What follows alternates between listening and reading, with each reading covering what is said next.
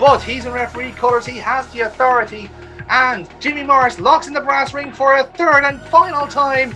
Damon Garrick taps out, and Jimmy Morris wins this contest. Cyrus Gold disposed of in record fashion by the future world champion. And if you're James Rage, you must have been watching that backstage and taking note, because Violent Storm was taking Cyrus Gold's name out there. An emphatic result, an emphatic type of defense. And night 2 now awaits officially for Violent Storm. We can confirm now, Violent Storm versus James Rage is locked in for night 2 of Downfall, our main event. The doctors would never clear me to be in this match, would they, Wayne? No, they wouldn't. And you can stand there with a little smirk on your face, but I can also see you're ready to piss your pants, because you know exactly who the hell I am. You know exactly what I'm capable of, and you know exactly the type of things that I can do. Or should I say, the type of people that I can get. No, surely not. No, it can't be. It is! It's Selena! We haven't seen her in nearly a year and a half. It's exceptional. She's here in the Future Wrestling Realistic crowd here. So Casey Gold will squirm and struggle, but she'll eventually tap out from there. Ladies and gentlemen, your winner of the 5-card stud match, the team of Future Wrestling, the Survivors, James Rage and Selena O'Neil. 2 new matches have been added to night 2 of Downfall. I'm just hearing, first of all, I'm going to understand that this is going to be opening our show tomorrow night. Kyle Decker versus Cyrus Gold. And this match, folks, I think this one has the opportunity to be absolute fireworks. And everyone in the ring is going to start pointing to the screen. That turns Casey's head. And you just see the graphic. Casey Colt versus Selena O'Neil.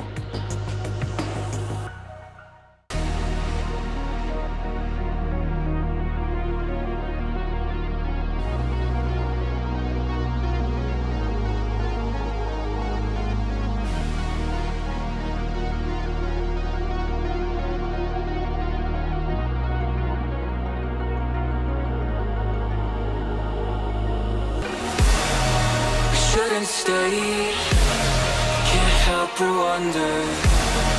I hate the way that you pull me under. I know I've made mistakes, but this could be my downfall. You could be my downfall.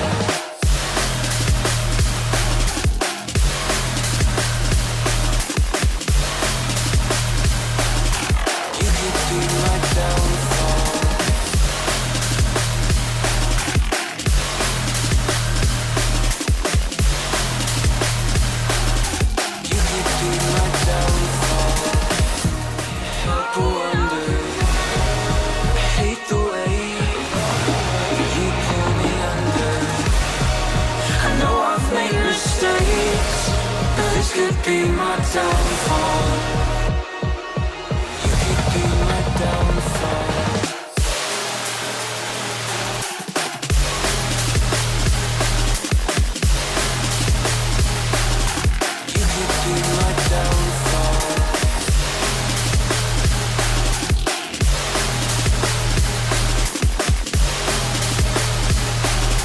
You could be my downfall.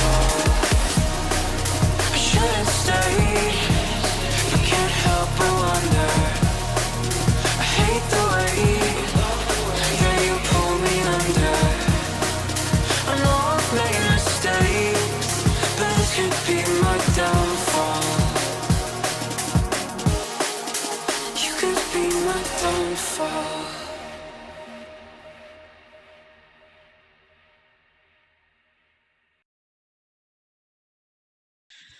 Hello, everybody. Welcome back to Future Wrestling here on the Nerds Roast channel. Welcome to night 2 of our season finale, Downfall. You join us at an intriguing point of the season finale, because last time you saw us, it seems that Future Wrestling's okay for one more night. We beat the network conspiracy. Yeah, again, we did. for one night. But the story is not over yet, lads. And let me assure you, because there's plenty of stories, plenty of feuds, plenty of rivalries that still need to be settled tonight, once and for all, in almost certainly the busiest card we've done so far this season. So I never seen someone so happy to see the word bitch.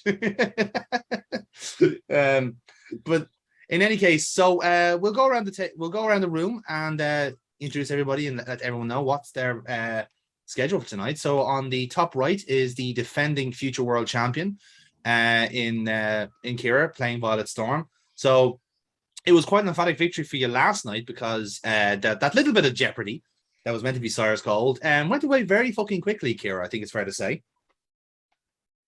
That's what happens when you jump the queue. We believe in etiquette here in Future Wrestling.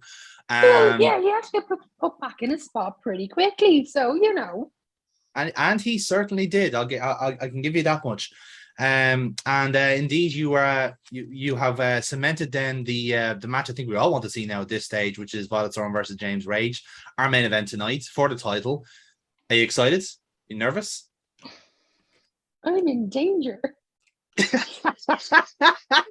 No. Rage is in danger. I don't know, it's gonna be good. It's gonna be good. It's gonna be fun. It's gonna be my fun. brain can remember what wrestling moves are. But yeah, Is gonna be it good. Storm coming? He's not a wrestler either. He's an MMA dude. So, you're even playing field there. I mean, that's one way of looking at it, Casey, I suppose. Speaking of Casey, your night looks very interesting indeed because you were part of Team Future last night, and you were ultimately on the winning side, even if you did get eliminated by the Wraith in the end. But tonight you are going up against Wayne Kyle, and you have successfully managed to make it a backyard match, which I suppose actually works to your element more than anything else. Would that be a fair assessment, Casey? It generally does, out of us all, I say Morph is the most craziest of the roster. But, truth be told, I'm a bit of a Spice Girls fan, so I've decided to give Wayne Kyle and that person, Fred Rose, what they want, what they really, really want. Which is a bit of a zigga. Well, we'll get to that. Yeah. Power, motherfucker. Well, we shall find out because that match promises to be very intriguing. In the center screen tonight is Mr. Silver Fox and Mr. Nathan Youngblood playing double duty. And indeed, crucially enough, you're facing yourself tonight, Foxy. And we got a bit of a preview of that in the night one main event, where Silver Fox got rolled up by Nathan Youngblood by some mask shenanigans, which I'm sure didn't go down too well. But it's Falls Count Anywhere tonight between you and Nathan Youngblood. Promises to be a very intriguing contest. I think this match is gonna spread all over the arena, and it's it's boiled down, it's gotten really heated. So to the point where Youngblood yanked the mask off Fox to actually which is very a very underhanded tactic. Very, very bad form. Yeah, exactly. So, like I said, Youngblood. To be fair, on the other side of the equation, Youngblood had quite a good showing in the 5-card sub match, eliminating both Youngblood or both Silver Fox and Kyle Decker. So it was a good outing for him on his, I suppose, his actual return to wrestling in a weird way, isn't it? I suppose in his proper return. And then tonight, we'll see what the Living Legends made of tonight. So we shall see how that goes. On the right-hand side then is Dave, who is, again, not really booked tonight. It's kind of awkward. Again. Yeah. Now, in fairness, we do have you doing the Photoshops tonight. So I suppose you will be kind of kept busy. But on slightly completely unrelated business, a inverse match between the Wraith and Cutter. That's going to be a good match, Dave. I think it's fair to say, wouldn't it, from your expert opinion? What's an inverse? When the stats are, when everything goes into the upside down and superpowers and all this sort of stuff. That does not sound like a wrestling promotion to me. But anyway, I'll play along. You will. Just nod and agree. It's going to be a good match, Dave, yes? Yes. Do you think the Wraith is going to beat the Cutter? Yeah. Who? Don't know. Maybe. Yes. Yes, no, Professionalism, maybe. that is I don't know. Can you repeat the question? Unfortunately, Jonathan is the boss, so I can't say fuck all just now. there's a fucking NDA on the whole match. So, Anyway, but obviously, to put it very short and sweet, don't know what you're talking about. Still not booked. Carry on. carry on. Indeed, maybe My we'll see Conor wayward in season 3. son. You never know. I'd say we might see him in season 3, but we don't know we have a season 3 yet. We'll find out by the end of the show, hopefully.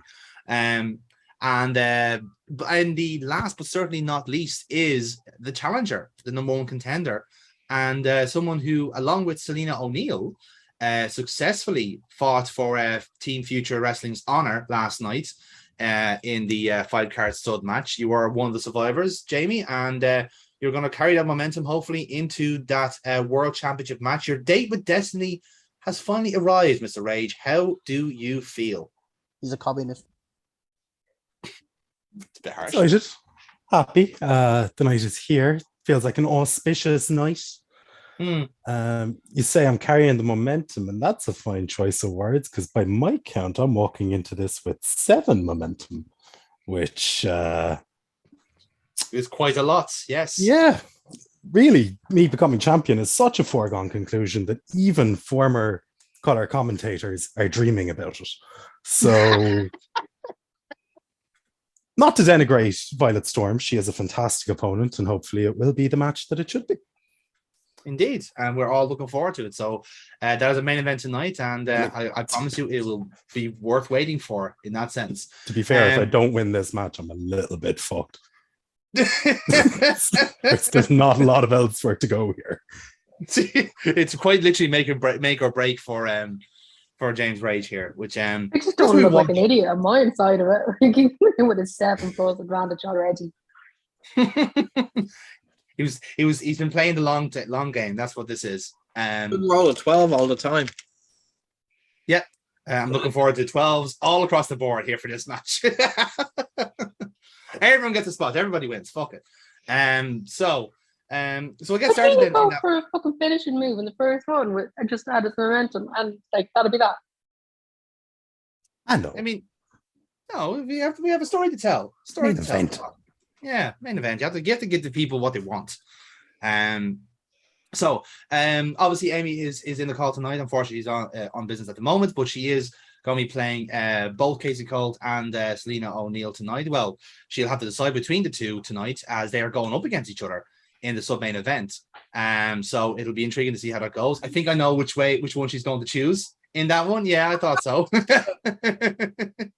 So it's going to be intriguing either way. So we're going to get the show on the road because we have a stack card and we're not going to waste any more time. So we get to the intro titles where you've just seen, and we get welcome to ringside as ever by Mike Dublin, who is at ringside and previews some of the matches we just discussed, like the backyard match, Falls Count Anywhere, the inverse match, even if Dave doesn't agree, and of course the main event, along with the 2 matches that were announced just last night, which was Casey Colt versus Selena O'Neill, and starting off tonight, our opening contest between Carl Decker and Cyrus Gold. So as he does that, we transition to the ring announcer and we get the match bell.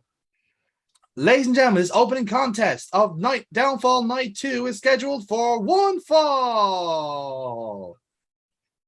Introducing to the ring. That's the spirit. That's the lag I've been missing. Introducing to the ring first, weighing in at 207 pounds from Neo Kobe City, Kyle Decker. So Kyle Decker makes his way to the ring as Mike Dublin take over from here. Well, you can see there's a slight smile on Kyle Decker's face tonight because ultimately he was on the winning team tonight, even if he was the victim of a heinous pinfall attempt by Nathan Youngblood in that match. But ultimately, Future Wrestling has fought to live another day, and whatever happens to us tonight, at least this contest, and indeed this entire night, is a celebration of what we had here in Future Wrestling and potentially what we might have going down the line. But for tonight, Kyle Decker gets a chance to take on one of the most prime athletes on the roster, and somebody who, let's face it, will want to try and save face from the showing last night. So let's see how this match goes. A first time affair between these two competitors. Let's get to the ring now and see what happens. And indeed, Decker gets into the ring, so he hasn't changed much his gear that much at all, really. Bar the new team music, so he waits in the ring, runs the ropes, as we wait for his opponents. And his opponent, weighing in at 230 pounds, from County Waterford, Ireland, Cyrus Gold! Well, you can hear the not so pleasant reception from the crowd here for Cyrus Gold. Obviously, there, as you can see, I think you can hear a few people chanting about the tap out from last night. And for Cyrus Gold, it's certainly a night to forget in that sense. But ultimately, this is a chance for him to get some momentum back and end this season on a high. Because it has been, unfortunately, not what Cyrus Gold had in mind, especially part of this network conspiracy. But ultimately, this is a chance for him to get a win back against the former general manager. So let's see how this match plays out. So we get the two to square off in the ring, and the bell rings to start the match. So what we're going to do is I am not going to roll for myself or for Decker or Cyrus in this sense. So I'm going to leave it to the table. So Cyrus Gold all the way. Okay, Amy's going for Cyrus Gold there, right? Fair enough. And we'll go around to Kira then. Who do you want to win in this match? Decker. Okay, so we have a vote for Decker and a vote for Cyrus. Casey, which way are you inclined? Cyrus Gold can ask me bollocks. Decker all the way. Very well. So Alan Morph goes for Decker. Silver Fox, how about you? That'd be nice. Decker. You. Fair More enough, fair enough. friends.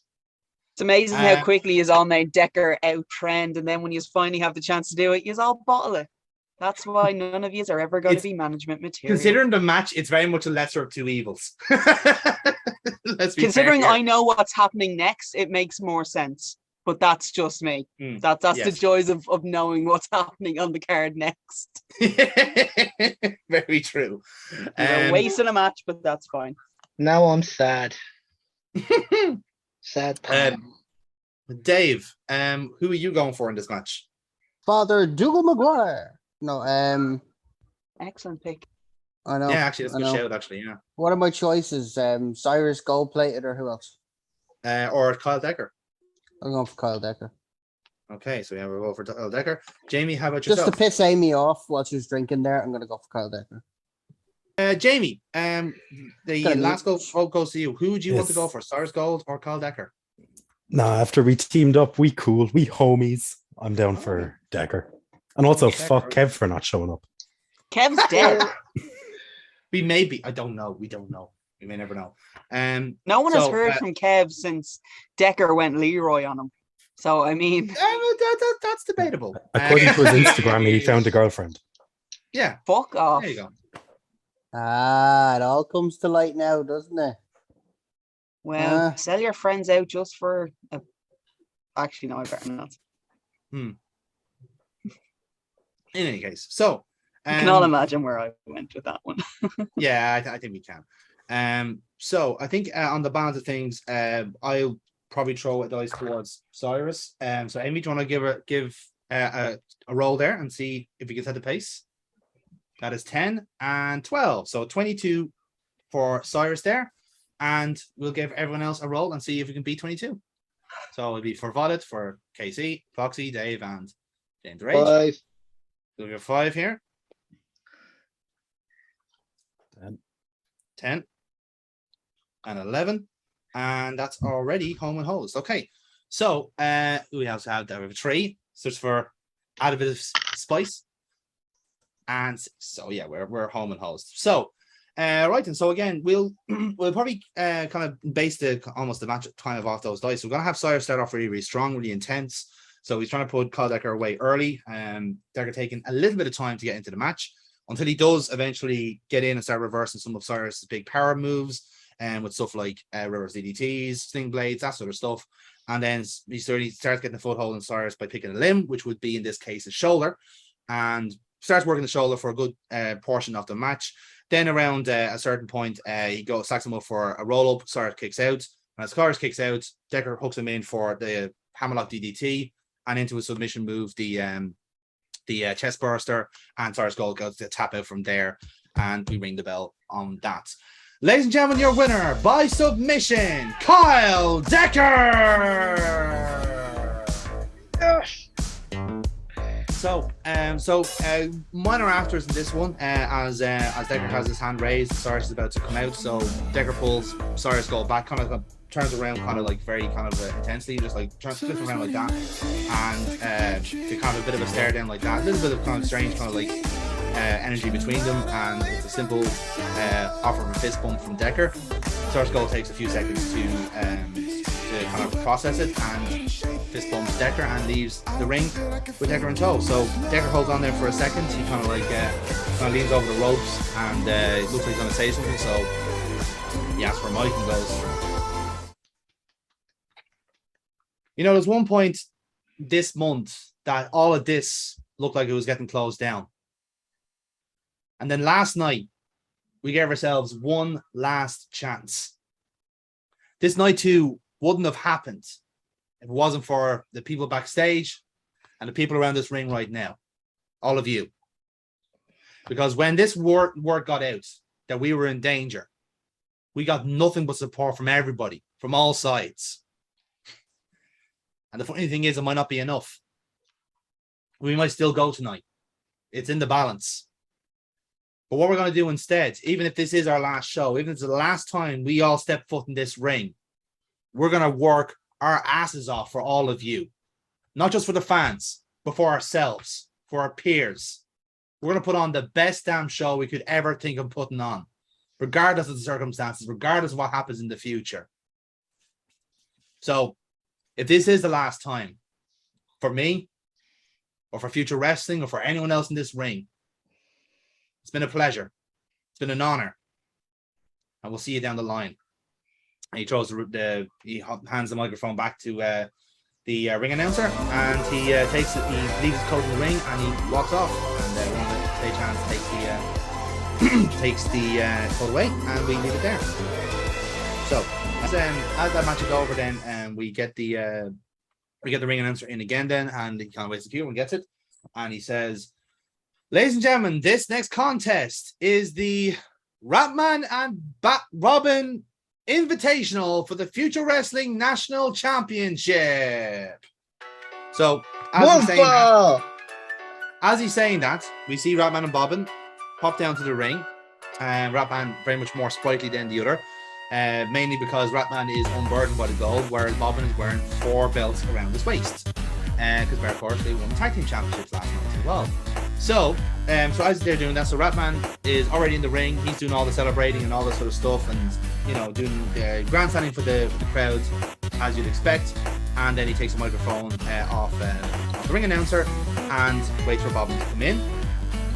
Still waiting for Bobbin to come in. Yeah, Bobbin is currently at the ring apron with an oxygen tank. Give him a minute.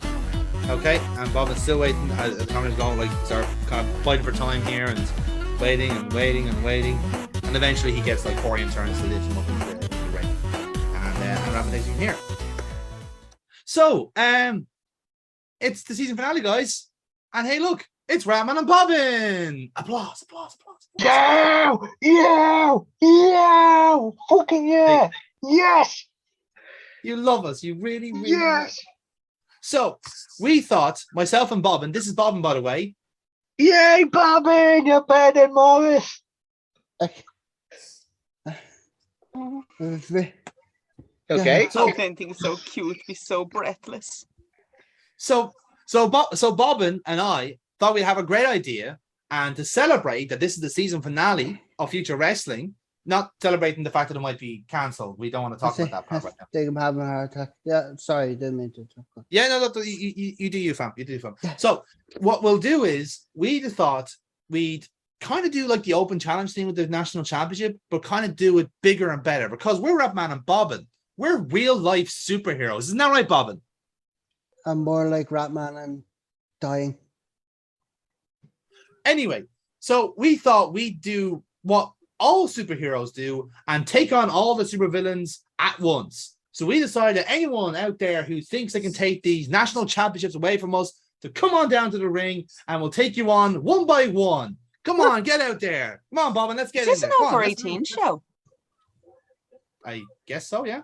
Because it's getting very not safe for work here, lads. Jesus Christ. Like, they're literally wording Ratman and Bobbin are not their strong points here.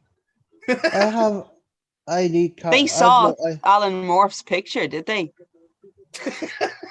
I have no Maybe. cartilage left in my knees, Ratman. What this with this challenge shit?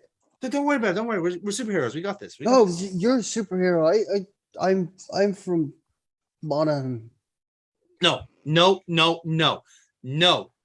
That is enough of that negativity. You are not No, from but I Monaghan. can't- You are loud at best. Now, no more negativity, Bobbin. Okay, no more negativity. Okay, I warned you about that. I'll take Westmead. Deal.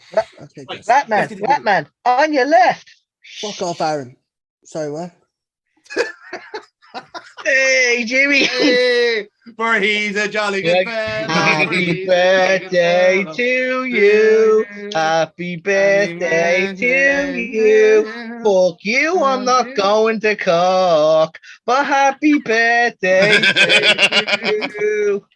To be fair, I wouldn't want to go anywhere where there's a drought. That's only West Cork. No one cares about West Cork. Hey, Aaron, look. Curtain goes flying as we see one NPC come out, then two, then three. All the NPCs are coming out for this match, and Ratman are going, actually, no, you're supposed to form a queue, and we fight one-on-one. It's a handicap. Oh, no. Oh, no, this is terrible. And they're also, after that, well, they're all surrounded by NPCs. So all the NPCs you've seen for this season are all going to be in this match. So, as we tend to do with Battle Royals, we're all going to basically pick an NPC and go from there. So what I'll ask you to do is, right, because we all have a bit of favoritism here on the in this RPG, I'll ask you all to roll a dice, basically, and whoever gets the highest roll gets first dibs on who they control. So everyone give us a roll, please, and we go from there. While rolling, can we have a rundown of the NPCs? We will, absolutely. Because I can't remember them all. So Casey rolled 9, I rolled 7. I rolled a 9 too. I rolled a You 4. rolled 9, 8, 9 as well. 9 as well. just need we just need one person to roll higher than the 9 to have first choice. Well, in the meantime, while waiting for Jamie's roll, I will tell you who the NPCs are. So you have a choice of obviously Ratman and Bobbin themselves. You can have the Dragon Slayer Zero. You can have his teammate Vladimir Kaiser. You can have Michaela Joyce or Joshua Delaney from the Youngbloods, or formerly of the Youngbloods. You can have Jack Freedom or Calpir Calvala. You can have Carlton Titus. You can have Damon Garrick, Beans Morocco, Davina Laveau, or Negredo, or Big Sven, because after all, who's going to eliminate Big Sven? So those are your choices. Jamie, what did you roll there? A 7. But I would heartily encourage everyone to go for Carlton Titus. Very well. So, we had a couple of people going for 9s there. So I think it was Amy, I believe it was Casey, Akira, and Aaron. So guys, if you could roll again real quick, and we'll just see who gets first dibs. 8, 11, 6, and 10. Right, so Aaron, you get first dibs on this one then. So who would you like to control in this battle royal? Bobbin. Not even a question. Very well. Amy, in that case, who would you like to go for? You're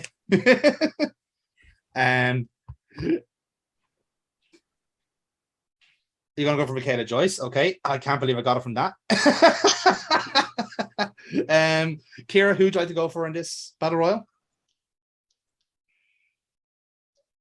Davina Laveau. Davina Laveau, okay. KC, who would you like to go for in this one? It was going to be Davina Laveau. Oh, sorry. Got to be Jack Freedom. Jack Freedom, okay. Wild card, I like it. And then we can go around the room elsewhere then. So, Foxy, who would you like to go for in Jamie? I presume you want to go for Carlton Titus. Somebody fair to say? I think he's brain dead. Who, Carlton Titus? Jesus. No, no, sorry, the other fella. it's the transitions between the calls I'm loving. Fucking hell. I know.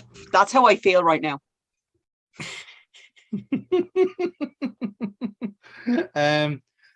Foxy, who do you want to go Yeah. for in this NPC? Not gonna lie, I actually was gonna go for like Michaela Joyce, like, but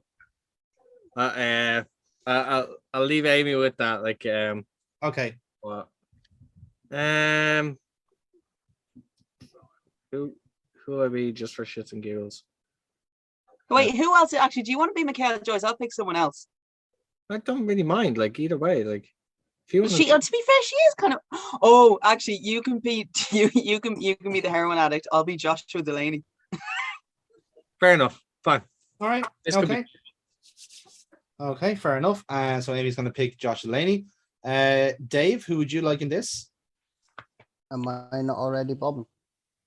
No, Aaron picked Bobbin to roll for in the battle royal. It was just for the promo. Oh, who we got left? We have the Emperor's List. We have got Kazero, Kaiser, we've got Garrett. We don't have Garrett. Garrett won't be in this. We've got Kevin Kite. We've got Beans Morocco. We've got Vladimir Kaiser. We've got Negredo, Calpier, Big Sven, and Ratman himself. Ratman. Okay, so Dave's going to pick Ratman. And for me, I am going to go for... Big Sven. Actually, no, do you know what? Scrap that. I'll go for Calpier. That's what I'm going to go for. So this is going to be Battle Royal rules. So we're going to take on assumption that pretty much these are the last people in the Battle Royal. So anyone who wasn't mentioned is going to get eliminated early. So unfortunately, the Emperor is going to take an early night, as are Calpier, Negredo, and Kevin Kite.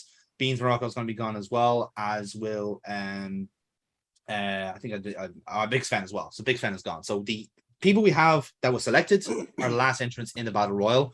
So it's going to be the same rules as we have for everyone. The highest roll will eliminate the lowest roll. So if everyone wants to throw their dice in, and let's see what happens next. There you have a 6. An 11. Okay, so strong roll for KC there. 9, 5. An 8. An 8 for James. Okay, so you should be out of danger there. Yeah. Is it for everyone, is it? Yeah. Sorry. 8. That is an 8 as well. And Dave, what did you roll there? Me? Yeah. Ooh, a 3. Right. Interesting. That means that the first elimination is going to be the Davina Laveau eliminating Ratman. So he was bobbing. No, Aaron's bobbing. Yeah. Oh. I got 11. Yeah. Yeah. Did you get 11, Kira? I thought it was a 10. No. Sorry. I thought it was a 10. Sorry, I misread it. Well, in that case, then we'll make it a double elimination. So Joyce and the vote team up on Ratman. Because Casey, you got 11 as well, didn't you? Yeah. Yeah. So the two of you will eliminate Ratman here. He's not Joyce. I'm Davina Laveau. I'm Freedom. He's Jack From Freedom. your shit. You're right. Apologies. Yeah. Okay. Now you all see Grant. who I wanted him to lose. Sorry. But no, Right, yeah, you so all wanted to keep this incompetence Okay, in charge. It's a mistake. Right. So so Laveau and Freedom can team up on Ratman in that case. And so guys, which way do you want to eliminate Ratman from the Battle Royal? This Ratman, I want them to have actually try fight. Like we both do the double, chuck him over, but he's there fighting on the apron. Mm. And at the end, what's this? Oh my god, look at those shoulders. I want Tasty. Freedom to hit him with the bloody what's your Galloway's finisher? Claymore? Yeah, Claymore. Claymore, yeah. Just a kick, All right.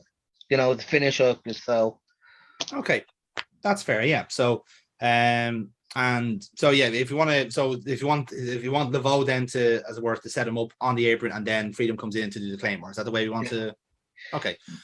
Great. And in that case, that Ratman is eliminated. So one half of the national championships are eliminated. Just a matter of getting to the other one now, and then we could have a new champion. So in that case, we roll again then, and the same rules apply. Then highest elimination takes it the lowest. So let's see who's out next. 8.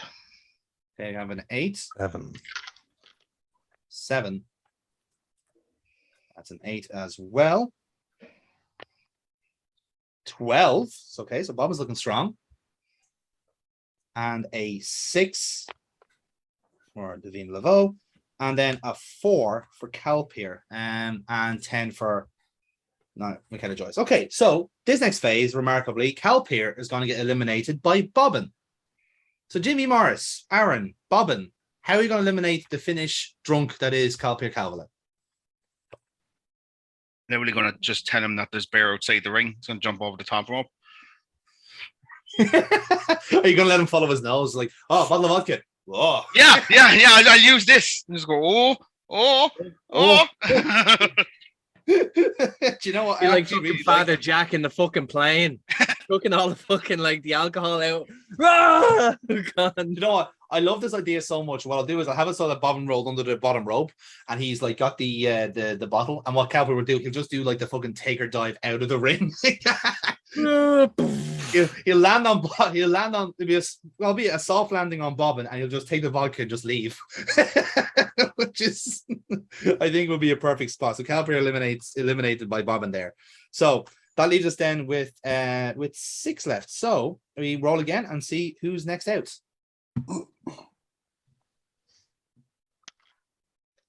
9. Yeah, okay, so we have an 11 for Michaela Joyce. What was yours again, Aaron? Sorry? 7. Yours was a 9, Casey, wasn't it? Yep. That's a 10. That's a 7. Okay, And Kira, what was yours you again, can Dave? space them out a little bit. Okay, it doesn't Yeah. all have to be all at wall at once. You're like a fucking teenage boy getting tits for the first time. Just Okay. Okay, that's great. I didn't even know if that was directed at me or not. Jamie, what was your roll there? Sorry? actually, hold on a Got second. an 8. Sorry, my phone is dead. Okay. It's like here you go. The entire laptop.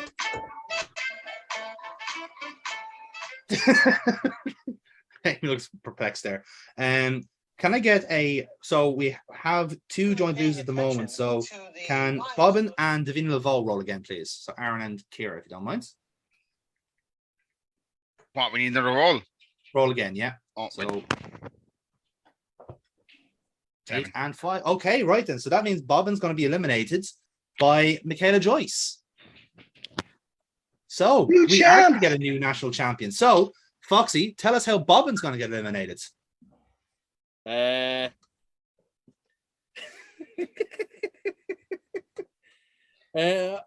I'm trying. I just remembered who I was, like, so I can't do exactly what I had in mind. But after Bobbin gets back in the ring, after all the struggling to get back into the ring, he literally stands up, and so it's probably me and fucking like someone else. And we literally like Santino out. Like he literally just like gets in, it's like out he goes. It just bump, and there we go. And then the crowd do pop down because we know what that means. It means that both champions are out, which means we are getting the national championship changeover tonight. So we leave that down to our people here. So we have 5 left. So those still in the match, give us your rolls, please. Got a 9.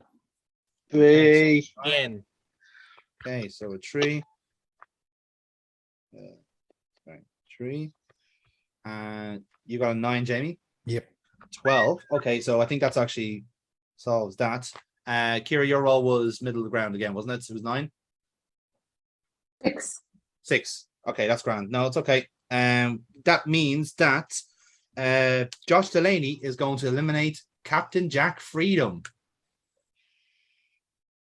So while Amy's doing that, I think will we suggest the spots for Jack Freedom to get eliminated here? What would be the best way for him to patriotically get eliminated? He rolls out, gets a bottle of rum, dances around the ring, dances back in. Everyone starts giving him the bumps in the ring, and like on the third one, they just bump him over the top. I like that. Maybe he gets in the mood, and then Delaney just goes, "Fuck you," and out you go. Like, I'm sensing a pattern here. Like a lot of lot of people are like very reliant on alcohol. It's party time. Fuck it. Like the season's over. Like, you know, this is an after Cutter's hosting an after party after this, man. People are getting fucking warmed up. Like, We're know? gonna be unemployed. I just found out today. They probably just got back from fucking Cork. Like they were probably at like Aaron's fucking birthday. The arbitration. Well, we all lost out. There's no release clause in our contract. We're all doomed. So we're all going to die. So Freedom's eliminated then. That leaves us with our final four, which is Michaela Joyce, Davina Laveau, Carlton Titus, and Josh Delaney. So for our final four, give us your roles and let's see who is out next. Got a 6. Okay.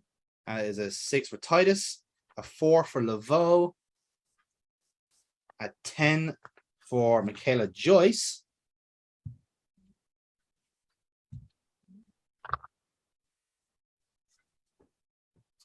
and a 9 for Josh Delaney. So Michaela Joyce is going to eliminate Davina Laveau next. That's what's going to happen. So Joyce, you have a second elimination up.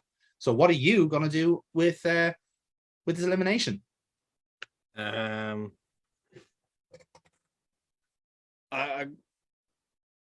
think what I'm gonna do is I'm gonna have Davina as if like I'm gonna go for a run up tornado DDT. As I hit the rope, she's gonna lift me and I'm gonna land on the apron. Yeah. Literally as she swings for me, I'm gonna duck, lower the low bridge the rope, and she's gonna fly over. Good shout. Good shout. So use momentum against him. Right. This makes it interesting now. So the final three now are Carlton Titus, Josh Delaney, and Michaela Joyce. How serendipitous. So this then is the last three. So Jamie, Foxy, and Amy, your roles, please. 10. 10 for Titus. I think Amy might be a little bit preoccupied. Oh, I know she's not. Because she was whoever she's talking 7 to. There and is a getting an 12. Well, remarkably enough, Michaela Joyce is going to eliminate Josh Delaney. Michaela Joyce is on a fucking roll here. So, Foxy, we go again. How are you going to eliminate your former teammates? Joyce is on fire. Everyone's terrified. Joyce is on fire.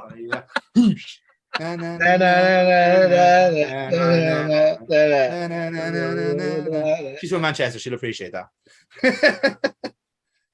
And going by the after credits, she's also a football fan. So, yeah, there you go. You can thank on the luck for that one. It's coming home. I'm just like because like I'm thinking about like the size difference between them, so that's why. And especially with them knowing each other. If it helps, Josh Delaney did win the opener last night. So unless you want to kind of use, I say something from that, but use that kind of like the advantage that he would have had over her as something in this match, like, you know, a way of kind of a receipt for last night, if you will. Yeah. I'm trying to think because like I've basically done a Santino.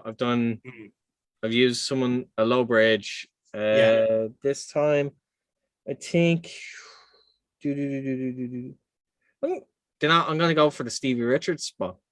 Ooh. Stevie Richards spot, the one that won him the Rumble. That's Stevie Richards. Gotcha.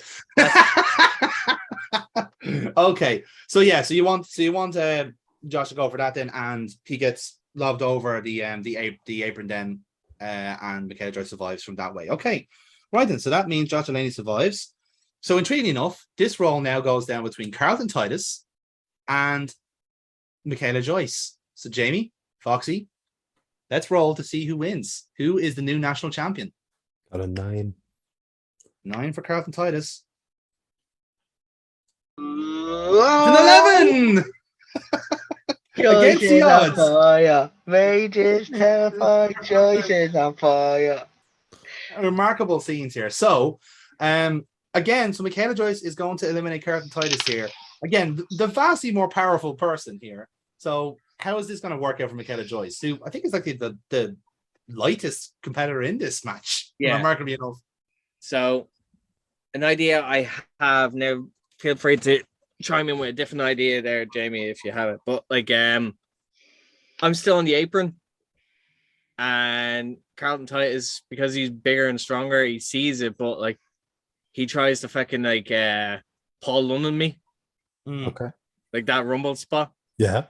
But he tries to do it, hits me, but I pull a slight Kofi.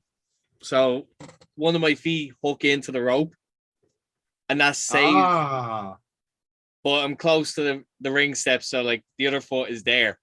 nice. I like it. I like that. That saves me. So I'm basically standing on the steps. Hmm. I'm like, can't touch me. Can't touch me. I'm fucking like, I'm out here. So he has no Not choice. touching you, not touching you. He has no choice but to wait. Hmm. So he either has to like concede and move back and let me in, or then he has to come try and get me. But Yeah. And that was the trap.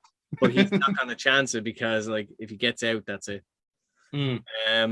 Even if he went like under the rope, like he'd still fucking risk it. But I'm on the steps, so he kind of concedes a little bit. Referee isn't in the ring, so that doesn't work. And what if instead of a clothesline, it was he grabs her by the throat to choke slam her off the apron, but when he lifts her up, she kind of hooks the arm and arm drags him over the ropes while she remains on the apron. Could do that as well, yeah. Your move though. Do you want to do that one, but have it kind of like in a swift motion, so it kind of looks like an accident, so people are genuinely shocked that Michaela won? Actually, or even okay, from her being on the steps, if he reached out, caught her, and did it from there. You could. I've an interesting idea. Right. So we know who's winning now. Okay. We've established, yeah. Pitch your ideas for the finish. Let's do something a little bit different. Involve everyone. So pitch your ideas for this finish. And we'll actually vote on the best one. Okay. Because I want to get people involved for this one. Like just something different, seeing that it's the last one. Well, you mentioned a couple of Rumble finishes in the last while, so I'm going to throw another one here, the Rey Mysterio finish. So I want Titus to go for a power slam here on Michaela Joyce. She's going to throw her out, and then simple head scissors, vault Titus over the top rope, and Michaela Joyce hangs on one foot on the apron, one foot on the floor. Titus goes out completely, and that's how she wins the match. That'll be my suggestion. I really like that because that involves Michaela Joyce remembering her scissors. Mm-hmm. Yeah. It got worked in. It got worked in. So that works. And that's my suggestion anyway. So I'd love to hear what other people think. Well, I'm a finish. I'm going to go for the Rumble 2001. Have Titus grab Michaela, drag him in. Michaela hits a low blow. Titus rolls out, holding his nads, gets his chair in. You know, another low blow, 3 shots to the head, and a clothesline over the top. Okay, interesting. Any other suggestions from the court? No. I don't know what's going on anymore. Oh, that's okay. So Michaela is winning it, but what I've decided to do is I've allowed people to pitch the finish, and we vote on the best one. Just something different. So, so we're all involved. Can I? Okay, I'm going to leave it to everybody else then. Can I suggest we do the Paul London spot? She's on the ring steps. He climbs to the middle rope at the turnbuckle she's at, attempts to gut wrench her up into a power bomb from there because he's a big old lad and she weighs nothing. Yeah. Once he has her up in the power bomb position, she hits the Rana while grabbing the top rope on her way down. So he hits the floor. She ends up hanging from the ropes. I like it. That's good. Yeah, I like that too. Yeah. Yeah. So if we're all happy with it, then yeah, we can go with that. Right. So Foxy, your suggested finish is James one? Yeah. Yeah. So James. Mixed with your one. So the clothesline. Our bomb Yeah. gone wrong. All right then. So we'll go with that then. So again, it looks like so when we get title elimination, then we hear the ring announcer going, "Ladies and gentlemen, your winner of this contest and the new Future Wrestling National Champion, Michaela Joyce." And again, the crowd celebrates. You get the adulation from everyone around. She gets held her second championship now in her career, but her first singles competition belt, no less. So she's celebrating, obviously celebrating around. And funny enough, as the camera pans, and we see her dad, Marty Jones, is here. Vice Grip Jones himself is in the ring, or not at ringside, just happened to be there alongside. Oh, look, who's there beside him? Killer Delaney. All the lads are here, lads. So they're all in attendance here to see this, and there's welling of tears and all that sort of stuff. It's all very emotional as we all play the black on this one. So the Battle Royal ends with a shot of Michaela Joyce winning the title and it taking the black on the last. So when we come back, then we are going to cut back to Mike Dublin at ringside, and he is going to keep us up to date what's happening next. Well, ladies and gentlemen, it's been a busy night already, but it's unfortunately action is going to take a break from here in the ring, as in a couple of moments' time we're going to be relocating to outside in the backyard match, which is why you can probably hear the commotion outside as people are starting to take positions in our improvised backyard ring outside the arena here. So in case you didn't know, Wayne Coll, who was one of the various conspirators involved in the proverbial downfall of Future Wrestling, took umbrage with Alan Morph continuing to essentially be here in Future Wrestling, and took it upon himself to try and get him out by physical means. But as you can see, Alan Morph is still here, still alive and kicking, and Wayne Coll certainly is on the back foot. A backyard match, in theory, should suit Alan Morph, and is certainly his wheelhouse, the match type we often associate with him. But Wayne Coll, you imagine the chaos, the anarchy will suit him and take advantage of him as well. But that will remain to be seen. This promises to be a very intriguing match. We have no idea what to expect from this match. So we're going to cut now to the backyard arena to see how this match plays out. Let's go there now. So indeed, we are going to see the backyard arena with all the various accoutrements that we'll be describing now after the entrances. So when we do that, then we are going to get our first entrance from there, as the ring announcer, with a very improvised microphone this time, says, "Ladies and gentlemen, it's time for the Future Wrestling Backyard Match," and reminds us the rules that essentially it's not the pinfall must happen in the ring, but weapons are allowed. There's no count out, all that sort of jazz, as we get our first entrance. Introducing to the ring first, weighing in at 219 pounds from Pennsylvania, Wayne Kyle. Oh, what a prick. Who this guy? So Wayne comes out, and he's kind of wearing a kind of more tattered version of his usual kind of like slacks and shirt kind of get up. So the sleeves are torn off, and the slacks are kind of tucked into his boots and that sort of stuff. So he's kind of rocking a street fight look at the moment. And he looks around, you can kind of see a lot of shiners on his face, like a lot of kind of real blows from yesterday are still there, and he's kind of chewing a nut angrily at the crowd, going like, "Okay, all right, this is what you want, whatever it is." So he goes, "All right, fair enough," and he has something with him in his hand.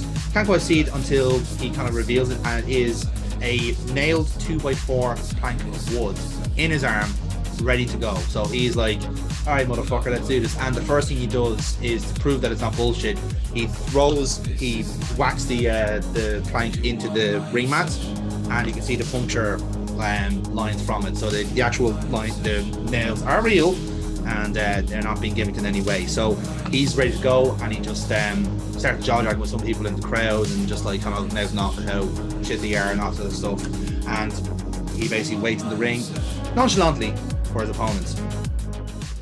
And his opponent, weighing in at 223 pounds, from the Timon Woods in Dublin, Alan Moore. So my music plays for about 15 seconds, no sign of Alan Moore. Then on the screen, two sock puppets from Morganwood appear holding cue cards. Fourth one reads, "Card subject to change." Drops it. The other sock puppet has a cue card saying, "Final scene," what was it. So as the final scene of Morgan's World, which was a storm hits the cabana. Mm. You know, they were all like wearing raincoats and all, and then boom, it faded to black. But then the other sock puppet then holds up another cue card. Final scene. What really happened was, so there was a storm hitting, but you have Morph looking out into the distance, pointing and saying, that looks like an island. That looks like a west side of an island.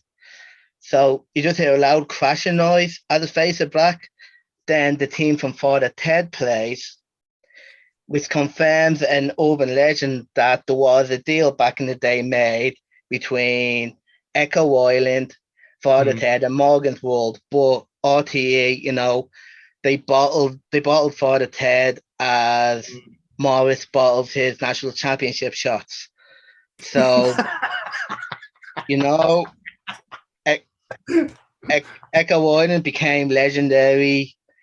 Morgan's World kind of died, and that other show with the three priests became, you know, what it became. And yeah, decent, yeah. So Morgan's not bitter at all. So the lights go off again, and on screen is Sophia Viagra. As you says, Bienvenida, bienvenue, and Fulcher one more time to Morgan's World. So it fades to black. You just hear construction noises. The team show music starts up, and you know, lights are shown back onto the entranceway, and it's set for Morgan's World. Team song plays, and Alex Morgan hops up onto the counter, cross-legged, soaking it all in, wearing Morse masks. He takes off the mask, leaves on the counter, and just heads to the ring. And he's wearing khaki shorts, a salmon Hawaiian shirt, and with a denim coat over it. And as he gets to the ring and people realize what's happening, the crowd chants Alex Morgan and then Alan Morph, and which confuses them because they bow him, and then he points to Wayne Coyle and they just say boo. He's getting Julian chants for himself. I love that. And it's like Alex Morgan, Alan Morph. And he's like, okay. I will say this, Alan Morph better have fucking used his own money for that cameo, because Future Wrestling does not have that in the budget. He has connections. He has connections. No. Have some fucking connection. So Sophia was my co-host back on the show, so it's all good. Co-host? I thought it was a sitcom. We all start. Yeah, it was one of those ones. She was on it. Like, you know. Yeah, she was co-star then. Co-star. There we go. I was like, hold on a second. we all start somewhere, Amy. We all start somewhere, okay? So, so obviously then we have the set of Morgan's World there now, just like around us. So it's essentially like a cabana, essentially sets, essentially. Yeah. So like wooden plants, like tables, chairs, all that sort of stuff. So that's all available to use.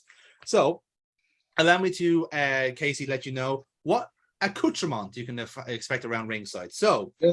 At your disposal, you have some brass knuckles. A currently tarped over statue. Okay. Obviously, the set of Morgan's World. A bag of coins with written on it Jimmy Morris's change purse. No, Jimmy Morris's bus fare. Bus fare. There we go. Hey. So we all. Aaron is muted, or his mic isn't working, whatever it is. Either I just mouthed something, unfortunately. Who's taking my fucking bus fare? Oh, it's going to get scattered all over the grass here, Jimmy. You might as well get out here. So, we also have a bag of Lego. We also have some handcuffs, delightfully painted in the Asylum Fight Club colors for some reason.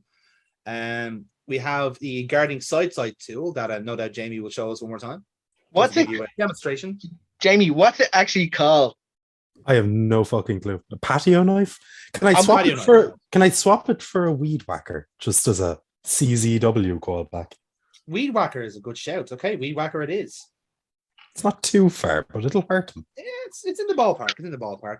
We also have a 12-inch strap-on, which was provided by Jerry Soul. I don't know why I mentioned that it was provided by him, but I think you check out. Obviously, Wayne still has the 2x4 with nails called, or as we would know as Janice. And lastly, we have the Morgan Mobile, which is a souped-up scooter in the Morgan's World Colors. So that is all you have available to you in this match. And Casey, me and you are going to have 10 spots. I'm going to roll for Wayne. You're going to roll for yourself. So let's get the show on the road. Let's see what happens. 10. 10, and I roll 8. So you take the first spot, Casey. What would you like to do? First spot. He takes the lane, but as soon as the bell rings, he goes for a vicious Luthes press. Like, the way Austin normally whips into the rope and the guy comes and he jumps. Morgan just still goes for Kyle, jumps up, grabs him by the neck, to the ground, and just starts laying into him. I like that. I'm going to treat it as a look roll. So that's a +1 to you, Mr. Alan Morph, or Alex Morgan, indeed. Ooh, 6.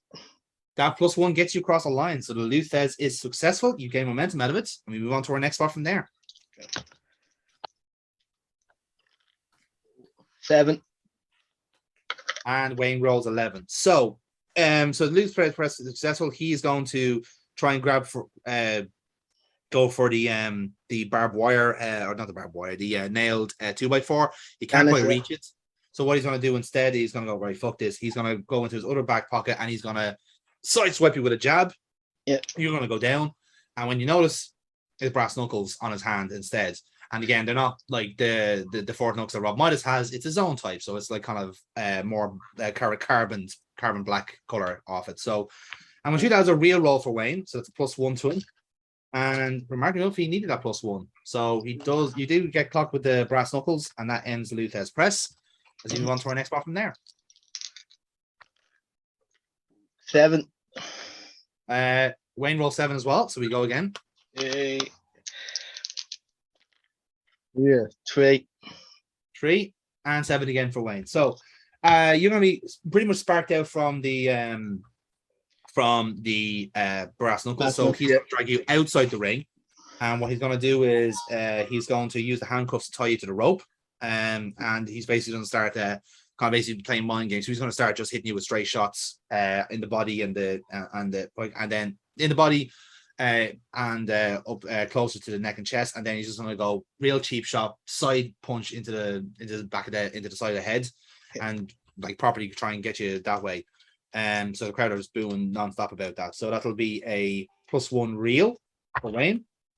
And it's actually unsuccessful. So you can reverse it at any point, Casey, whichever way you want to work with it. So he can try and handcuff you and you can reverse it there, or you can block punches there.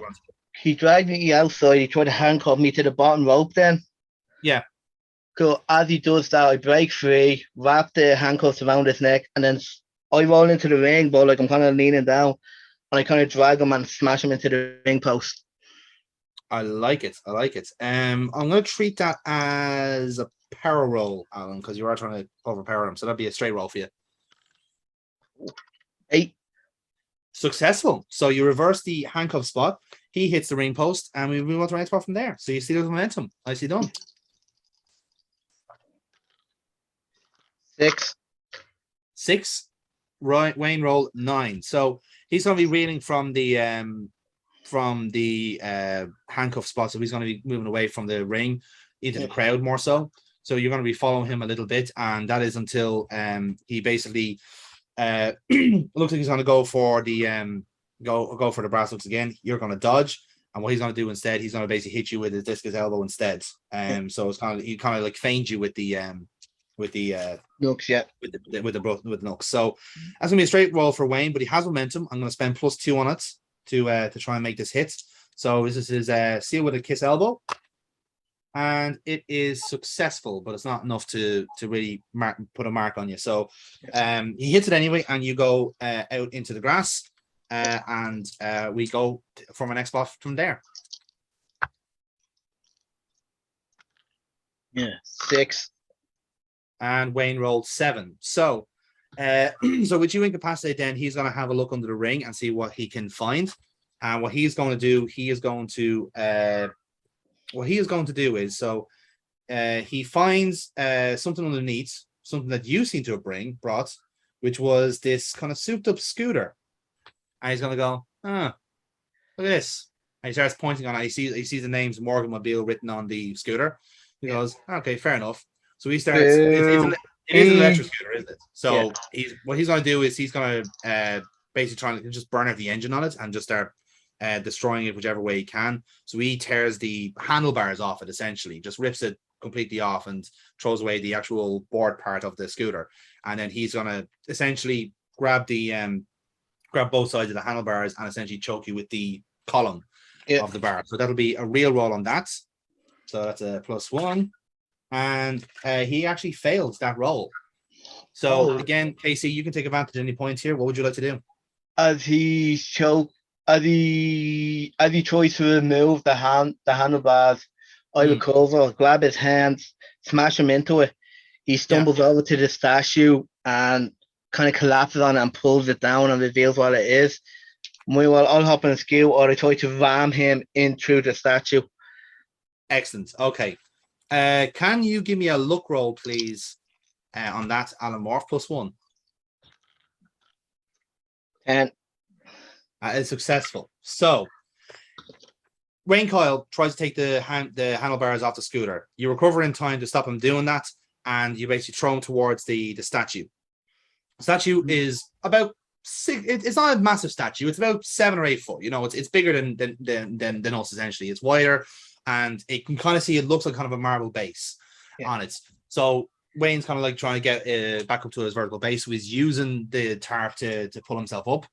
As he does so, the tarp falls basically over him, revealing a marble statue of Jim E. Morris. Yes. As the statue of David, essentially. So it is essentially him with an apple, just like that. And so when that happens, then Alan Morph, you want to take the Morgan Mobile and you want to hit Wayne with it through the statue. Yeah, right? I kind of fix up the skill on like as I'm standing up, you hear me just say scoot, which was a thing from the show as well.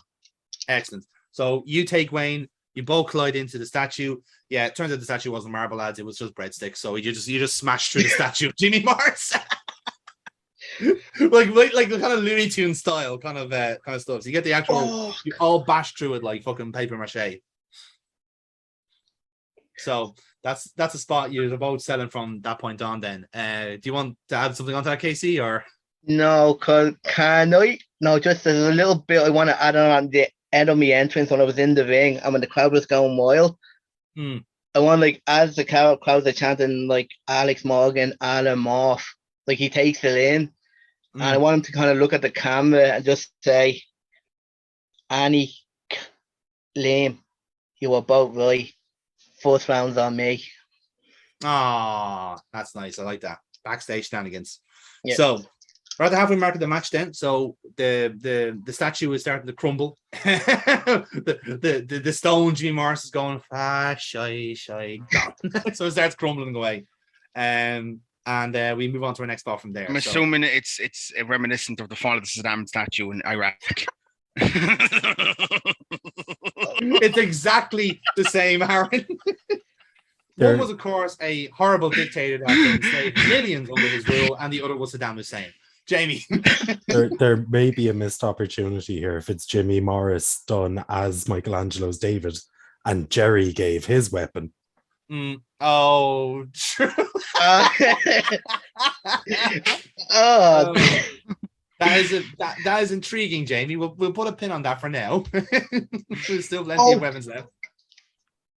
Okay. I hear what Jamie's saying. So I rolled a 6, Casey. I rolled 6. What did you roll? I rolled a 6. I rolled a 7. Then you beat it. So you have the spot. What would you like to do? I want to sing. Do you remember the song "See You When You Get There"? Mm-hmm. But you remember the parody that we always used to sing, I see you at the welfare. If you ever get there, don't forget your bus fare, because it's Morris. Yeah. Okay. I'll just as a thing, to, just in the rooms of the statue, I take Jerry's thing that I use and just kind of plant it. And I want the the little plaque that has Jimmy Morris sculpted by whatever. I just put that in front of the dildo, and then just randomly I take Kyle into the ring and hit him with a swing blade. A sling blade, right? Okay. I'm going to treat that as a luck roll altogether, Alan Moore. So +1. Oh, 10. 10. That is successful. So you do get the momentum out of it. So everything you said there happens, remarkably enough. Yeah. Have some of that wrestling out of context. Even with context, it doesn't matter. So Wayne's recovering from the sling blade in the ring, and we go from there. So let's see what happens next. 8. And 8 as well. So we roll again. Let's see who wins out. Did you roll a 6 and 2 there? That was a 6 and 2, yeah. So Yeah, we'll that's roll it. exactly what I got too. Hey, That's 8. 6. Casey, you take control. okay, cool. Right, because we're still in war mode, and he's have to hit me with his little fucking proper black brass knucks. Yes. I just kind of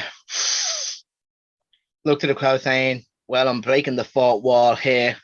Reach into me back pocket and pulls out fort knucks. I like it. I like it. And I kind of hit him 3 times the side of the head, the same spot he hit me. Oh, okay. Interesting. That's been a real roll. +1. Ooh, nope. It's a 4.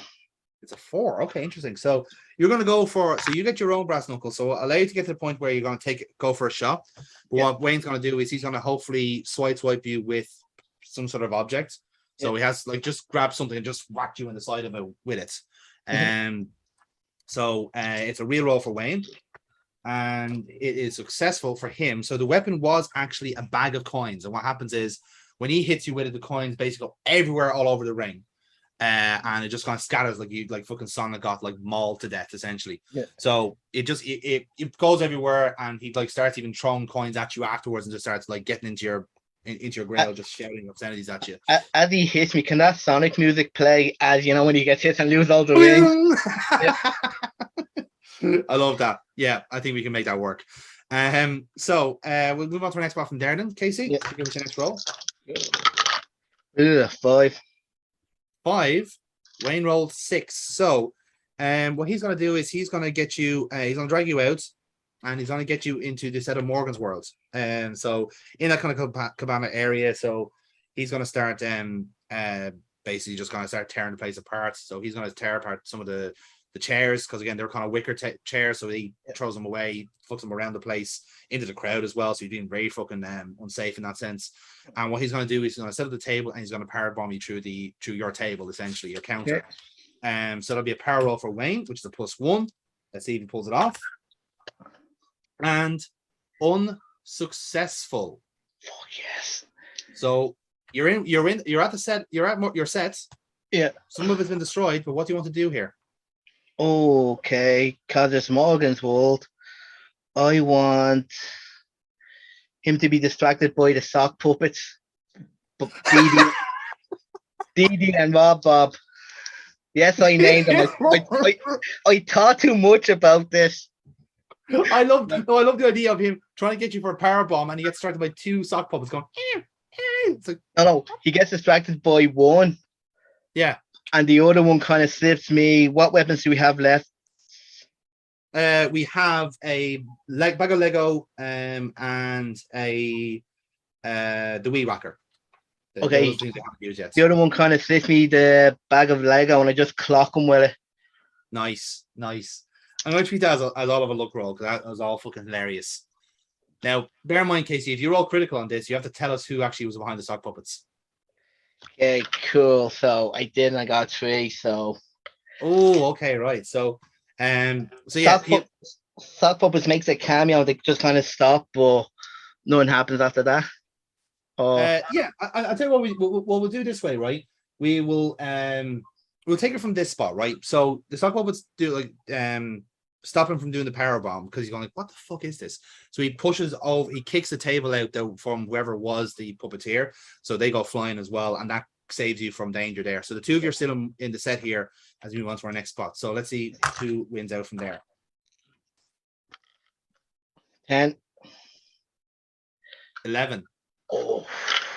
So Wayne's gonna get pissed here because he's sick of this nonsense you're going through. So he's gonna forget about the table, and he's just gonna take you. He's gonna try and basically hurl you through one of the walls, kind of like Shane McMahon style, let's say. Yeah. So we'll run through the walls, and that'll probably he's hoping that will destroy the set. So we have another power roll for Rain. See if that works out. Oh shit! Try again.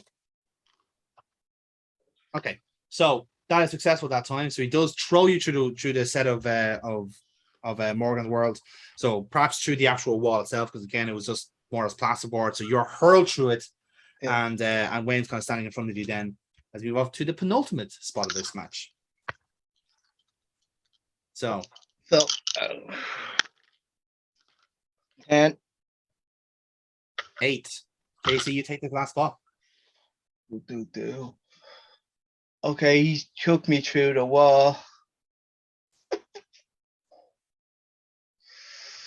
Oh.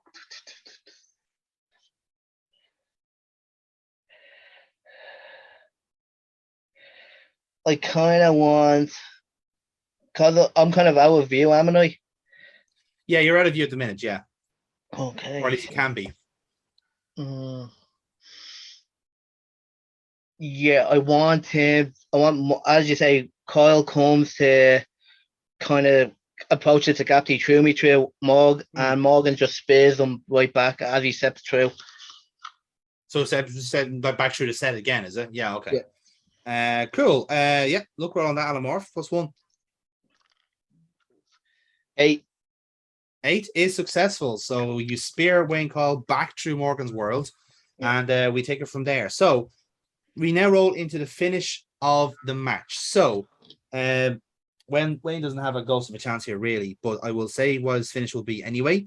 And he's just going to get really violent and use the weed whacker on you and basically wound you and hit you multiple times with the discus elbow, like on the ground. Yeah. To which point the referee will go for a stoppage and leave you in the ring, quite bloodied. But that's the way he wants to go. Alamorph, what do you want to do here? Okay, I just want Mark to take a look back at the set. He goes check on the sock puppets, dead grand. So that's the main thing. Good. That is the main thing. Morgan to apologies.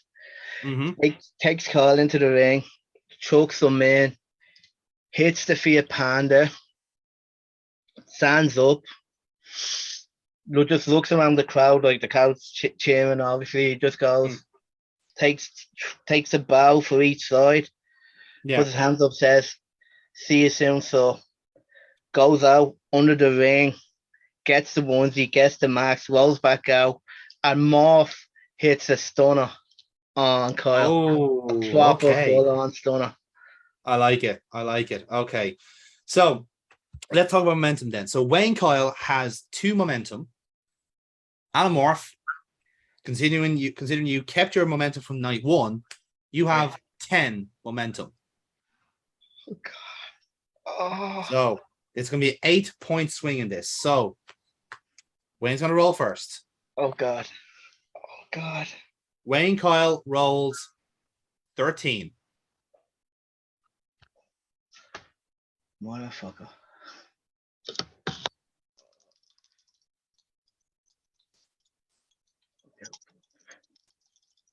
I love the tension in the room right now. 4 plus 10 makes it 14. You're away by 1. Alamorph wins by 1. Still wins though. You still win. So, KC, Alex Morgan, Alamorph, take us home. Talk us through the segments. So, boom, he's speared. He's still on the kind of entranceway. Drags Kyle, rolls him into the ring. rolls in, hits the Fiat Panda, looks around, crowd chanting Alex Morgan, Alan Morph, takes the 3 bows, waves to them and says, see you soon, so rolls out under the bottom rope, under the ring, gets the onesie on, gets the marks, rolls back in the ring, and hits a vicious stunner on Kyle as the referee looks on 1, 2, 3. 1, 2, 3. Ring the bell. Ladies and gentlemen, your winner of this contest of the backyard match, Alan Moore.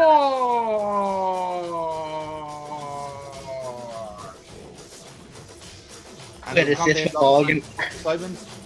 And you can talk us through the after. What would you like to do here?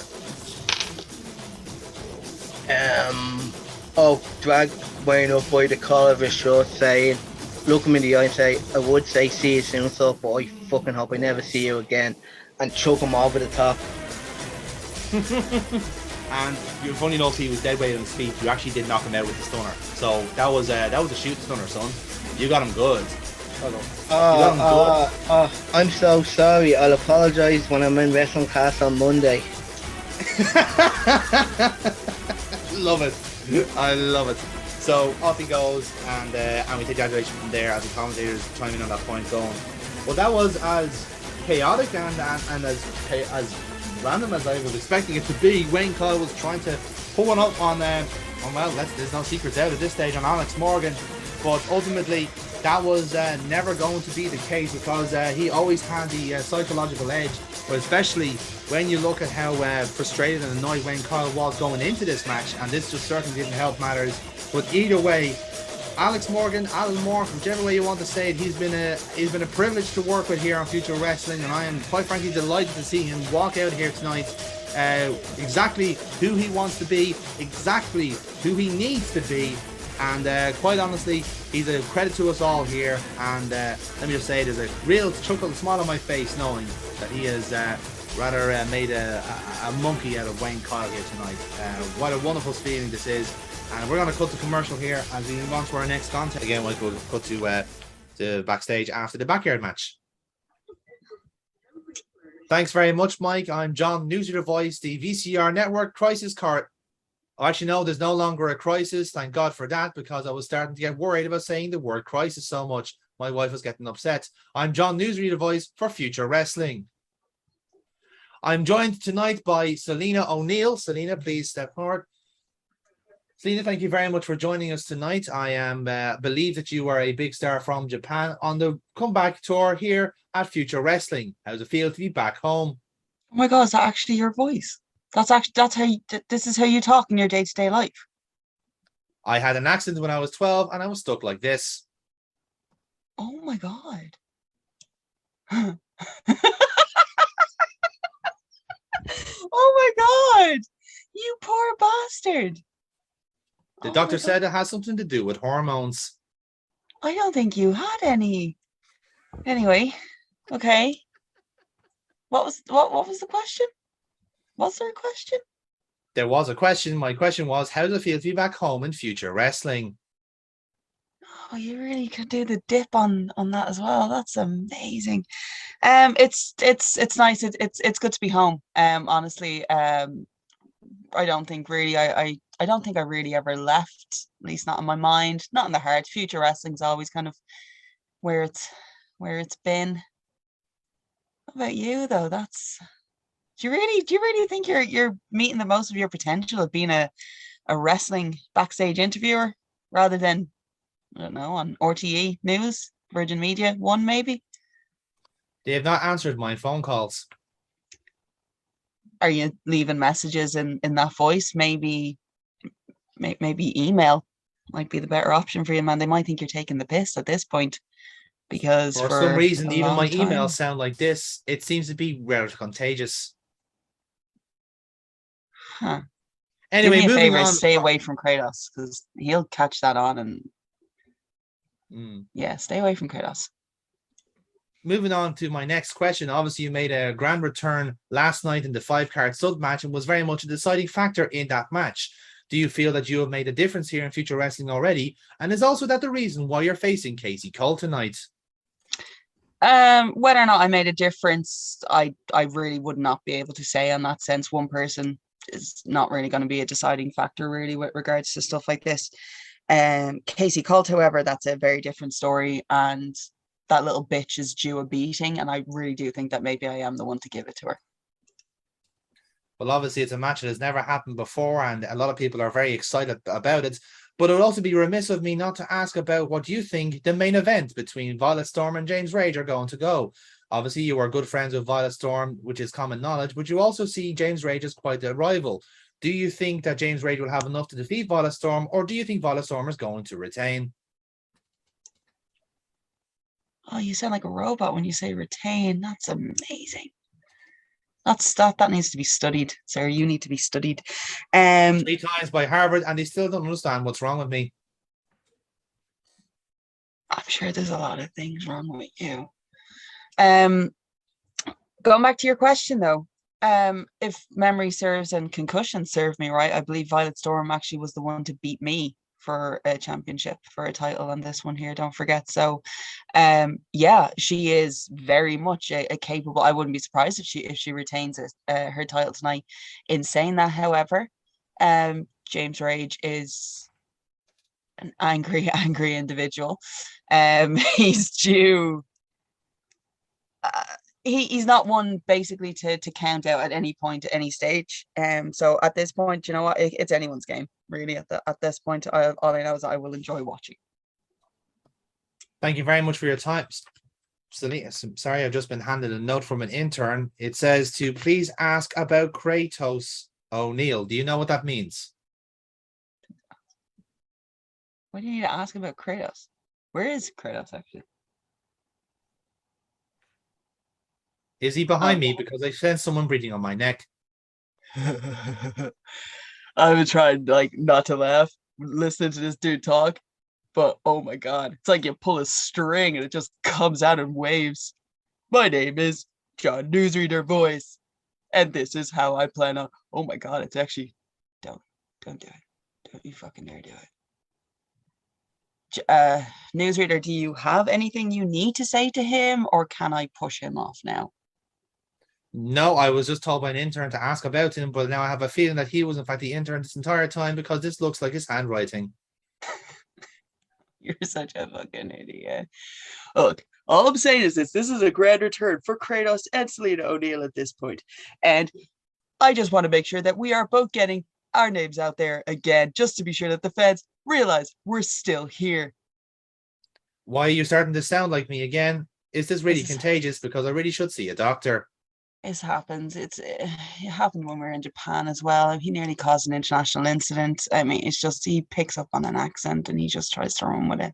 Hey, that was not my fault. I did not know that making that hand gesture would turn them into an angry mob.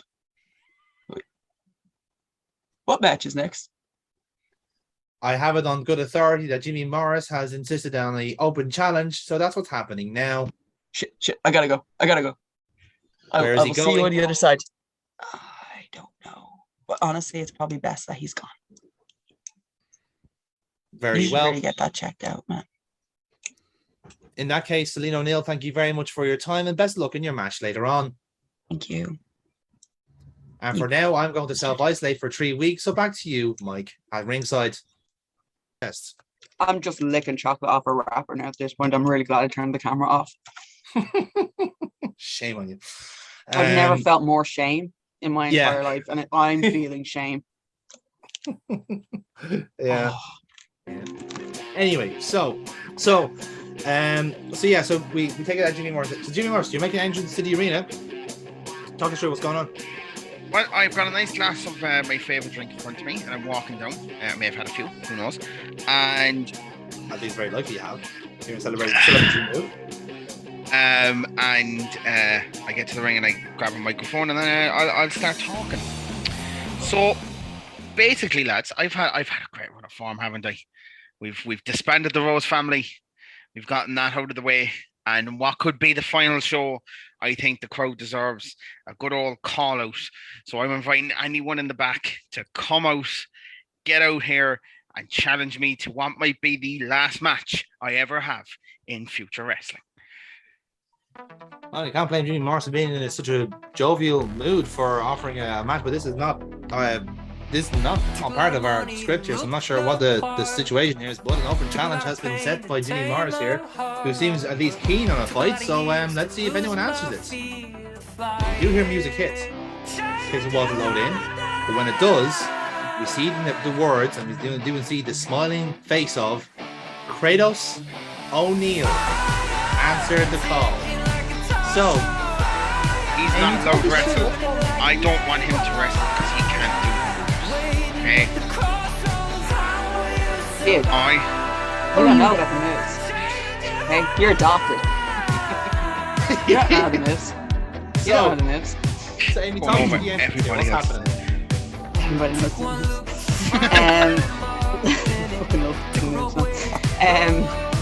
So Kratos is looking as happy as a golden Labrador, been thrown 30 tennis balls. Can't wipe the smile off his goofy face. He's decked out and he is wearing though his normal attire which he would wear on commentary.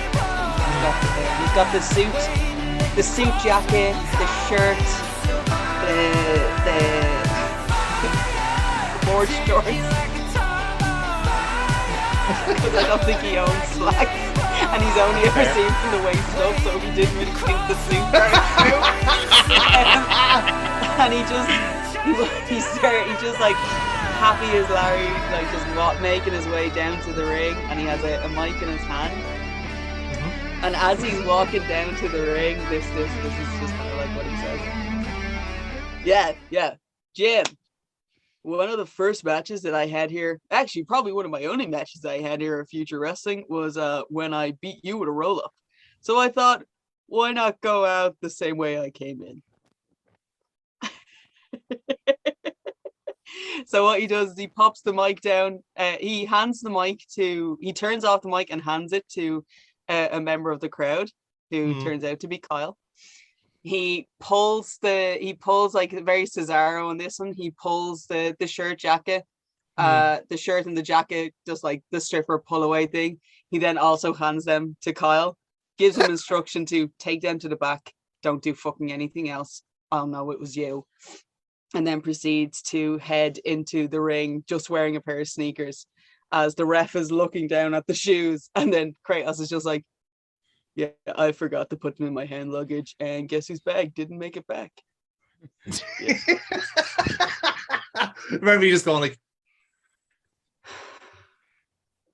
So there's Kratos O'Neill in the pair of burgundy shorts, a pair of sneakers, asking to be loved.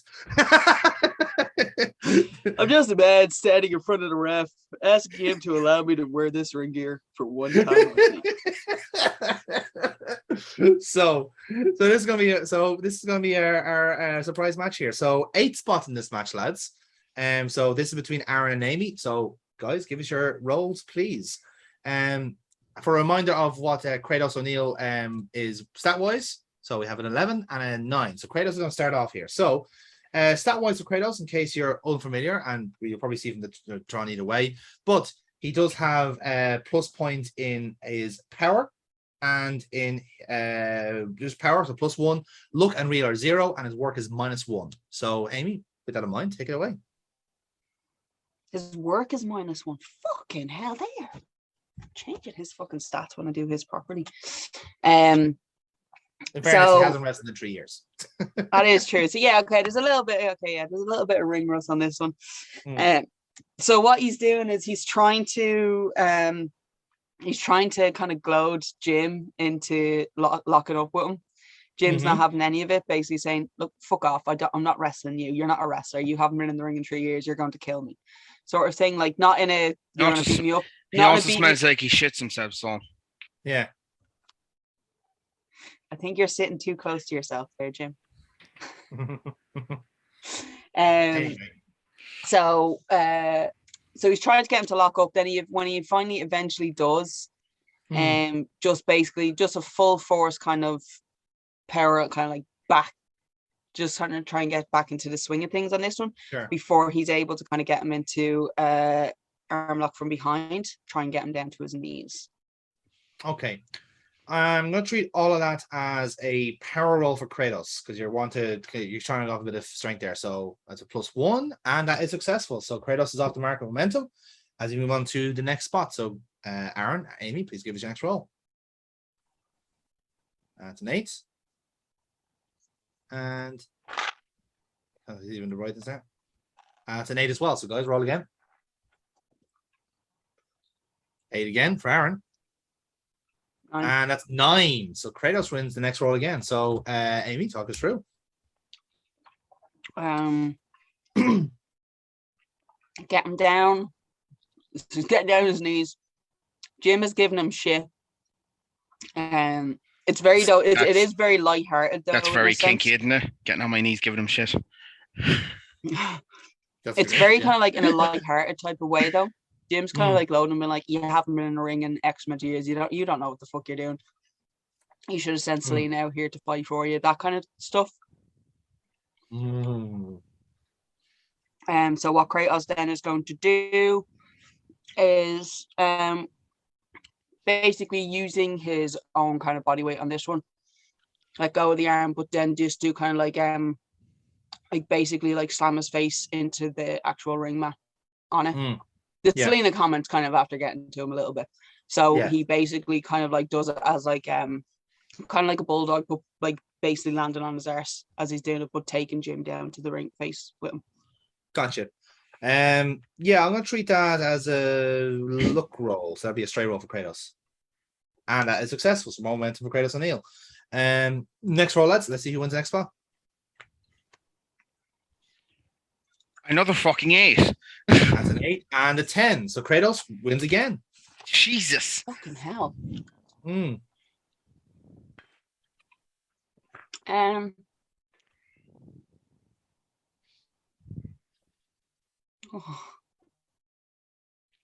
I try it?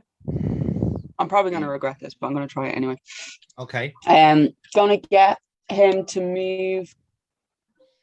So moving, we're going to move Jim slightly centered on this one. Kratos, being the jack of all trades that he is, he's kind of looking at the distance. He decides, I have a better idea. I know what else to do. So propping Jim into the middle of, not in the middle of the ring, sorry. He's got to prop him up in the corner. And he's looking out to the crowd, kind of nodding on nothing. And then he's kind of like, well, just to get here, I did coast to coast. I may as well finish on a coast to coast. So go to the other ring. Other corner. Jesus, I could not remember the word for corner. Go to the other ring corner and basically go for a coast to coast. Hopefully, trying to hit. This is gonna be a straight roll. This is a look, right? It will be a straight roll because it's the luck roll. So this is all down to your dice. 8. And you hit it. You hit it. So you hit Jim Morris with a coast to coast crowd pop.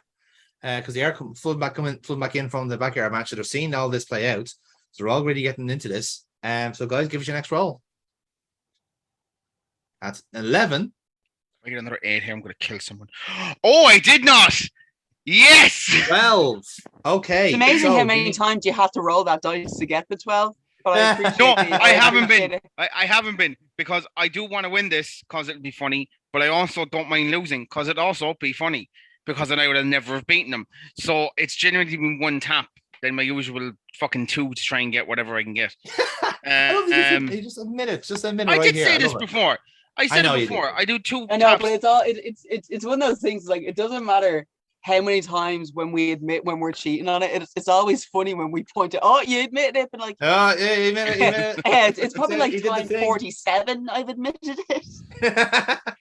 So, Jim, you have a perk available, and you can call your spot here. So, what would you like to do? So, one, anyway, obviously, double momentum. What I'm going to do is I've just gotten the coast to coast. I'm going to get the.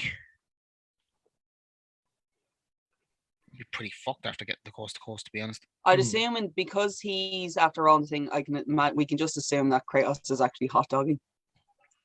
Oh God, yeah. Like I mean, Yeah. I would be too if I just did Yeah. close the cup. Right. Just to give Aaron a more kind of an idea of yeah, where yeah. Chris All was. right, so he's gonna be just fucking like I mean up to all four corners, screaming, "I am the greatest." Look what I just Singing, did. "I'm the greatest." Yeah. Not realizing he's been cancelled. Yes. Yeah. Actually, yeah, that's perfect. And eventually Jimmy will get up.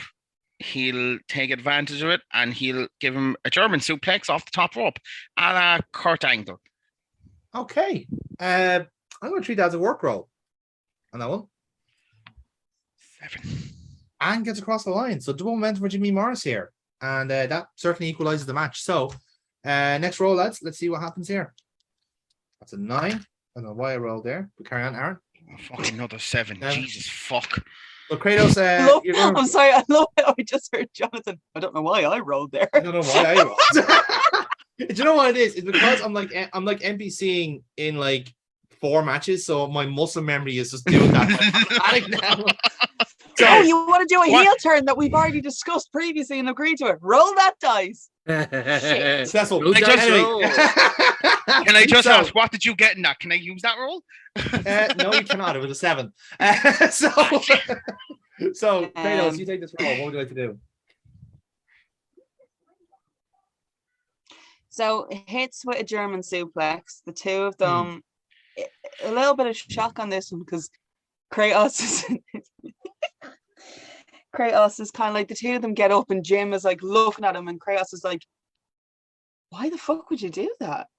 I haven't been in a ring in 3 years, and like the two of them kind of having a very brief moment of, oh, shit, I didn't actually think about the fact you haven't really taken a bump in 3 years. I kind of assumed it would be all right, because it's not even off Brett's rope. Like that's off the top rope. Like the two of them having like a very quick mini conversation in the middle of the ring, and like, look, this was meant to be fun. Like, and you're after taking it a little bit serious. Like, I'm not really happy with this. So I want Chris to go to no sell the suplex. Going, ow, no, that fucking really hurt. Come on, we do. No, that really fucking hurt, man. Just break really kayfabe fucking hurt. for like legit, just having Kratos like bring, what's the name of the ref's name again? Sonny, like just bringing Sonny over, been like, can you actually fucking believe this? Like, I think he might have like this. Like, I think there might be like something wrong with a disc here. Like proper like Jim like going, are you fucking for real? Like, I thought you said you'd still been training. What was the point of coming out here if you're gonna all this kind of stuff? While this is kind of going on, Kratos eventually kind of realizes that Sonny's not taking his bullshit on this one, so he's like, oh, for fuck's all right, fine, whatever. And then he just goes and go for a standing drop kick on Jim Morris and been like, right, well, that didn't fucking get me anywhere on this one, so I need to think of something else to do. So go for the standing drop kick on Jim Morris. That will be I'll do this all together, so I'm going to make it a look roll to make it work. So straight roll for that. God. And that is successful. So more momentum for Kratos. I just love the idea that like a top rope superplex, you just go no, we weren't meant to do that. You weren't meant to do that. No. You were meant to wait until he was like, you were meant to do it on the other corner when I was on Brett's rope. You missed it. What the fuck, dude? I love, but again, it's all part of the actual match they're having. It's like it is a genuine like spot. It's like, no, that was really fucking sore. Remember when I told you what wrestler I was basing him off? Yes. It fits really, really well. It does actually, yeah. It really, really does. Okay, so next spot then for you two guys then. We'll see what his roll. Guess what I fucking got? A 7? No, I got a fucking 8 again. I got a 7. You got a 7. Yes. It actually works. Yeah. On the lads. So Jimmy Morris, what would you like to do then after a standing drop kick to the mush from Kratos and Neil? Going to do the same fucking thing.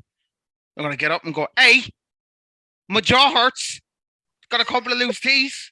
What the fuck are you doing? Come on. Okay, if that's what we're going to do in this sense here, if Jim is just having that little moment, can Kratos be like a told off like boy at this point, just like the head down, looks up and goes, you can do it back then. I won't. he just ducks his head for the drop. He's like, oh, it's a real moment of like, I just waits for it. Fine, you can do one too. I would do it, but because I'm old and I can't be arsed, I hit him with a fucking elbow instead into the side of the head. So that would be a real roll in that case, James. That's a -1 to you. And guess what I got? An 8. Yes, I fucking did, but I mixed it up this time and got 2 4s. Oh, nice. Oh, fancy boy. Right. That still gets you over the line, so you get your momentum out of it. And we get a next roll from you guys. So, guys, work away. This time, I got a 9. 9. Oh, fuck your I got a Roll 9. again. These two literally cannot be separated.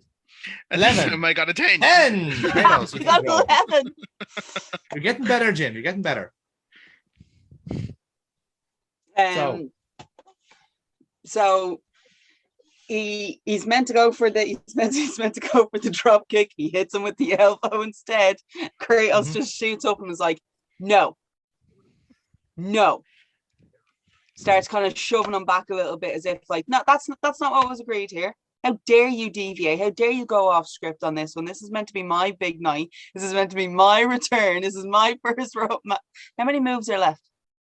2 moves left. Okay. So it's kind of like this was meant to be my kind of return. This is your kind of fucking golden hurrah. You're meant to be putting the young lads over. Jim Morris is like, young lads, have you looked in the fucking mirror recently? You're not one of the young boys. He's like, mate, the fact that you're able to come back onto this is a bit of a fucking shocker to all of us, all right? Like when we were told that you were re-signing, it was a bit of a shocker, all right? There was a few people laughing. A lot of lads thought it was you lost a bet. Kratos isn't impressed with this, been like, are you fucking for real? You lads are like talking about me as if I'm not around. So they're just kind of pushing each other back and forth while having this. Sonny is like, for real? You're like in your, how old is Jim Morris meant to be, in his early 50s? For late 40s is what I kind of, mid 40s. Okay, I wasn't sure. I wasn't ever sure. And he goes, dude, you're in your fucking early 30s. You're in your late 40s, right? Can you actually start to act your age? That's the ref is trying to get them up, get them back on track. And at this point then, Kratos and Jim kind of look at each other as if like, can you believe this fucker trying to get in? Like, how dare he? Like, just like, do you know what I have in my mind there? The Rumble 2001 where Hurricane tried to choke slam Triple H and fucking Stone Cold, and the two of them look, oh god, what the fuck is this dude doing? And just knock him out of the Rumble. But like, so what happens then on this sense? Well, what I want them to do then is the two of them kind of just give each other a nod at this point, and then just take hand, clothesline the ref on this one. Can we do this? The ref. I want the two of them to clothesline the ref at this point, because he's disrespecting them a little bit. Mike Dublin doesn't know what the fuck's going on. He's just holding his head in his hand, been like, and they've taken out the only ref that we have here tonight. Or you wait till the end. If I win the last show, that's not the only ref we have.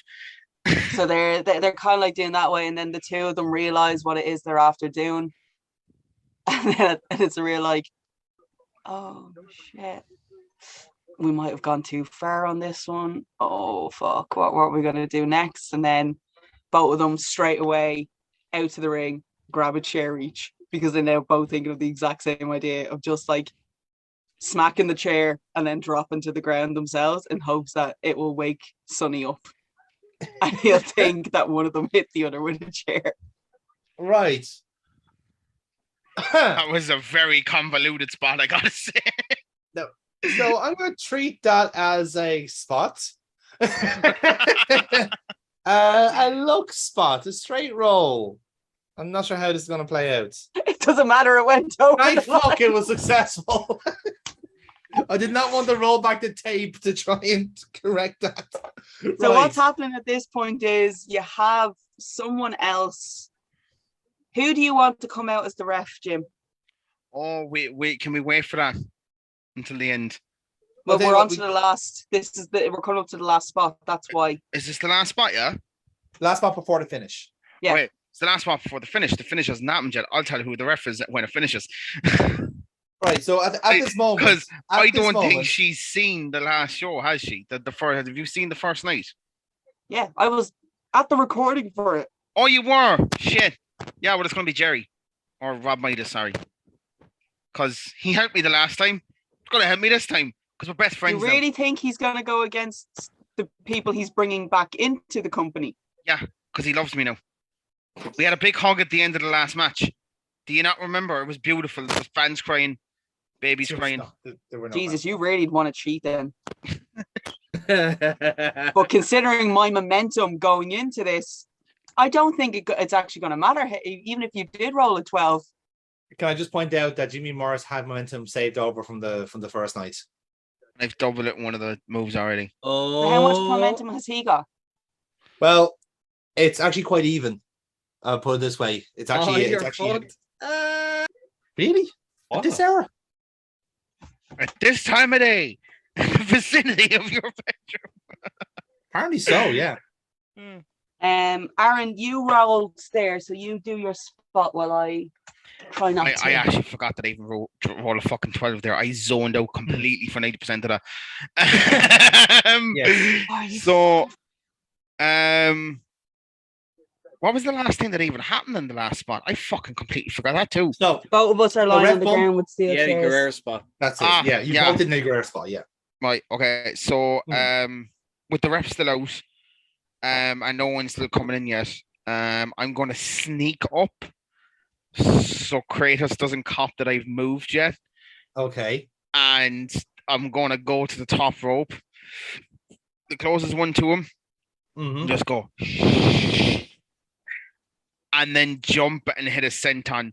But because I'm a fucking idiot and I didn't watch where I was going, I hit my head right off a steel chair and sort of hit myself for a loop for a couple of seconds.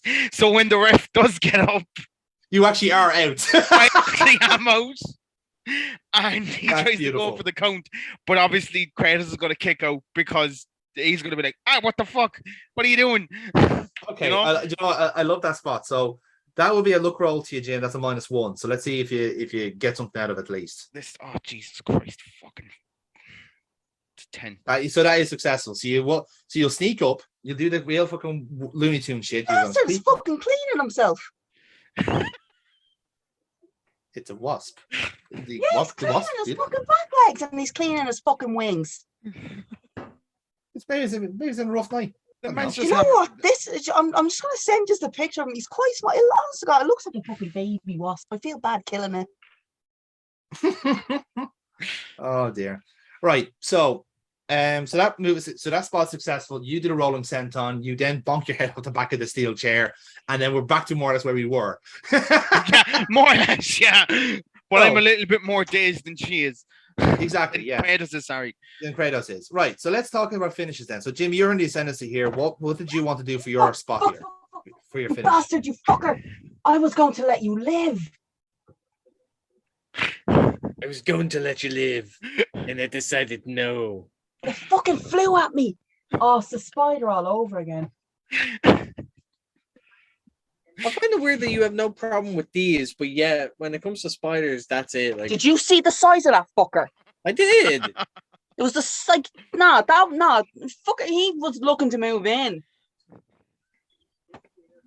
He's like around the corner, just like, I'm looking to move. Aaron. I don't know where it's gone. So as we broke it up, a wasp enters the ring.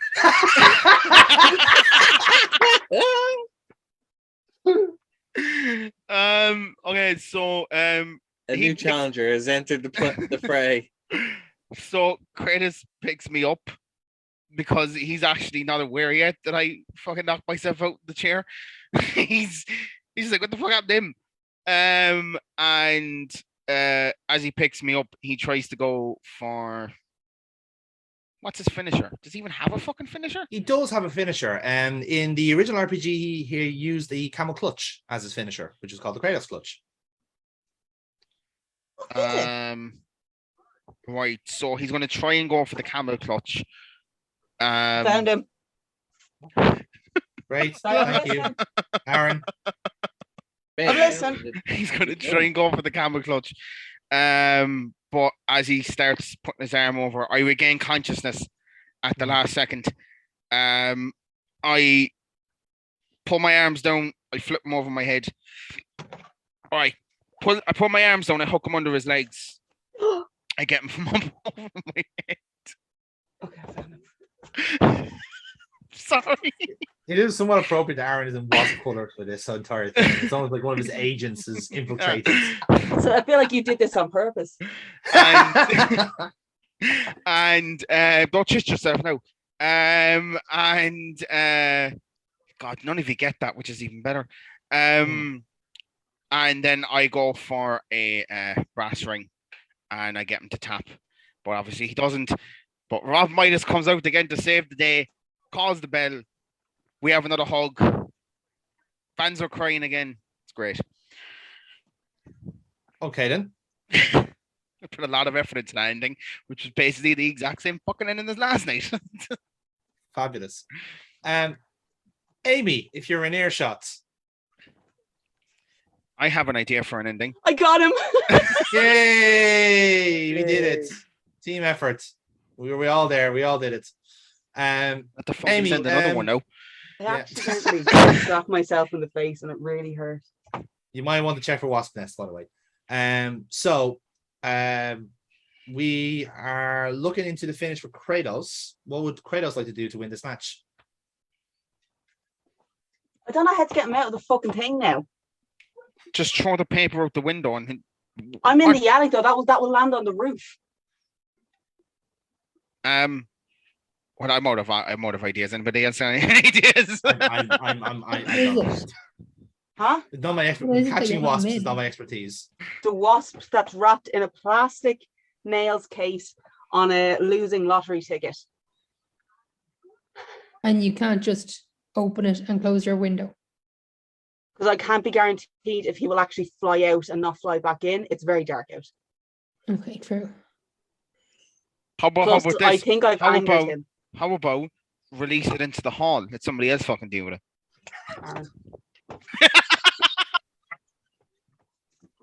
Please go down Totally your wrong. front door. Oh God. See, that's what happens. Actually do that. Guess what happened? That's what happens when you drink half a bottle of Jack Daniels. The good idea, start rolling. I believe that wasp has now fucking killed her at this stage. There we go. Okay. All right. Right, so I ran into Dad, and Dad went, "Don't be that much of a cunt." So what we did was we decided to go into the bathroom, open the bathroom window, and put him on the ledge there, because then we could take the rubbish back in. And he flew back into the house like I suspected he would. Mom is now taking the stinger out of Dad. Fucking. That's fucking brilliant. That's fucking hilarious. Guys, it's been a really, really long day and night, and It it's not has. over yet. Amy, it has. So, right. If you Just could. Can I just confirm before we finish this? How much momentum do I have? So it's 8 and 6. You yeah? have 8, I have 8 6. and 6. It doesn't matter. No matter what I roll, I'm not going to win it. I would say Like, it doesn't make a still the difference. Right. We also said that when I was in the world title matches, Bob, and I somehow managed to fucking lose that. So let's not count our chickens before they hatch. Yeah. Remember when I was supposed to cheat and I didn't fucking cheat and I managed to lose it? Well, no, that was the cheat for Jimmy Morris to get the chance, but in actuality, it was Bobbin. So, Yeah. Anyway, ancient history. So, finish wise, what would you suggest for yourself, Amy, for Kratos? Just go So- for the roll up. Beat him the last time. Been the So last Aaron time? goes through all that effort of trying to do whatever the hell he was while I was trying to remove a wasp. And Kratos just gets him with a roll up. And do you want, like, say, like Midas to be the one to count the pin, just as the kind of joke, like, you know, where Morris thinks that, like, oh yeah, Midas will count the pin for me next time. He gets stacked up, and Midas counts the pin instead, and they get a fat. But considering he's the only referee that we have, yes. Yeah, fair. Okay, right then. So in that case, yes. So the momentum, indeed, Morris has 8 and Kratos has 6. So +6 roll for Kratos here to set the pace.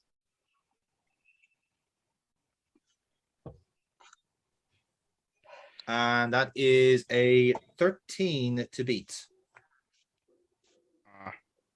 I got an 11. So I think I won that. Okay. Right. And so I actually Gina's- won without no bullshit. Oh my God, 2 nights in a row as well. Oh, Jesus Christ. The this fact is that really... you're proud of not being a cheater just indicates now we have to question every single match you've ever had with Future Wrestling. And considering my new role into Future Wrestling, Jim Morris is going to be in the general manager's office an awful lot, answering questions a la Vince McMahon. Oh, I Where heard did that the wrong. money go? I heard that wrong, and I thought there for a second I was going to be the general manager. I was like, oh, the ideas I fucking have. chance. Not a chance. You Jesus Christ. fucking wish when you Yeah, find fucking out who wishes, is right, going to yeah. be general managers. So Aaron, talk us through the so you get to finish it as you wanted. You want to lock Kratos into the brass ring from there, and you want Rob Midas to basically count the submission. Is that the fair assessment? Basically, yeah. Okay, Grant. So yeah, that exactly happens, and Kratos goes for a top from there, and we get the ring announcement. Ladies and gentlemen, your winner of this contest, Jimmy Morris. Rob Midas quickly pieces out, giving out to you, going, "Look, I'm fucking busy," and runs backstage essentially, like, for fuck's sake, I'm fucking busy. Get the fuck. And Scarpa's out then. So that's actually perfect because that's what I was expecting him to do anyway. It's like, will you fucking stop calling me? Stop knocking out the fucking ref, please. I like that. So answers wise then for yourselves guys, what do you want to do for answers here in this match? And I don't know what Jim is doing, but Kratos is going back to Kyle. He's taking back the shirt and the jacket, very quickly putting it back on and running over to Mike Dublin. Oh, fantastic. Popping a headset on and getting ready to rest of the show. Lovely, I like that. And yeah, we'll talk to Mike here. Well, there was a time where I don't think you'll be able to do this job without you, Kratos O'Neill. But I have to say, it feels good to have you back on the announcer's desk here. It must feel good to be finally back in Future Wrestling. Well, apart from the result there, of course. But you know, as I say, can't win them all, Kratos. Yeah, right. I can't breathe, man. All right, maybe 3 years without having a wrestling match was a long ass time. Woo! Oh my god. Same spots, man. Black spots. I need water. I need something. Who's our sponsor for the show right now? Like, do we have a drink sponsor going into this, or? Funny enough, actually, yes, we do. We do have actually BXW Alkali Water as our sponsor for tonight. It's not actually water. It's kind of one of those weird tonic waters. But look, it'll do the job either way. It'll quench your thirst. So, yeah, there you go. That's exactly what you need. Huh. Alcohol tonic water hits the spot where you don't want it to. I don't think that. It's so good. It's so. We are obliged to smile and agree. So, Jim, while this is happening at the commentary desk, how are you signing off your season here as Jimmy Morris? One shot to the fact that Amy's drinking a can of Monster at fucking 10 to 11 at night. What's your point? I couldn't fucking do that. Oh, this caffeine, this has no effect on me whatsoever. I can drink this and still sleep like a baby. Right. I drink a can of Monster, or even a cup of tea after 7 o'clock now when I'm fucking. Are you actually Jim Morris right now, or are you just Aaron? No, I'm myself now. I'm myself. Okay. There isn't Jim Morris. This is actually me. But mango. let him do what he has to do. I come up, and because I'm in the forgiving mood since being a good guy now, I give him a big hug, and he looks fucking disgusted at it. Who? Kratos. Kratos is currently having a fucking burning sensation after drinking the sponsored drink. Is that the first time he's had a perfect burning time to give him a hug? Yeah, and I also bet that's not the first time he's had a burning sensation somewhere in his body. But anyway, Hold on a second here. Hold on a second. Kratos O'Neill is a gentleman, and he does not hang around the skanks, unlike Jim Morris. Find out who the dad of your kids were, moms of the kids. Damn it! This only works when you're a fucking girl. That one does. Oh, lucky. So look, just because you get the itch doesn't mean everyone else does. I let you know that I hold the record for most appearances on Maury. All right, and I've been the dad 6 times. Anyway. I shudder to think of the fucking faction that's going to come in like 15, 20 years' time of the Morrises. Oh, go for Chuck died. Yes, he did. Yeah. So, Jimmy Morris signs off with a hug off for Kratos as the commentators go, well, Kratos, I no doubt you have been keeping an eye on the product here and you've been seeing the progression that Jimmy Morris has had over the last couple of weeks. It's fair to say, leaving the Rose family, giving him a new lease of life, and we're seeing a new Jimmy Morris here as you've seen tonight yourself. Yeah, I have to admit, it's actually quite exciting to see him have his renaissance period on this one here. And you know what? He's not such a bad guy. He's an asshole, but like that's just his personality, I guess. Yeah. Some people can't help it. Uh-uh. Yeah. Nevertheless, obviously this is a wonderful surprise to have my broadcast colleague back with us right now. But we are going to get back to the action very, very soon after this commercial break. And Mike's going to cut in from here.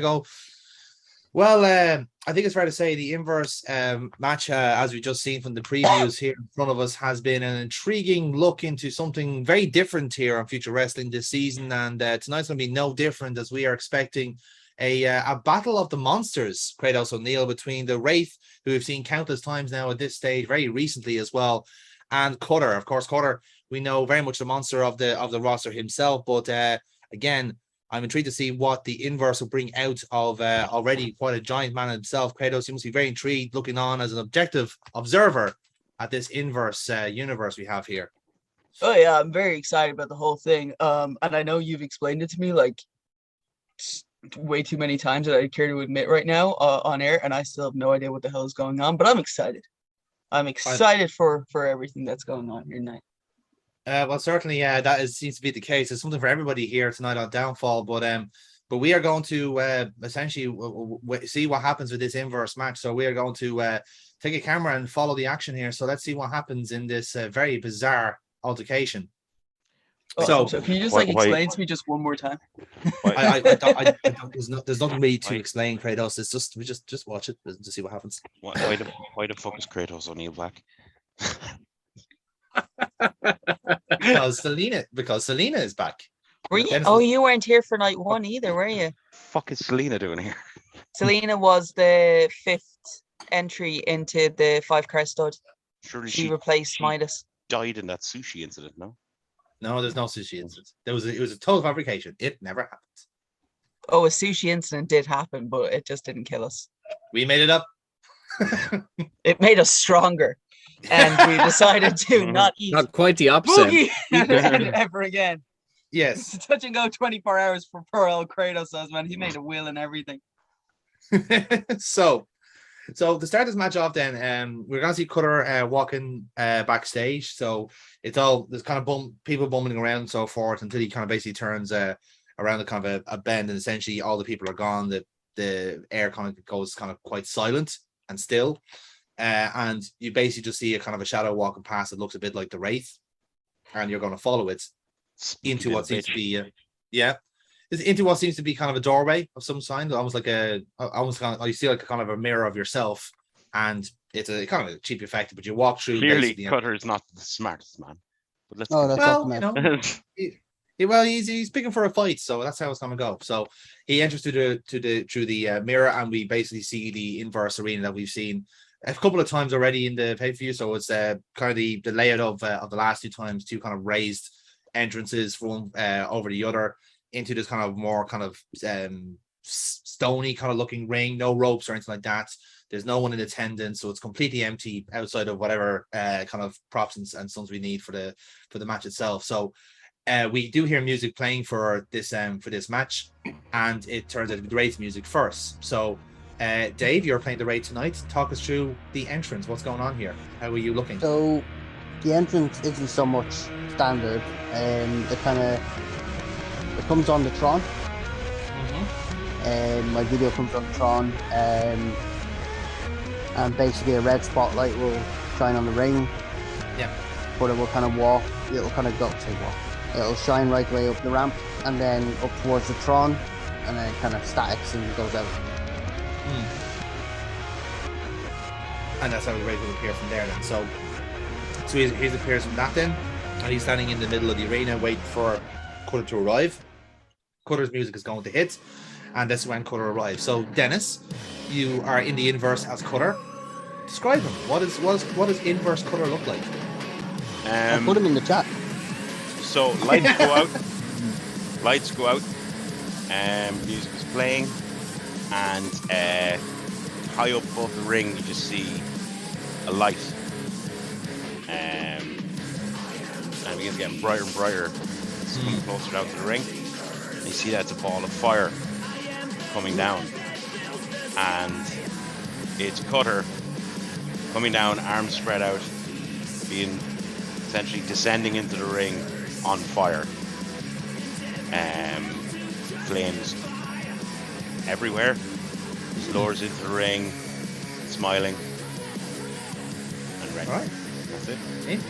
Interesting. So that's how this match is going to start off. Then, so you have the two in the ring. So, like I said, we could have some non-verbal sparring, which way you want to look at it, some cinematic shots of the two as they start off this match, and we begin from there. So, guys, this is 11 spots altogether in this inverse match. So, as is the rules of the inverse match, it is not the highest roll that's going to win; it's the lowest roll. And likewise, all the work spots we're going to do based on your stats will be negatives instead of positives, and so forth. So this is I'm so fucked. Oh yeah. So let's see how this plays out.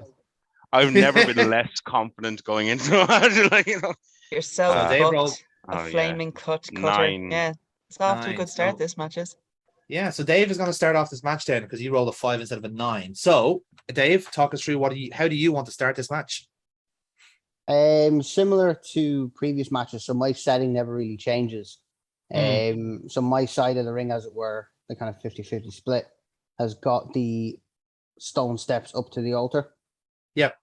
And that's where I'm currently walking down towards the ring with. Just straight down the steps towards the ring. And basically jump from the ground over the ropes into the ring and await Cutter's arrival.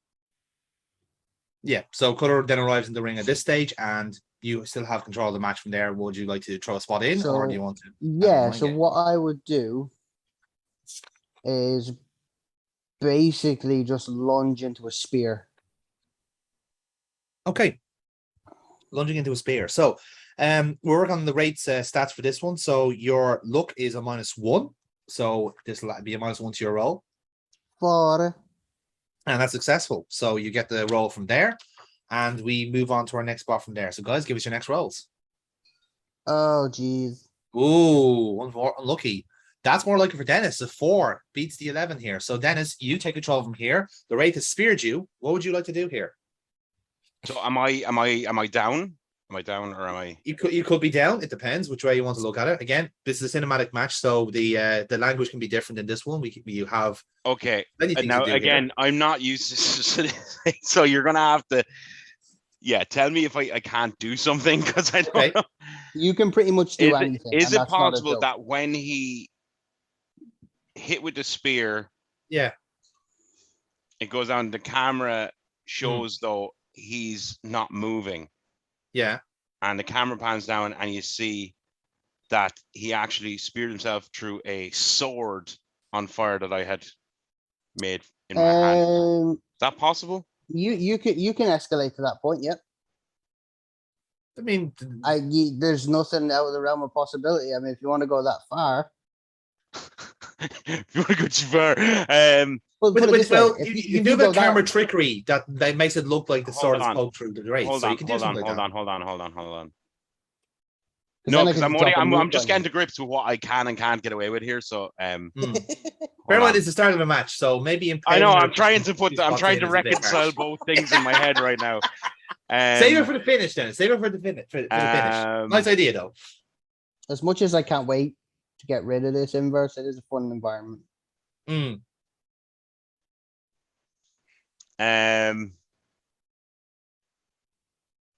Shit.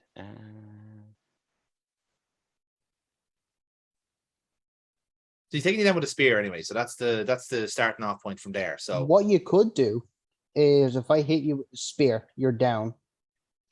What you could do is hunch your legs up and literally launch me into the turnbuckle full force to the other side of the ring. Yeah. Yeah. Thank you. Yeah, we'll do that. Yeah, exactly like Dave said. Spear down and then kick off. Literally that He can feed off to the corner and that gives you a Yeah. chance then to recover. But since it's full force, obviously you could do some damage to him, although that's probably power. Just do it. What you do if you kick him away? Bear in mind, like he can tumble out of the ring, so it can be like a full force boom, whatever it is. Like so, again, you can exaggerate the impact. Yeah, I would do it and just to the corner, but you can exaggerate the impact. I know how to make it easier for Dennis. Imagine you're inside a comic book. Yeah. Very good way of putting it. I'm trying to do the stats though as well. That's probably power, but go on, do it. No, I'm actually, because you're doing the kick and it's a launch out, I'm going to kick it 3 as a luck roll, so that's a straight roll for you. Okay. Mm-hmm. Right, that's not too bad then. 5, I think. Is that that bad successful? Or good? Yeah, okay. No, that is successful. So Cutter, you get momentum for that, and move on to our next spot from there. So, guys, give us your next rolls. Oh, hey, 3. Beat to 4. Dennis, you're in control still. Just take off Big Splash into the corner. He'll feed out a little bit. I'll take off the ropes and clothesline. Clothesline. So we're working here. So shit. That will work. That will be on your work stat, which is a -1. I know. That's a good thing. That's a good thing. Oh, is it? Okay. Yeah. Fuck.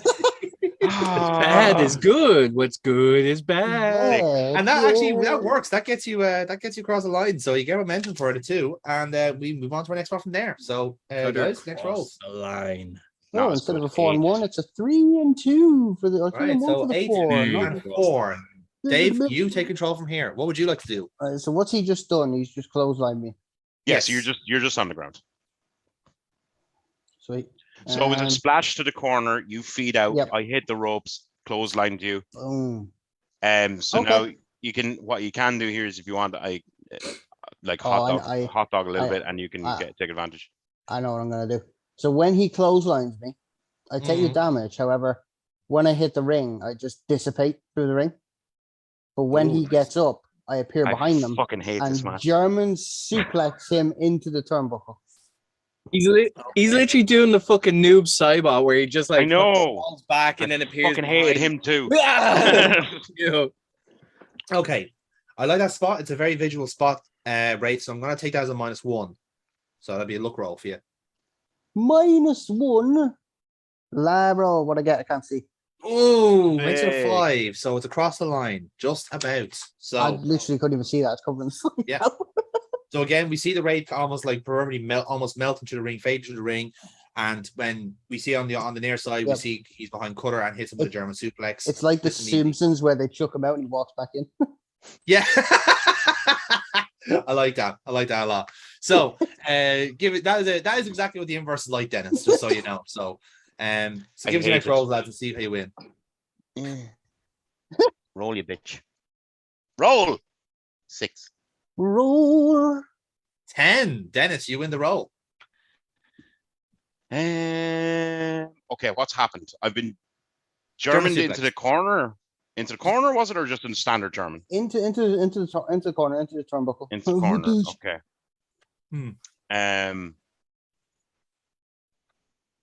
But there's no ropes, so it's just a corner. Oh wait, how did I hit the ropes earlier? Fuck. I love how this is mind fucking Dennis to like. It really is. I hate it. To him being sectioned by 10 o'clock. Right, so that has damaged, obviously. So,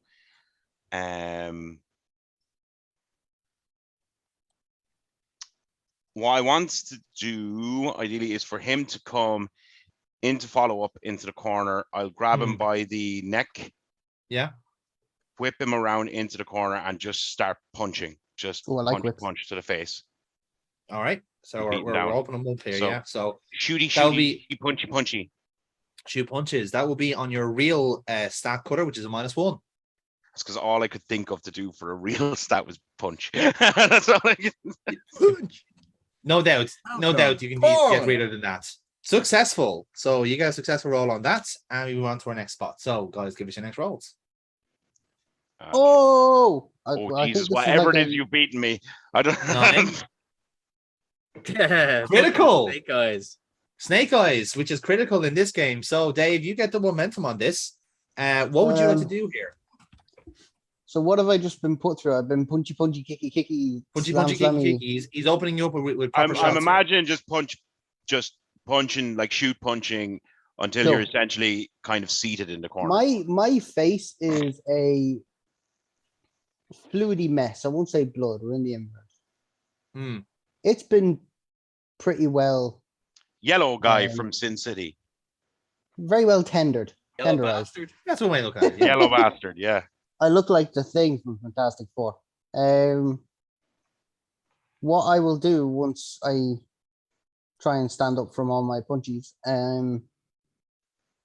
is I will then look to get so angry, I look to grab Cutter by the neck and yeet him over onto the steps.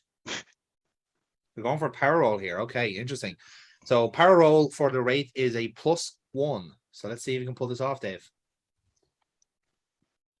Interesting enough, right? So you're going to try and so that +1 actually is unsuccessful. So you're going to try and grab. So you'll recover, and you'll try and grab Cutter to overpower him. But Cutter, you reverse this. So again, the Wraith will kind of recover from the punches. He's going to go for the grab, and Cutter, you basically trying to reverse the momentum of it. So if I'm reversing it, you've lifted me up, have you? Or you're trying to lift me up? I've grabbed you by the neck. Grab me by the neck. So I'm trying to lift you up. Trying to lift me. Unsuccessfully because you weigh too much. Sorry, what are my good stats again? Real and work in this situation. Work. Yeah. So I fucking know if this is gonna work. Can I go up as if for a choke slam and fucking wallop drive his head through the mat in a Hurricane Rana? Sure. You absolutely could, yes. You absolutely could. I don't know. This is so weird. No, that's absolutely possible. So that'll be a luck roll for you, Cutter, which is a straight roll. And that is successful. So you do nick the spot and the momentum. So nicely done. So Cutter's such a wanker. Right. so guys, we're at the halfway mark of the match. So guys, give us your next roll. Why you do this? That's a 6 for Cutter. Middle of the road. Now we suspiciously long time, Dave. 4. Yeah, I was messaging Amy. Okay. Sorry. So, Dave, you win the roll. I don't actually care. Dave, you win the roll here. Yeah, this is kind of a stab yourself in the foot because I very rarely do well in these matches. You are 1-1 in these matches, which is interesting. If it's any like win or lose, I have been mind fucked. So that's good. Like, who's the real winner here? Moral winner. Yeah. Moral winner. So he's put my head through the ring. Yes, with a head scissors. Hurricane Rana, you uncouth swine. Hurricane Rana. So as I'm going to do a little cheesy Satan spot here. So he's put my head through the ring. Yeah. In which case, in turn, my whole body goes through. So my hand's going to come out and just grab him by the back of the neck and reef him down. I'm just going to go to town, punchy my style this time. Okay, all right then. I'm gonna again. It's a flashy spot, so I'm gonna. It's a very visual spot, so I'm gonna go for a little look roll on that race. So -1. Boo. Oh, that -1 gets you across the line. It makes it 6. You get the momentum out of it. So yeah. So thank fuck. Doing the roundabouts, eh? So we'll get to our next spot, lads, and let's see what happens next. Oh shit! Sorry. That's roll? a 10. Oh my god, no! Oh, no! Snake Eyes! Oh my god, no!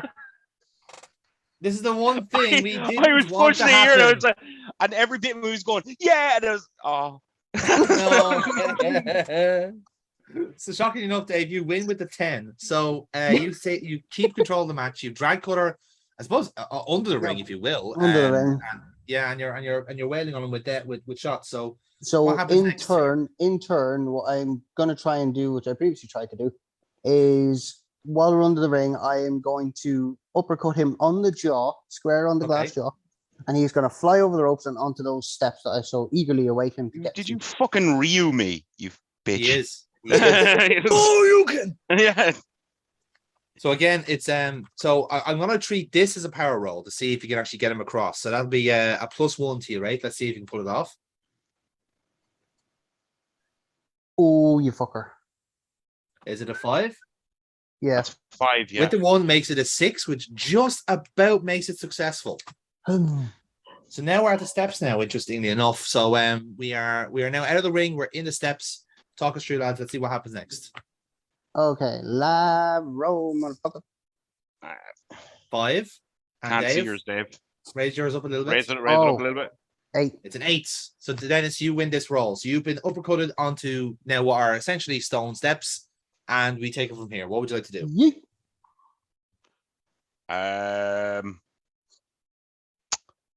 So he's got me. He's. I'm assuming he's going to pursue me. Yeah. Come after yeah. me. Like a Death Eater, motherfucker. So as he goes over me, I want to grab his neck, much like he did, yank down. Yeah. Right. So that he hits his head off the steps. But then I essentially, hopefully that kind of knocks him for a bit of a loop. Yeah. I'm going to have him bite the step and smash his head down. You're gonna curb stomp me. Oh. You're gonna curb stomp me into my own steps. That's a real. That's a real roll. Yeah. It's fine. That's a I real- don't need peace. That's a real roll. Okay. -1. 5. Is that working? Successful. Is that good? Okay. Yeah, Yes. that is successful. Yes. So you have essentially curb stomped the Wraith. Nicely done. So, Okay. so with that, then next roll, lads. Let's see what happens next. 8. 8 for Cutter. 5. 5 for the Wraith. So Wraith, you win this roll. Talk us through what He we gets do. up going, oh. Yeah, so with my A mangled jaw mouth is perhaps a firmly- fair assessment here. Yeah. with my jaw firmly clocked to the left ever so slightly, Yeah. 10, 15 degrees.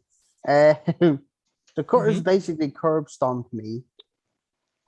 So what I'm going to do is I am going to reach down the side of the steps and bring out 2 large 2x4s. Okay. There is relevance to this. by the I'm way. just going to leave them there. And what I'm going to do Let is that I'm be a going lesson to you. build a house. No, I'm joking. I'm going to I am going to basically double smack him, boom, boom, to the top of the steps with Oh, said that's 2x4s. fucking cool. Yeah, that's cool. Smack, smack. Fair enough. I'll treat that as a real roll on that one, +1. You are deploying weapons here. Wah. Ooh, critical, but no, it is a memento no nonetheless for the Wraith. And this is our penultimate spot before the finish, lads. So last bit of momentum for play here. So we're up at the stage now, or altar, whichever way you want to call it. So 8 What I got? and 5. What did So he Dennis, I got an 8. I did I? got it. Oh, cool. yeah. So Dennis, you get the roll here. So Where you the can hit fuck with am I some now? of Yeah, at the top So of the steps by essentially- the altar. Yes. So instead of a stage, it's an altar in the. Yeah, but in you the- smack me with the things. Oh, Yeah, yeah. up the steps. Exactly. You got Up 2 the by steps. 4s. Okay, up the steps. Up the steps. Okay, Mm. okay. Smack. It's real and work. Jonathan, stop drinking water. You're making us all look bad. 7 That's I better. hydrated yesterday. Leave me alone. Real and work. Fuck.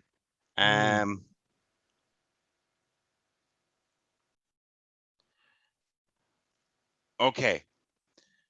I want him to swing again at me with the sticks Batter up. and hit me. Right? Doing some damage. Yeah. And I want him to go again, except the next time I'm going to catch one down at my side Yeah. and one up here. Mm-hmm. And I want them to hold them there and they slowly set on fire and then engulf him. Ooh, oh, I like this. Now this adds into the finish quite interestingly. So That's kind of where I'm let's- going.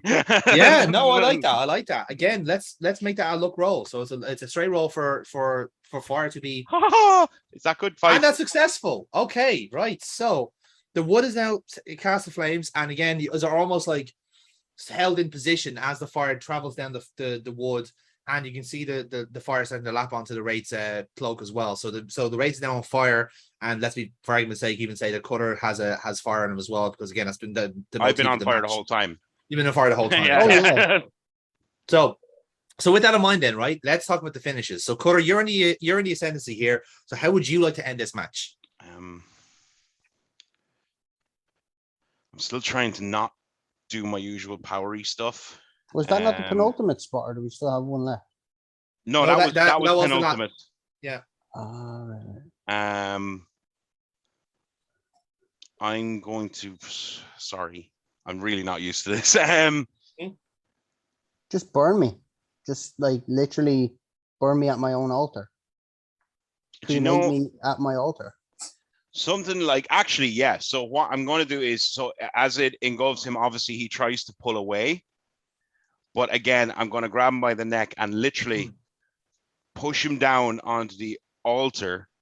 Yes. And literally hold him there while he burns. Set me free, man. Yep. Until eventually he's nothing but fucking ash. I like that. Hoover me up with a Henry. Yeah. And I like that a lot. So, in that case, the Wraith, how would you like to finish this match? Well, Jonathan. Foxy. No, it's not a good time, Foxy. Stop messaging me. It fits so well. I'm not looking at it. I'm waiting because I'm about to fucking roll the dice. I am going to grab these 2x4s that I so famously brought out. Yeah. And I'm going to turn them lengthwise, horizontal, vertical, and I'm going to place them in a reverse crucifix way. Oh. Yeah. And I'm going to nail that fucker to the cross. Oh. Oh, I kind of want him to win. Okay, so because behind that is Alan Morph's cross is still there. True, that's actually true. Yeah, that was the finish you had for Alan Morph. So yeah. Yeah, basically I slammed Alan Morph onto the altar, and like 100 arms came out and dragged him down through the altar. So this is kind of like your my sacrificial sacrifices, your trophies or whatever. Yeah, pretty much. Okay. Fair enough. So that's what I'm going to attempt to do. Right then. So, momentum-wise, Wraith, you are on 5. Ooh. Cutter, you're on 7. Ooh. I don't know if that's a good thing in this world. I have no idea what's happening. Now, don't worry. This will deduct from your dice. Yeah, it will take away. Okay. So it is good. Okay. So momentum Wraith, is still good. Use it. Yeah, use it. Yes. I mean, yeah, use it all. So Dave, you will set the pace with your roll. Do you want me to roll 2 or? Okay. Oh wow, that's a good roll. That's a good roll. Am I rolling now or wait? You can roll now, so you have a -2 to beat, Dennis. He matches it. He wins the match. Oh wait, no, I thought we had to roll again. No, that's it. No, you won. And that in this. Yeah, what? You did. You got it. Oh, the momentum. Nice. Yeah, you won. So, I honestly kind of wanted him to crucify me. Well, You know? I do kind of adore a little bit on this, and that not Dennis, that fucking Dave is like, you fucking prick. No. The plan This was is to my use match. anyway. Like legitimately, I want to bid this fucker goodbye for next season. He's gone. And honestly, I think it was mission accomplished whether I won or not. I am so confused. Good. So again, we can incorporate elements of this match if you want of that finish into this. Let's say. So again, the two competitors are on fire as it were, and like the Wraith is trying to. Wait, is this kind of like your final goodbye to the Wraith, or? Yeah. He's gone. He's out of here. Well, then could we incorporate his stuff? I think this might have been where you were going. That's exactly what I was going. Yes. Could we ignite him? Yeah. But on a cross. Yeah. Yeah. I could be in my own. As in, he tries to set the reverse cross on you, but you overpower. Yeah, and you exactly. hit him on And him. I put him on it, and you KKK he can be like elevated up with Alan Morph. Yeah. So when you basically nail me to the cross, when that finishes and I am nothing but dust, basically a cross with my own name will come up from the ground, and that's me done. I am dead in my own place. Okay. There ain't no escaping that. So yeah, if it's the end of the Wraith, then do that. Amy looks like she just found a picture of Dennis showering. That's most women's reaction. No, Amy is a cunt. It's just Sorry, I just saw Foxy's messages now. That's very why good. I'm listening to you explain this, and I'm like, have you looked at the gift that Foxy sent? There's so many questions about it. Someone actually knows the way to do that. Maybe we need to know why. Like, I'm Dennis, would you like my tribute to Cutter in the group? Sorry, I'm only seeing it now. It is very good. I thought that was hair on his chest. It's not. It's tattoos. The fuck. Hair on your chest. Hair on your chest. Wait. So why is that a gif? Crucified a minion. Exactly. I don't know. He died for us. So well. Yeah. So I mean, I hate minions as much as the next person, but that seems over the top. Dennis, if I was to win anyway, Connor Locke was going to appear and kill the Wraith virtually. So Oh, he was really? going to die anyway. We were gonna do it to basically the song from Beauty and the Beast, Kill the Beast. You know, when they all start like marching, Kill the pitchforks. beast! And then like Grab the your storm torch. was going to come out of the ring and be like, kill that motherfucker.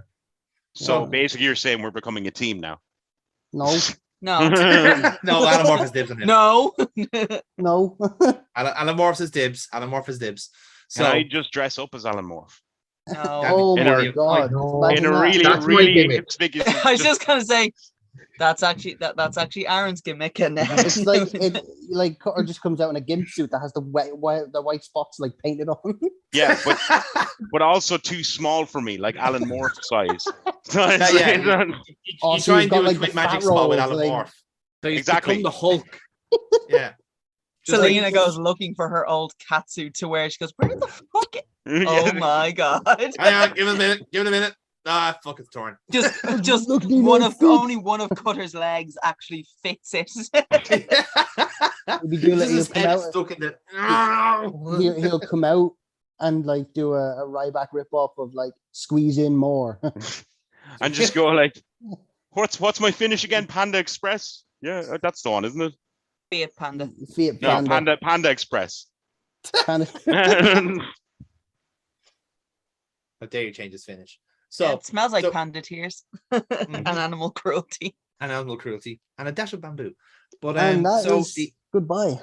yeah, so the Wraith is going to get immolated on his on the cross here, and he disappears in the dust. And with that, the actual inverse arena itself just starts crumbling and dissipating as well in the same other way. Cutter's kind of alter ego disappears with it, and when we come back to the ring, we'll just see in the middle of the ring Connor Locke, as he was before this whole stuff began. He's kind of completely like almost passed out on the ground here with ash surrounding him essentially, and then the camera's going. I'm not sure what to make of this, Kratos O'Neill, but it looks like Connor Locke is here in the middle of the ring, and he looks like he could do with some attention here because he looks completely sparked out here. But either way, it looks like Cutter has vanquished the Wraith once and for all, going by what we saw in that extremely unique inverse match. I think Connor Locke seems to be stirring now a little bit, but he seems to be covered in ash, Kratos. If you can make sense of this, I'd welcome it, but I certainly can't. Oh my god, the Catholic Church is going to come after us for this. Oh my god. We're never going to hear the end of this. We're going to get banned. Sorry. This is their last show. Fuck, sorry. It's fine. The Wraith is going to be Didn't Hall of mean Fame that. candidate in 2 seasons anyway. Oh, Well, either, we probably should actually get it in EMT though out here to check on a lucky boy here. Something tells me an Iron Brew isn't going to cut it this time. Yeah, I think you might want something stronger than that. But either way, it looks like whatever has happened in the inverse match will no doubt see the end of the Lads, race. it's been and hopefully the years since I return. had an Iron Brew. I really want one now. Yeah, I know it's one of those things where like Some stores sell them. Do you know what you should get? Actually, they should get. I don't know if they have them in Scotland. They maybe not, but they probably do. The bottles of them you can get in deals. Like the old branding on it is the old taste of Iron Brew, not the newer ones that 1901. has no sugar. Yeah. Yeah, 1901. fucking lovely. So yeah, so Conor Locke starts stirring and starts kind of waking up from what's going on, and like Dave can imagine like he's going like, what the fuck's going on? Where have I been? And like someone has to tell him like you're live on TV, it's downfall. So what the fuck is the downfall? It's just like Basically, I'm like lying in the ring thinking, have I finally been booked after all these weeks? Like, I don't care if it's a dark match. Am I finally fucking booked? I didn't even get an entrance. I don't care. That's Foxy at the stadium.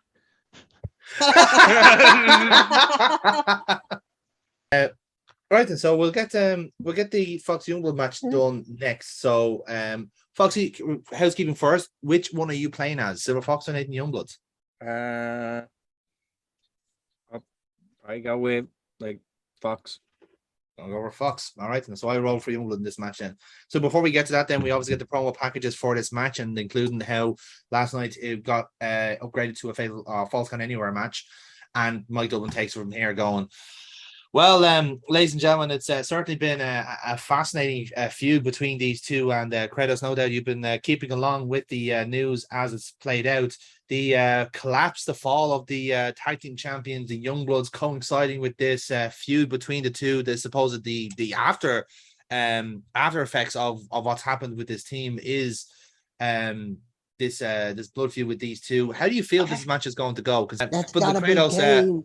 obviously between the two, we have Silver Fox, a Grand Slam champion here in Future Wrestling, but then you have on the other side Nathan Youngblood, who's recently back from surgery, and of course a living legend of this business, years of experience over Silver Fox. How do you think this match is going to go?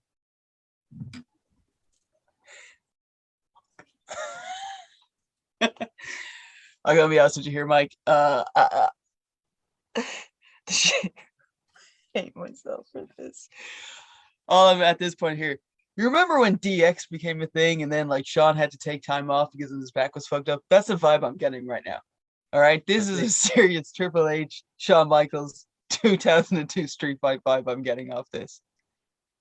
But you actually that could be right on the money, because this match was made a Falls Count Anywhere match because the action, the chaos couldn't be contained on Future Wrestling TVs on the regular TV basis. So now we are going to go on a Falls Count Anywhere match. This match could literally end anywhere in this arena, and going by the two competitors, they are willing to risk a life and limb to make themselves the victor. Again, there's no championships on the line here. There's nothing, but you'd have to say just pride on the line here between these two competitors.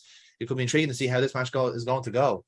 Pride, bragging rights, denim, white beaters, man, everything is on the line here, and I'm not gonna lie, I'm just really excited to get this started.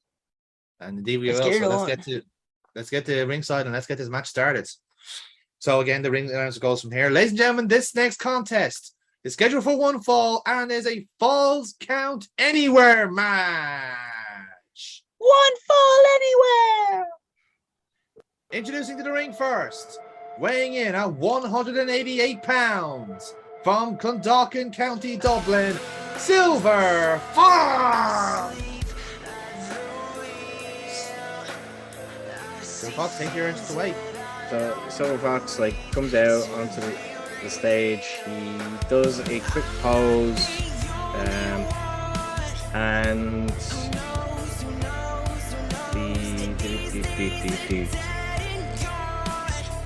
actually, can I have Nathan jump him?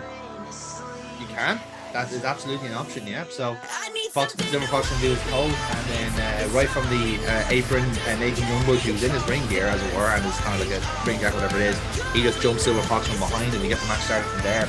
So again, the commentators will cover that point going, well, I really shouldn't be surprised at this, quite honestly, because Nathan Youngblood has shown a side of him I thought that was never there, but he's already attacking Silver Fox before this match has even started. The bell has already rung. This is Falls Count Anywhere. The match has essentially started as a referee is bolting to the stage here to get this match underway.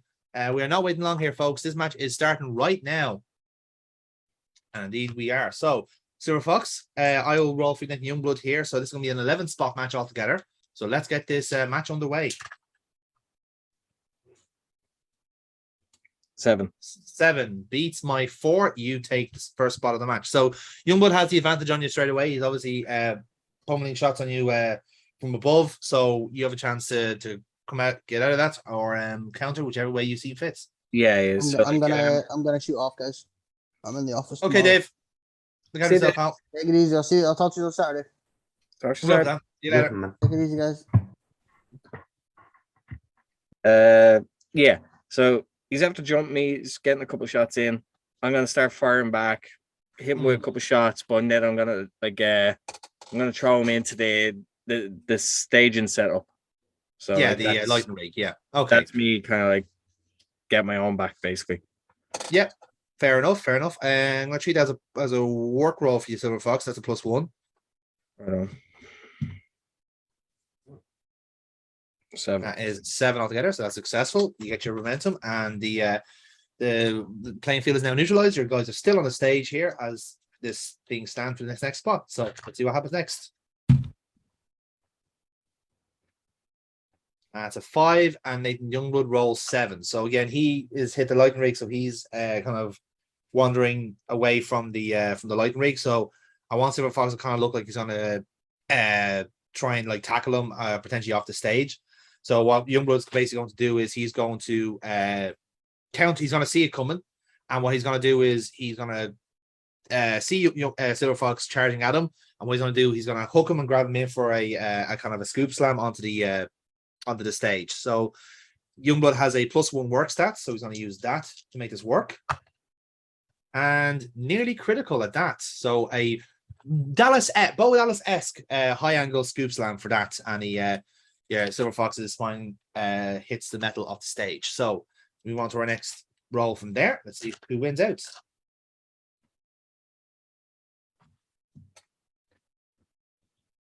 That is a 4, and Youngblood rolls 6. So he's going to take advantage from there. And so initially he's going to look like he's trying to take the mask off Silver Fox again, but the referee is kind of telling him like to stop doing it, and obviously Fox kind of gets away from him in the end. So Fox is going to come down from the stage. It's kind of like a kind of bottom, like a bit of a drop from the stage. He's going to come down from there and try and recover.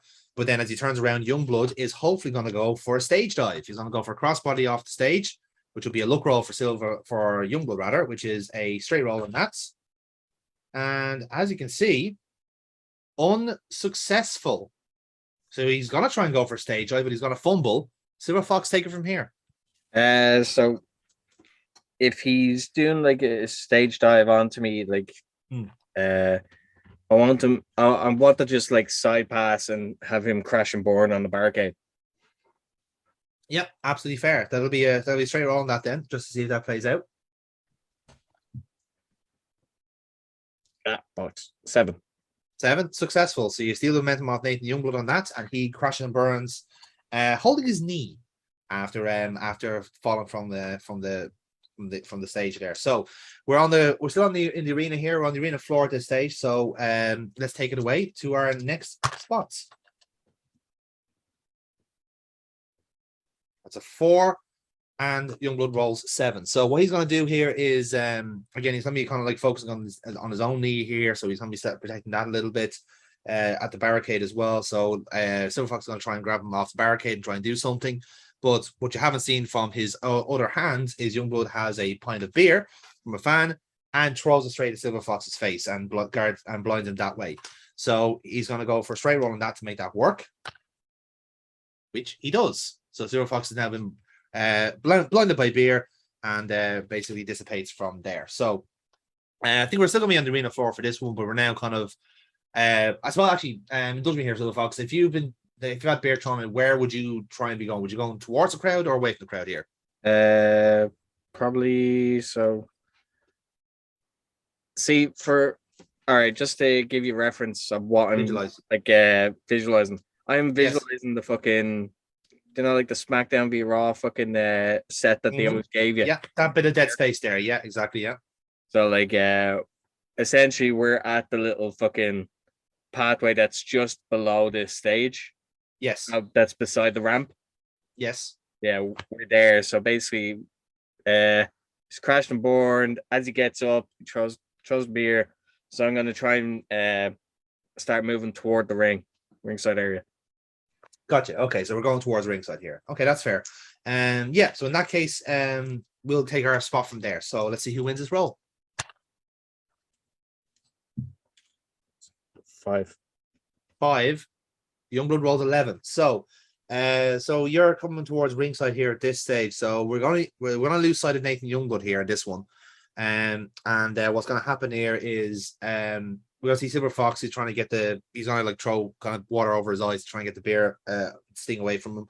And while that's happening, we notice that Nathan Youngblood is on the barricade. So he's gonna basically vault over and hit Silver Fox from there. So we're gonna go for a luck roll to see if this is successful. And again, he's gonna miss the dive. So it's another big dive Nathan Youngblood has missed. So Silver Fox, how is this going to play out? So with the time that it's taken him to walk down, get something for his eyes, he's had plenty of time. So when Nathan like goes to jump over the barricade, Fox is going to catch him and go belly overhead. Oh, very nice, very nice. Okay, then in that case, +1 work roll for that. Oh shit! Feel bad for his back. Oh, indeed. So that's one more into for Silver Fox again, poaching it from him. We're still at ringside here at the moment, as Youngblood, you can hear the shriek of pain from his lower back. So, let's go for our next roll and see who wins out. That's an 8, and Youngblood rolls 8 as well. So, Fox, we go again. 6. 9. So again, he's going to be setting his back here a little bit. So I want Silver Fox to go to feed him around into the opposite side of the ring here. So kind of into one of the barricade corners. And I want kind of Silver Fox to start setting up something that looks like he's going to go for like a running knee through there. So he's going to have Youngblood set up, and he kind of like does kind of almost like a kind of mark like that. And he's going to start charging towards the barrier. But what I want Youngblood to do is sidestep, and basically Silver Fox crashes through the barrier into the crowd. So that's going to be a straight roll for Nathan Youngblood to basically see if he gets out of the way. And he does just about get out of the way. So this is a last minute thing. So Youngblood just dodges out of the way, and Silver Fox goes crashing through the barricade, real kind of crash and burn stuff, as he goes through almost like the 5th or 6th row back from the stage, or from the ring. And this next spot then takes us into the actual audience again. So Silver Fox, take it from here. Let's go for our next roll. That's a 7, and I roll 7 as well. So we go again. 7 again. 7 again. Consistency, but Youngblood rolls 9. So I want Youngblood to so Youngblood is picking up Silver Fox here, and strangely enough, he kind of gets distracted for a second. He sees a kind of few people like kind of in the crowd, and he starts like he's staring at like kind of there's like a elderly couple there, and there's kind of someone kind of blonde hair as well. Like, he's just kind of staring at them, going like whatever. So he's kind of just shaking his head at them, and kind of like starts picking up Silver Fox and starting to point at them. So it's kind of implied that that's kind of like Silver Fox's kind of family. That's the whole idea. So he takes Youngblood away then. So there's almost like a raised kind of part. If you remember from the Last Man Standing match, there was kind of a staired area where people kind of come in from the entrance. So that's where Youngblood is taking Silver Fox here. So there's a bit of there's a kind of tea tables and stuff set up there from the kind of audio visual area. So that's where Youngblood is going, and it looks like he's setting Silver Fox up for a basically a powerbomb through one of the tables there. So that's going to be a power roll for Nathan Youngblood, which is a -1. Let's see if he pulls it off. Powerbomb successful for Nathan Youngblood. So he powerbombs Silver Fox, and he's going to go for a token pin, which Silver Fox is going to kick out of, just for flavor, essentially. So we go for our next spot from there, and let's see what happens next.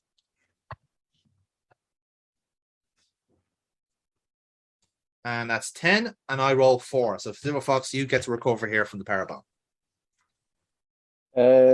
Just for reference, what would you have done if you won? If I'd won, I was going to take you from that table position and basically get you. Actually, no, I was going to do. I was going to go for a dive off that raised platform. So like the Youngblood's going to be kind of mocking, going like, "Oh, I'm going to get him this time. Watch this," and he's going to go for an old school frog splash, essentially through the kind of through the rest of the tabled area, essentially. So you're through a part of the wooden area, and the Youngblood's going to basically frog splash over on top of you that way.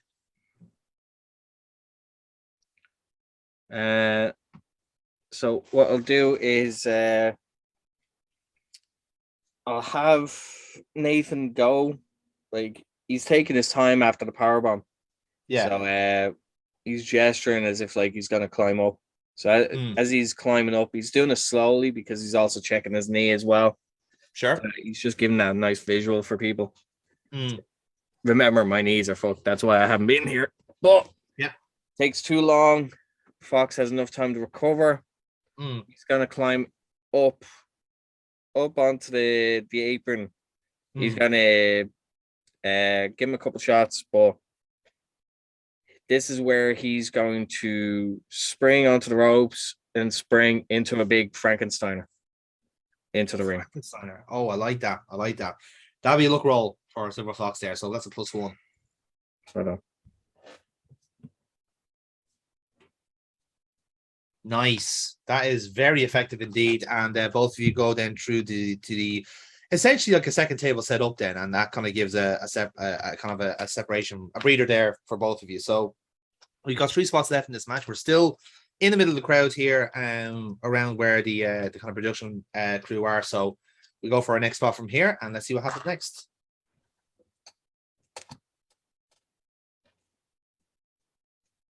That's an 11. Good roll. We're in to 12. So again, you've gone for the Frankensteiner here. So Youngblood's taking the tumble. Again, you're gonna go for a pinfall attempt on him, and he kicks out from there. So I want him to start crawling away from you and more towards the ring where the kind of the broken barricade is. So he's gonna start crawling and crawling and crawling. And at which point then he's gonna hide on the apron. Basically, yeah, he's gonna hide on the apron. And when he comes out, basically, you're gonna see like a foot basically kind of hidden there. So you're gonna drag him out from the foot. As he does, he's gonna switch hips and he's gonna wham you over the head with a steel chair. Actually, no, let's not make a steel chair. Steel chair is boring. Let's go for the Singapore cane. So Singapore cane instead, and that'll be a real roll for Nathan Youngblood, which is a straight roll. And he has a Singapore cane, but Silver Fox, you get to reverse. So which way do you want to do this? So he's gonna get a weapon now. So again, let's just say he's hiding on the apron. You drag him out. Take it from here. Yeah. So basically, like, I grab his leg, I pull him out. He switches his hips so that he can get a swing. I'm gonna like duck the swing. Yeah. But I'm gonna hook him. I'm gonna deadlift the brainbuster.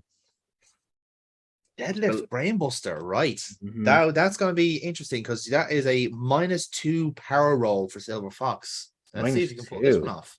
Yeah. Christ. That's not fair. And that's not fair. Fuck that. Oh, okay. So let's work it this way then. So you're going to go for the deadlift,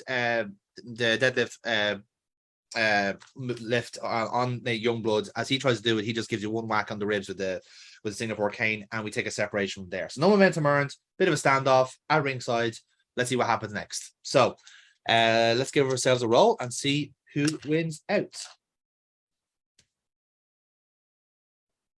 6, 9. So again, Youngblood is going to start wailing you with the Singapore cane. So he's hitting you with the back, the legs, everything he can get until the Singapore cane is expired. So he throws it away, goes in the ring and gets an even fucking longer, like a proper like stick or a bundle of bamboo sticks, and he starts going again. So he's just using as much weapon as he can, and then the culmination is one massive one across the top of the head, and that'll tumble Silver Fox to the ground. So he's gonna go for a luck roll on that. So straight roll or rear roll, sorry. So if that is successful, and again cannot get the big one. So again, he's probably gonna get a few licks in, but when he goes for the big one, that's when Silver Fox reverses. So which way do you want to do this, Silver Fox? Am I on the ground or am I actually standing for this one? I kind of picture it as if you were standing, but by all means, take creative license. That's fine. Yeah. So like if he's setting up for a big wind up with the big one, Careful now. Context. But literally as he swings, I'm gonna duck again, but this time I'm actually gonna hook him, and I'm gonna give him a bloody Sunday. Oh, very nice, very nice. That'll be a work roll for you, +1. There we go. Very good indeed. So you do steal the momentum off him on that one, and we move on to our penultimate spot before the finish. So again, we're still at ringside here. Let's talk through what happens with this penultimate spot. So let's see what to roll first. Fuck's sake. 5. You actually win the roll because I rolled 3. So this last spot goes to you, Silver Fox. So I've hit the bloody Sunday.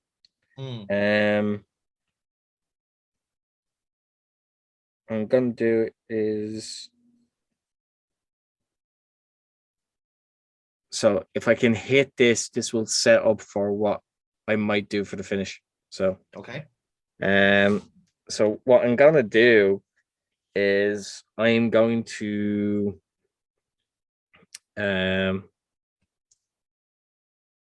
I'm going to hit him with the silver lion. Okay. So yeah, and this will set up for potentially what I'll do in the finish. So Very well. So this will be a silver lining roll. So this will be a straight roll for you on your finish. Presuming you're not the one to make any momentum to the cause. So straight roll on this. right now. Fucking thing. It's frozen. There we go. And that is successful. So you do get a silver lining on that one. And we take it to the finish. So you are in the ascendancy of Silver Fox. How do you want to end this match? So I've hit the silver lining and I go as if I'm about to pin him. Yeah. Then I'm just about to like proper lean in to hook the leg. Mm. And then I throw the leg down. I take a second, I'm looking around. And I'm just like, nah. So I'm gonna pick him up and I'm gonna finish him with his own move. So I'm gonna use the blood tide for the finish. Very good. Very good. Okay.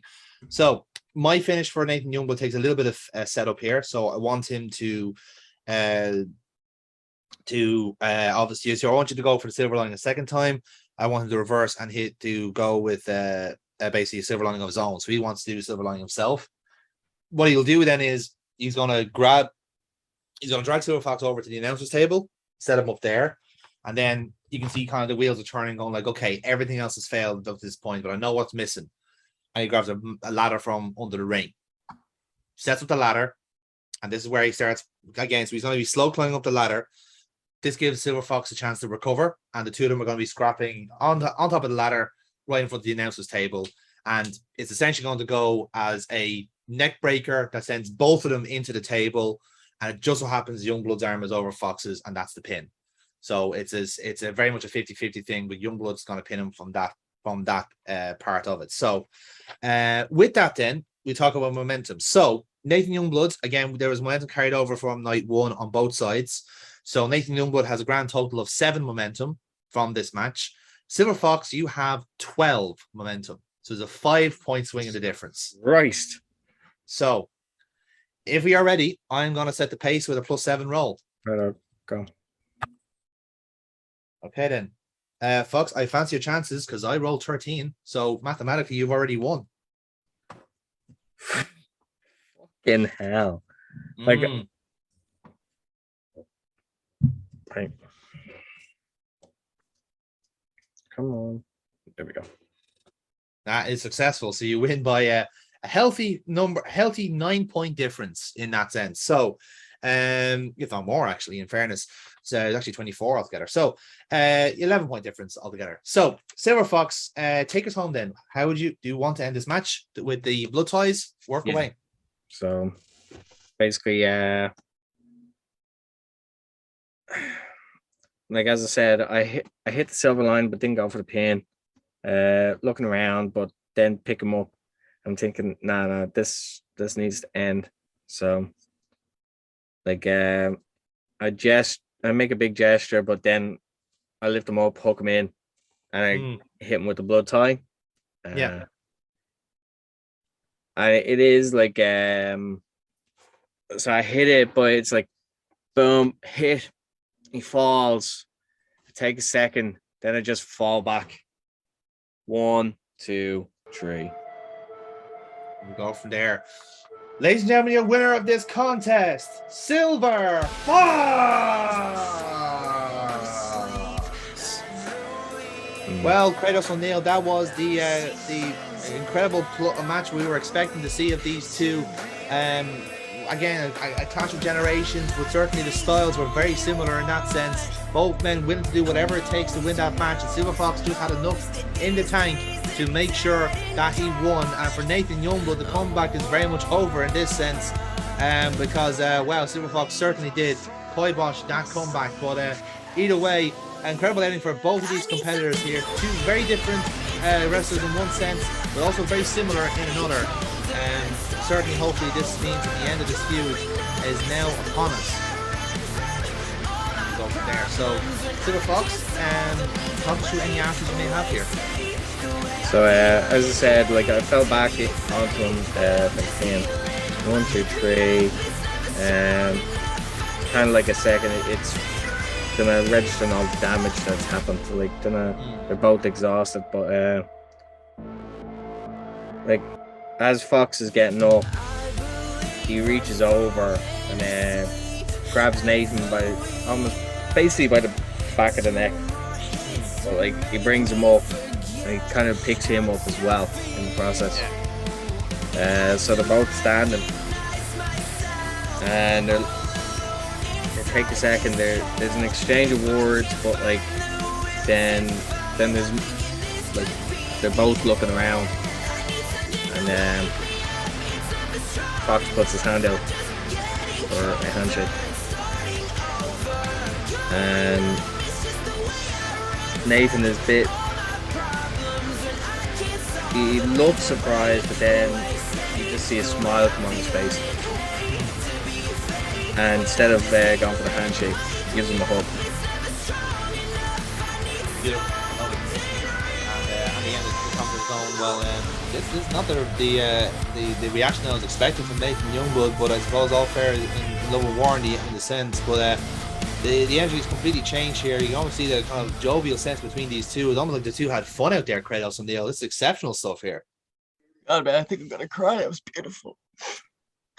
See the two men embracing in the middle of the ring here. Certainly a nice feel to end this match in a sense, considering how aggressive and how tense it was for the last couple of weeks. Perhaps the release is there for both of these competitors. But so. Foxy, if you have any more answers here, feel free to throw them in as we're commentating. Kratos screaming from the back, sportsmanship! But yeah, like they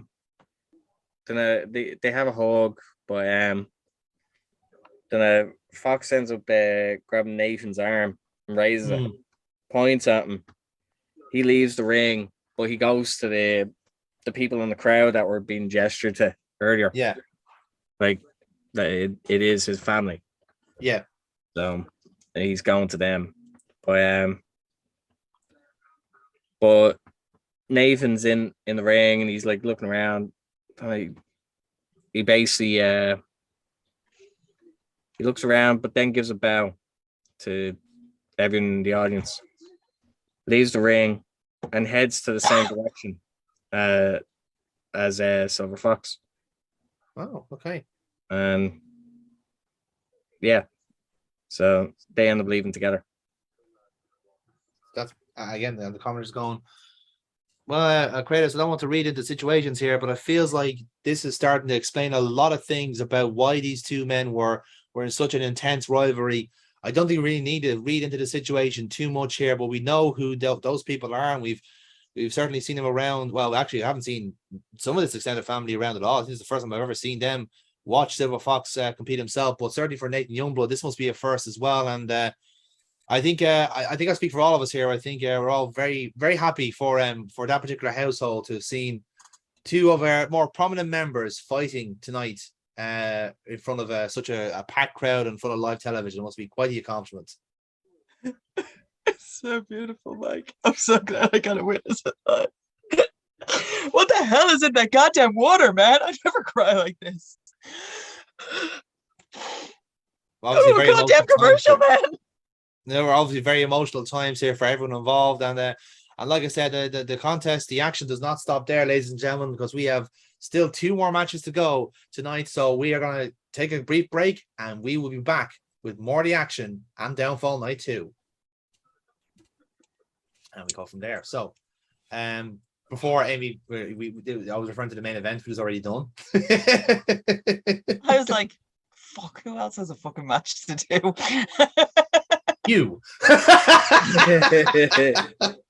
This is going to be our sub-main event then. So this is Selena versus Casey Colt. So this is after the Falls Count Anywhere match. So a little bit of thunder being tidied up, the barricade being set back up and all that sort of stuff. So a bit of a chance then to recap what happened in night one, Selena's return, and Casey Colt tapping out to the chicken wing and all these other things.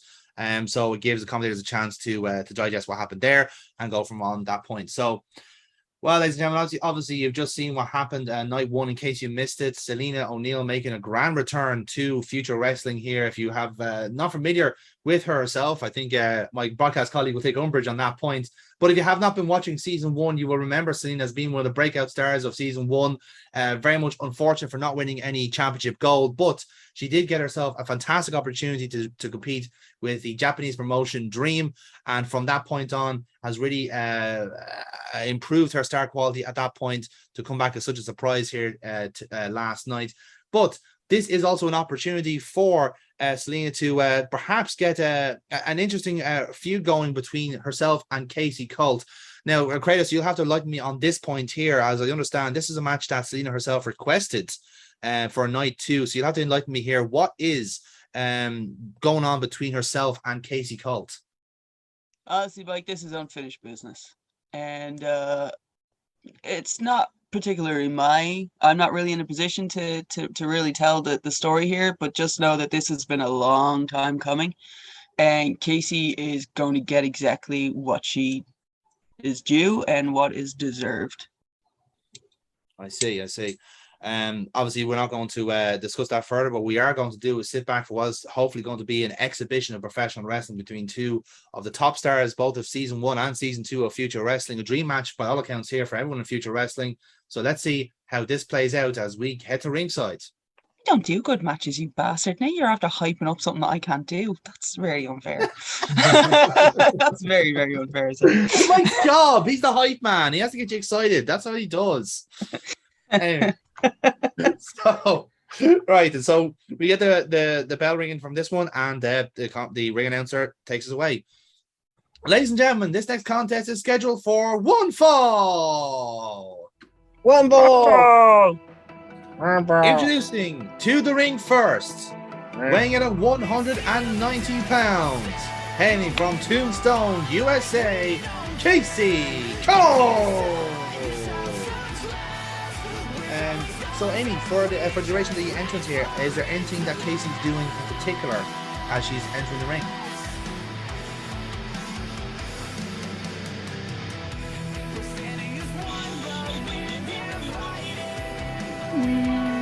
She doesn't have her normal kind of she wouldn't have her normal cockiness to her.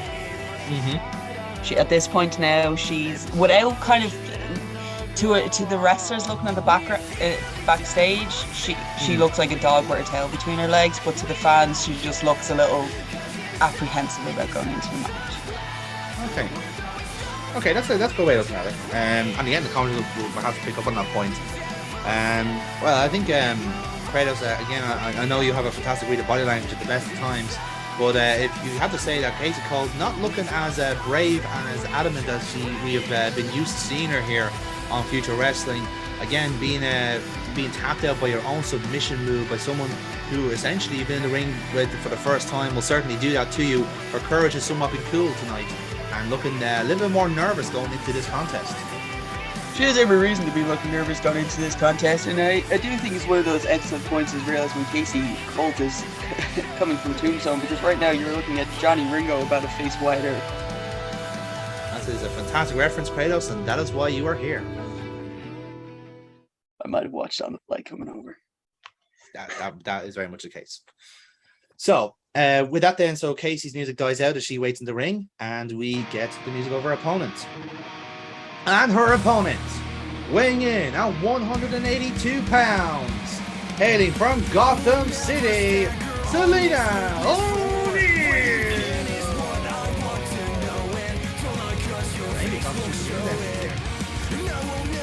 The music, as the music is kind of like starting to play on this one, Selena just falls out and runs out down towards the ring. Casey realizes what's going on, so she scoots out of the ring but towards Selena instead of backing So before the bell rings, the two of them are basically just laying into each other on the ramp before it even gets into the ring. So, you know, we'll take the match from there. So I think it's fair to say you'll be rolling for Selena in this one, and I shall roll for Casey. So we shall do that then. And again, there's momentum rolled over Selena from so much. Yeah. So there is momentum rolled over from last night's show. So Casey starting off with 3 and Selena is starting off with 4, because we are including the spots that happened between yourself and Wayne, and they were kind of automated. So that is the balance of the momentum you would have had. So that's what we're starting off with for both competitors, and we have 12 spots in this match. So let's start off with this brawl. Let's see who gets the best of it with our opening spot. And that's 9 and 4. So Selena starts this match off, as it were. The match hasn't actually started, by the way. It has not started yet at this point. So what Selena is going to do is I'm going to go very early 90s, early 90s WWE Divas wrestling matches here at this point. There is a little bit of a height difference, I think, between me and Casey. I think Casey is a tiny bit shorter. I think I have her down as shorter on it. So what's going to happen is during the fray on this point, with the two of them kind of like literally just laying slaps onto each other, I'm going to assume that we have a flat ramp as opposed to like a. It's not as a steep incline, but there would be kind of a space. It's a slight raise. It's a slight raise, but there is space in between where the barricades would be, I'm assuming. Yeah, there is a little bit of distance, so it is. Yeah, it's a bit of walking path for. So what's going to happen then on this one? Casey's going to go for a closed fist punch on Selena. Selena's going to block it and then go straight for the hair and just throw by the hair into the barricade, so she lands in between the ramp and the barricade. Okay, fair enough. So a reminder of Selena's stats as we left her from season 1: 0s on luck and power, and +1s on real and work. So that'll be a real roll, +1 for Selena. And that is successful. So Casey goes flying into the barricade on that, and we continue the brawl from here. So again, the match hasn't started fully yet. We're still just very quickly here. I just remembered this was also one of like the perks that Selena had was at pay-per-views and stuff like that. She always had special. If she had special gear, she had special attire, which I actually forgot to mention on this one. And the attire that she's using actually is an old mock-up of one of Kratos O'Neill's. Old kind of like, so it's not a singlet per se, but it's more kind of like a dungaree type look. So there's a like crop top on underneath the dungaree, so it's like one of his old singlets, but it has Booker Bitch on the back of it. Yes, no, we I think we did mention that she was wearing a. I think did we mention the trench coat last night that she was wearing a Booker Bitch trench coat? I don't think we did. I think me and you had on the idea, but I don't think we actually remembered to mention it. But it's from our last appearance. She's had the Booker Bitch anyway. Yes. On it, but that's on the back of the denim kind of ring gear that she's the dungaree ring gear that she's wearing at the moment. Okay. But yeah. Right. So what I'm going to do then on this one is we roll for that. Just make sure. Yeah, we rolled. I got a 9. It was the thing on it. So we need to roll again, sorry. Yeah, that's 8 and I roll 5. So you're still in control of the match either way. Grand. So what I'm going to do then is gonna pick her up from where she landed in between the barricade and the ramp by the hair. No real care on this one. Kind of, we're going to be working very heelish, I think, really in this sense here, just to kind of get a point across. So pulling her by the hair to throw her into the ring. Yes. Kind of so we can actually get the match started, realistically speaking. And just kind of laying into her, so kind of like straddling her in a sense, and just like laying on the hits. Now, not doing a closed fist, but going for forearm hits to the face. Cool. Yeah, that'll be another reel then, +1 on that. So real roll. We got a 10. 10 successful. More momentum for Selena as we continue on the match. So the match is now officially underway. Ding ding ding, and we're in the ring. So let's see what happens next. I rolled a 9 again, but I am gonna roll it again because I don't know if. Okay, yeah, so it's a 10. 10. Yeah, we upgraded. So yeah, beat my 7 either way. So yeah, you're still in the control of the match, Selena, in that case. So okay, so what I'm going to do then is referee is kind of pulling me away on this one to kind of give her a bit of breathing room on this sense here. I don't really care for that. So once Sonny kind of moves out of the way, and and Casey has a little bit of breathing room on this one. I'm going to go for my personal favorite. I do love doing a running bulldog, but I'm going to do the Trish Stratus version of it basically on this sense here. So run the ropes, get right behind it, and slam. So fall like basically kind of taking the own hit on my own arse now on that one as well, but slamming her into it and then going straight in to try and get a quick pin. Very well. So yeah, we'll treat it as a look roll, work roll on that. So +1. And yeah, that's successful. So you're gonna go for a pin attempt on that. And Casey does kick out of that. So it's a 1, 2, and a kick out from there as we move on to the next spot. So let's see what happens next. It's a 7.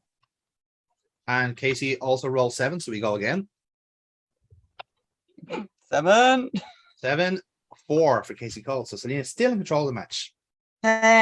So I have her down, gonna position her straight out in the middle on this one, and I'm going to go.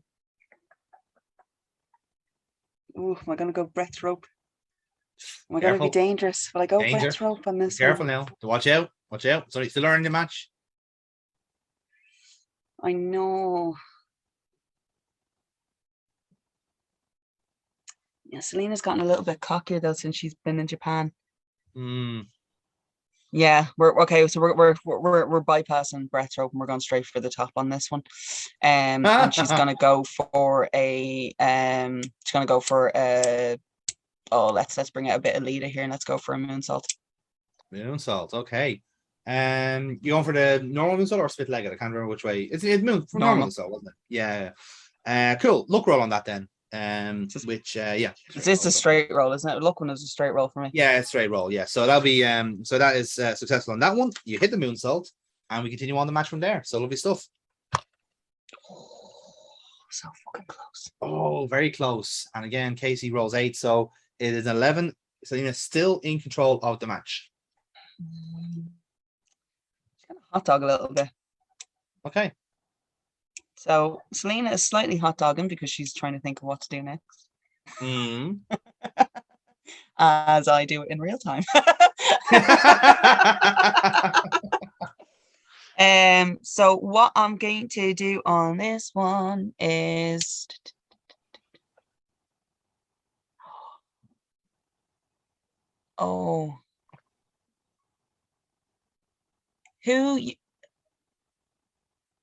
it was Casey.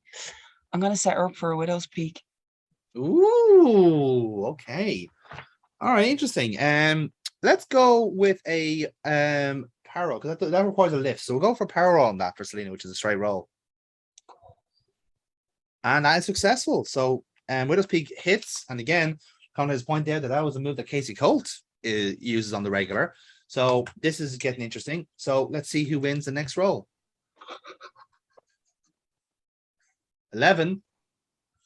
Casey also rolls 11. No way! So we go again. Oh shit!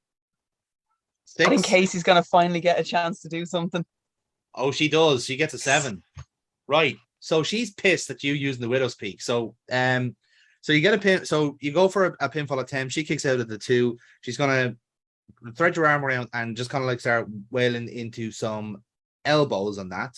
Yeah, so as we're going, she's going to go for ground and pound. She's going to keep it on the ground on the mat for a minute, and she start kind of like focusing on your shoulder, and then getting a few elbows in at the back of the neck, and potentially working into a submission. So I'm going to treat it as a reel for Casey, which is a +2 to get her on the boards, and that is successful. So she gets some momentum out of that, and move on to our next spot from there. So let's see who wins the next spot.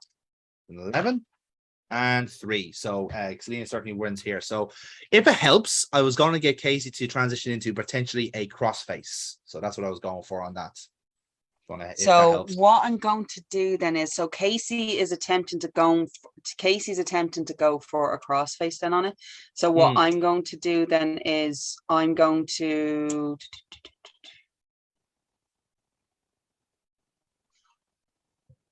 Oh, I'm going to pull her forward in a sense, right? So she's behind. So I'm going to get one arm free on this sense here and just reef by the hair. Yeah. And just pull her forward in a sense there. So whether or not if it's in a sense of either her kind of face planting into the apron in a sense, or if I can get enough momentum, but I don't think I can considering I'm already on my face to actually pull her over, if you get me. So Yeah. what I want to do is basically just reef the hair in a sense here to pull her, kind of get her off balance in a sense. It would give me a chance then to actually wrap the legs around her and then go for a crossface again on her. Okay. Or a chicken wing even on her. You get me? Yeah, I get what you mean. So either way, like it's a mix of a real and a work. So I'm going to throw. They're both +1, so it'll be a +1 roll either way. And that is successful. So you get momentum out of it anyway, and she gets into a crossface. And again, for argument's sake, she'll be in the crossface for a spell, and we can take the next roll from here and let's see what happens. So let's see what happens from there. So 7, and Casey rolled 8. So again, I think you'll be she'll be in the crossface for a spell, and then she'll break out of it then. So after the break, then I would like something to perhaps go for. What would have you gone for once the crossface was out? Just you see, what I probably would have realistically, now that I think about what I should have done, was I should have gone for a roll up. Right, you know what? Right, let's work on that then. So if you're going to go for a roll up, right? So I'd like Casey to go for an extra rotation on the roll up, so that kind of reverses it. And then what she's going to be doing is she wants to basically hold the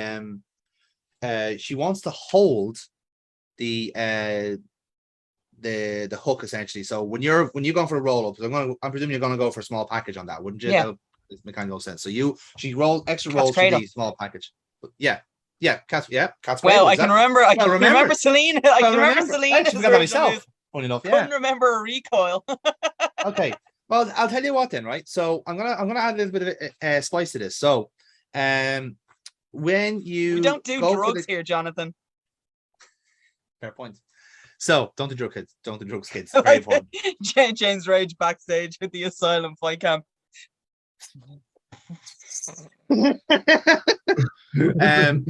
So we get the extra rotation on the cat's cradle. That kind of gets Casey out of trouble. But I wanted to keep the lock in essentially, so she has Casey or Selena under a front face lock here. So she's gonna grab both arms in, and she's gonna go for an execution, which is one of Decker's moves. So I'm gonna treat that as a +1, which is a luck roll for Casey, and that is successful. So she gets an execution on Selena, and move on to our next spot from there.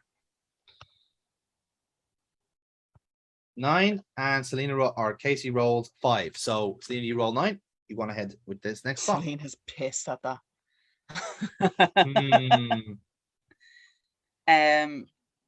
So what? Okay.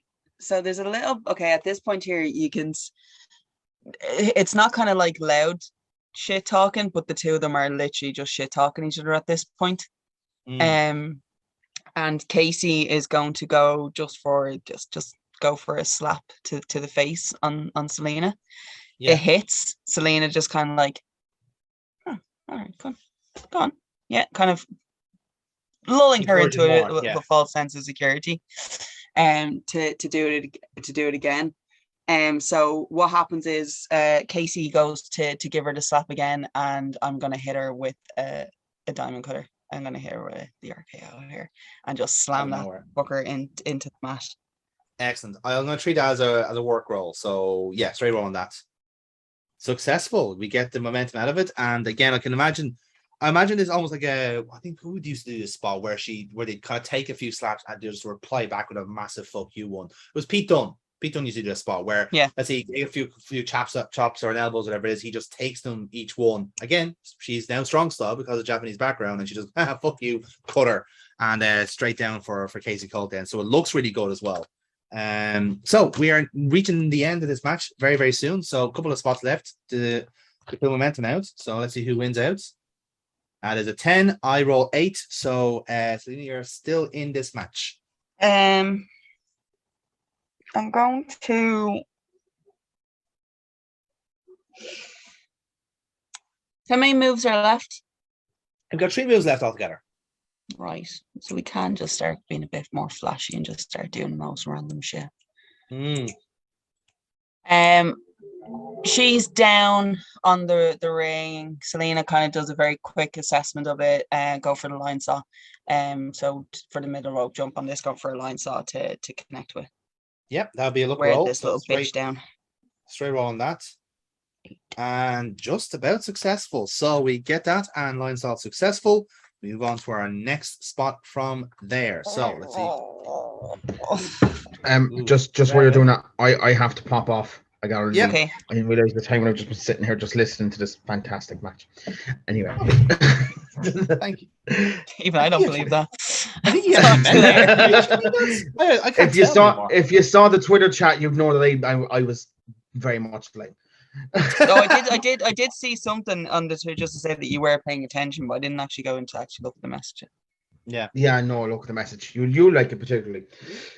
Anyway, bye. Good luck, Aaron. See you later. Actually, I need to see Amy's reaction to this. Then I'll go. There we are. I do love Loki. We got him a new toy from America, and it's basically just. I'm not. Yeah, I'm. He's a fucking bastard. And yeah, I'm gone. See you lads. Okay, I'll see you on Saturday, probably, because I'll be in for that thing on Yes. Saturday. Yeah. Gone. We couldn't. Lovely stuff. Okay, so you roll 7 there, Amy. I roll 7 as well, so we'll have to re-roll.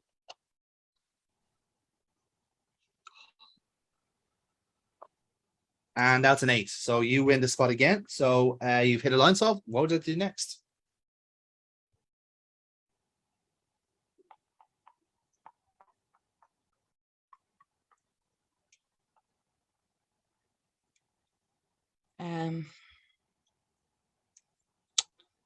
Oh God, what do I want to do?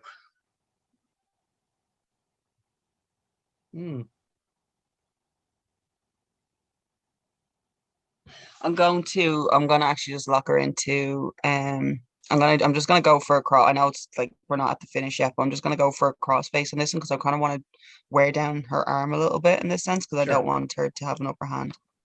Interesting. Just in case. Okay. That'll be a worker on that then, +1. And that is successful. So she's in the crossface again. And again, you're going for the wear down. So she'll be in it for some time. She will grab the ropes and again start selling the shoulders. So the shoulder's a weak point going into the last foray of the match. So one spot left before the finish. Let's see who wins out. That's a 10. And I roll 8. So last spot goes to you, Selena, here. What would you like to do? What was Kratos' finisher? The camel clutch. Kratos clutch even. I think you know where I'm going with this. I have an inclination, yes. I've got a slight notion of where I'm this gonna is go for a going. sharpshooter. Holy shit! We've never seen that happen. Don't see the spot before the main event. Jesus. So yeah, I'm gonna lock her in for a Kratos clutch. On I really do want like Kratos to mark at the commentary when that's happening. It's like, I done that move. And just Mike, I told her to do it. Oh my God, I taught her how to do this, man. Just Mike been like, ow, like what the fuck? I'm right next to you, you fucking prick. So I didn't miss you when. Do you know what? I didn't actually miss you when you were gone. Fuck off back to Japan, you bastard. I'll treat this as a power roll just because of the nature of the move. So let's see how well this is in. Oh, that's a strong roll too. So again, I want so Casey will be in it for a spell. Looks like she's fading, and then she's kind of powers out from there basically, and we go to our finish from there. So. We have a bit of a separation. So in terms of Casey's finish, it hasn't really been in the match that much. So she's going to need a bit of a rally for this to make sense. So I'll have to kind of go for a salvo of moves to even things up. So would be something along the lines of a Unprettier, then a Widow's Peak, and then perhaps into the chicken wing then just as a very quick 1, 2, 3 move. So that's probably as best as she can do really with what she has. Selena, how about yourself? How would you like to end this match? I'm happy for Casey to get a few offenses in on here and then just get her in that roll up. Just get her in with that small package, the cat's cradle on it. Right. Well, how about we do it this way then? Do we want to do it so they trade, let's say, a signature move or two? So if Casey gets an Unprettier in, Selena gets, let's say, a Shining Wizard in, for instance, then we go to Widow's Peak. It looks like Casey's going to go in for the chicken wing. Well, both have gone for the chicken wing, let's say. So you gone chicken wing, she's reverse chicken wing, and then you go into roll up and go from there. Yeah. That works, doesn't it? Yeah. Okay. Yeah. Right. So let's do that then. So momentum wise, Casey is currently on 7 and Selena is on 14. And well, I don't think I'm going to beat that somehow. Nope, certainly not. So Selena O'Neill is going to win this match handsomely in that sense. So let's talk about the final exchanges again. So again, right after from the camel clutch attempt, Casey's going to recover. I'm just going to say, for argument's sake, Selena's going to try and close on to get her back down to the mat. She ducks, threads Selena's arm around, grabs the other one, and goes for the Unprettier. Pinfall attempt, not successful. Selena, do you want to throw in a move here? We can keep this exchange going. Yeah, go for the Shining Wizard, like you had said. Shining Wizard. Yeah, Grant. So yeah, so thanks, James Rage, for reminding us that was actually a thing from yesterday. Absolutely, yeah, indeed. Night one. So actually we'll do it. Do you know what? We'll do it exactly as you did with Nathan Youngblood. So it looks like you run the ropes, you actually turn around and you hit Casey Cole from behind instead. And that the Shining Wizard, you go for the pinfall there, and it's the 1-2 and kick out from there. So again, you look like you're going to set up for something else. Casey will reverse it into the Widow's Peak, which I think was recalled. Yeah, Widow's Peak either way. She slams it down. It's a closer to. Then we go to Selena here. So Selena, what would you like to do to continue this exchange? I wasn't paying attention. So after the Widow's Peak. So I think at this point, I think we were going to start exchanging chicken wing types. Do you know when you feel something on your back, and I was like trying to figure out what it was, my hair, and it freaked me out a little bit. Sorry. It was a ghost. Huh? It was a ghost. Very spooky ghost. I have the salt. I have the salt. It's all right. I have the key ring with the salt on it this time. I'm safe. Yeah. So basically, so she's trying to go for. What was she's trying to go for the chicken wing, is it? She is gone. She hit it with his peak. You kick out of the pinfall attempt, and then she starts signaling for the chicken wing, and then both of you try and basically get it on both of you. So one reverses the other. Right. And so finish. Okay, so what I think of then what she can do on this one is she's going for, so she actually gets like one arm kind of locked in a sense, but she can't get her legs around the waist in a sense either. So what then happens is that way I'm able to kind of maneuver around to get her basically in a cradle roll up then for it. So she thinks that she has it and then just going for it then. Exactly, yeah. And again, the commentators will play us out here from this point, going like, and these two competitors are trading chicken wing attempts here, but hang on a second, he swept it. Because Lee said the logo here, it's into the cat's cradle roll up. 1, 2, 3, ring the bell. That's it. Selena O'Neill has won this match. Ladies and gentlemen, your winner of this contest, Selena O'Neill. I'm not allowed to mark out. I'm not allowed to mark out. Well, Kratos, either way of your personal feelings, you have to agree that match was certainly getting a sprint towards the finish. Both competitors really trying to lay the big power moves on each other towards the end. But ultimately, like a lot of matches we've seen here with Selena O'Neill, it all ends with that patented cat's cradle, a phenomenal technique on the roll-up, and there's no way that Casey Cole was getting out of that. And you can see it in Casey Cole's face there. She is very, very disappointed in herself to have fallen for the cat's cradle trap. But either way, it's still as patented as I remember Kratos O'Neill. But what a match though between these two competitors. Yeah, no, this has actually been one of I mean over the last year. How long have I been in Japan? Yep. Well, roughly a year. Then time-wise, 9 months. Okay. Yeah, I mean, I've over the last coming up with the last year. I mean, I've seen Selena in a lot of matches, but I'll be honest with you, I think this is scarily to say at this point. I think this is actually the happiest I've seen Selena in a match in quite a long time. And I'm not gonna lie, Mike, that's actually a terrifying thought. A very, very terrifying thought. This is her happiest, beating the crap out of another human being. Well, that's a fair point, but also it does kind of show you the power of that Japanese style of training, that regiment. I'm sure you know very well at this stage, Kratos. Look at how much it's changed Selena's style, that intensity, that physicality now drawn into her game as well. And Japan is certainly a credit to have her there at the moment. The Dream must be delighted with her progress at the moment in that sense. But I mean, just even look at the star quality she has here at the moment. The crowd chanted her name as we were seeing this match out here.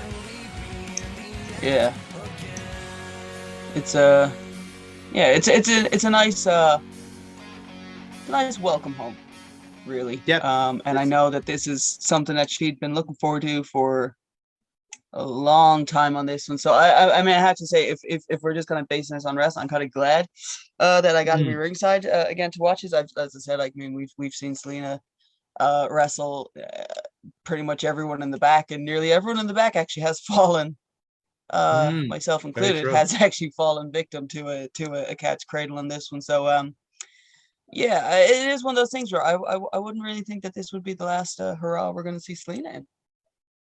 This is a very, very, very, very fair point. And so as these two are talking, then we go back, switch back to the ring here. So Amy, what afters have you got between Selena and Casey Colt? Indeed, if we have any. So Selena's kind of lapping up the praise a little bit. She's she's hot dogging. Let's call a spade here, okay? Yeah. She is not Hulk Hogan it per se. She's more Randy Savaging it. A little bit kind of out of it in a sense here, that she did actually kind of get the win in a Happy Days. And then kind of looking back, Casey Colt is very much wants to get the hell out of there as quickly as possible. And what's going to happen is I'm going to steal a little James Rage here. Okay. In a sense, so Selena's going to kind of stop her and moves to shake her hand. Casey's kind of like, oh, I don't trust this at all, but she goes for the handshake straight away. She goes for the handshake. There's a little bit of thing in it, but Selena very quickly pulls her hand away on a sense here and just kind of goes, "You fucking mark," and then gets out of the ring and then just kind of goes herself, as if to say, don't fucking bring that bollocks here. She's not fully forgiven Casey over the whole issue, but that will be sorted out backstage. Indeed. And but again, like literally just calling her a fucking mark, a la Raven, WCW Raven. What a mark. Casey will just kind of give her a little, "Oh, you fucking bitch." But like she understands the context behind it. Yeah. And again, the commentators will pick up on that remark as well, going like, well, Kratos, you alluded to this animosity between these two, and I think that was a perfect example of it there. But you know yourself, competitors can be exactly like that, and we even saw with Silver Fox and Youngblood, like this match, certainly builds something between these two competitors, and we can only hope this is building a bridge between whatever troubled waters these two have had with each other. I can honestly say, Mike, at this point here, I know what Selena is like. She's a bitch, but I mean, this is her kind of way of building a bridge. So I think Casey should be okay in the long run. Well, we can certainly hope so. But either way, a fantastic exhibition. It was great again to see Selena O'Neill back in a future wrestling ring. And again, you can hear the chant, the crowd chanting away here, and obviously the crowd are chanting, please. They're chanting, please come back for Selena here. So Selena is obviously gonna take her leave at this stage, and we go from there. So, well, folks, it has been a hell of a night of wrestling already, but we have still one very big match to go, Kratos O'Neill, and it's perhaps the biggest match we'll ever have here in future wrestling. It could be the last match, indeed, going by current circumstances. We have the World Championship on the line. James Rage versus Violet Storm, the defending champion. As we take a moment to look back on the progress of both competitors here, let's roll this VT, and we'll when we come back on the other side of this, time for our main event. Preamble, we're going to get promos for both sides as Mike Dublin and Kerdos discussed the match beforehand. Well, I think it's fair to say... Kira, you okay? Did you say promos? No, like promo packages. Well, the match promo. Okay. Yeah. No, not the actual. No, don't worry. You don't have to say on anything. the spot there. It's You don't like, have to do oh, it. No, shit. no. We're getting vignettes. Now you know how I feel every time I had to do anything on this fucking RPG when I wasn't paying attention. Fair. Oh crap! What? I have a backstage promo. Bollocks. Oh, no. Porn all night. I can't concentrate on this. Fucking, by the way, someone hit P on their laptop the other day, Amy. Someone in my house hit P and a certain website fucking came up. Questions were asked. Right? So I should give context, G. Right? My mum's laptop was left on the kitchen table the other day before we went out, and Ashley decided to hit fucking Pornhub into it. My mum, in the last couple of days, hit fucking P in it and asked me why that popped up. Because she thought I was the fucking pervert. I threw her and Amy under the bus. There wasn't even a fucking second Hold on a minute. You got the blame. I got the blame when it was Chloe and Ashton, not me. It definitely wasn't Chloe. Chloe doesn't do that. Chloe and Ashton. She's a good were Christian sitting girl. No, bollocks to this, because the two of them. Oh, I'm very much going to remind her of face fucking Una when I get the chance. Look, there's a lot of context needed for Cork. Yeah. There is. So there is. we don't have the time. Okay, That's Kira's true in nearly all comatose. contexts. So I am glad now that your mother's porn addiction is finally coming to light. That's good. That's the start.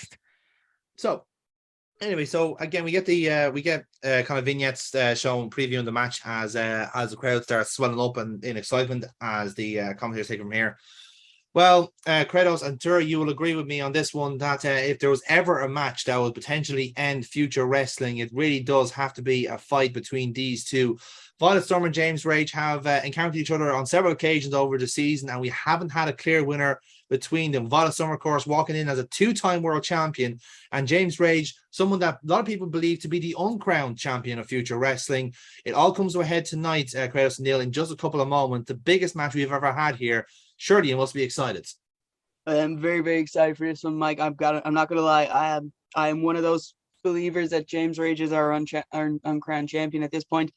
The man has put in so much work since he's came to Future Wrestling. I've known him a long time. I've known both these competitors a long time, but I kind of got to give James the edge on this one. I mean, he's a hungry man fighting for that champion. He has something to prove in this one.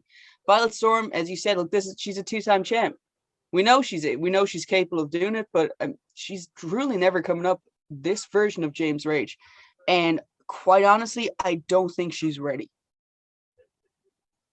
Well, that's a strong call, Kratos, and we will see if that turns out to be the case. But as I've learned many times before watching at this desk is never to underestimate Violet Storm.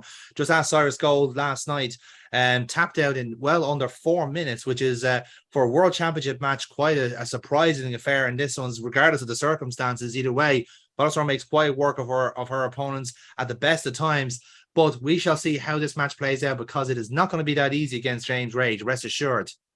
We get to the entrance music videos at this stage. So the ring announcer goes, ladies and gentlemen, this next match is your main event of the evening, and it is for the Future Wrestling World Championship.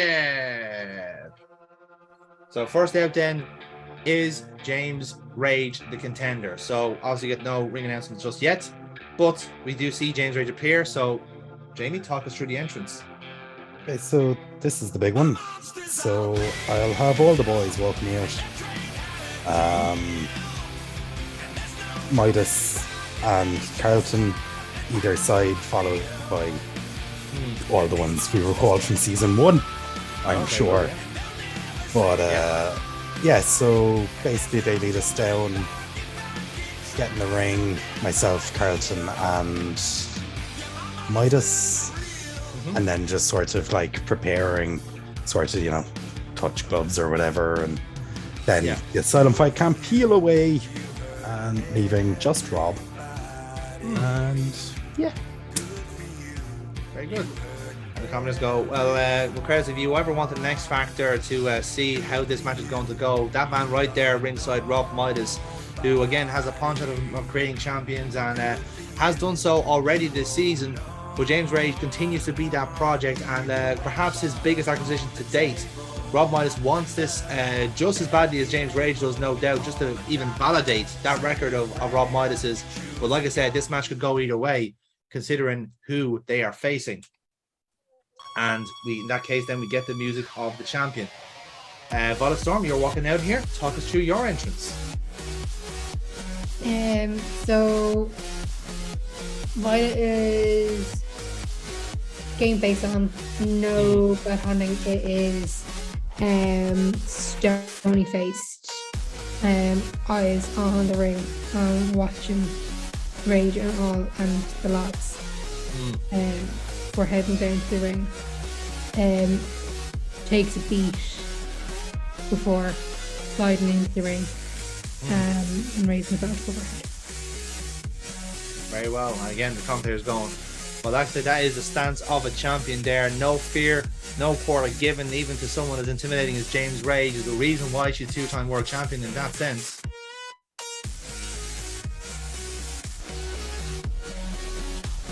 Okay.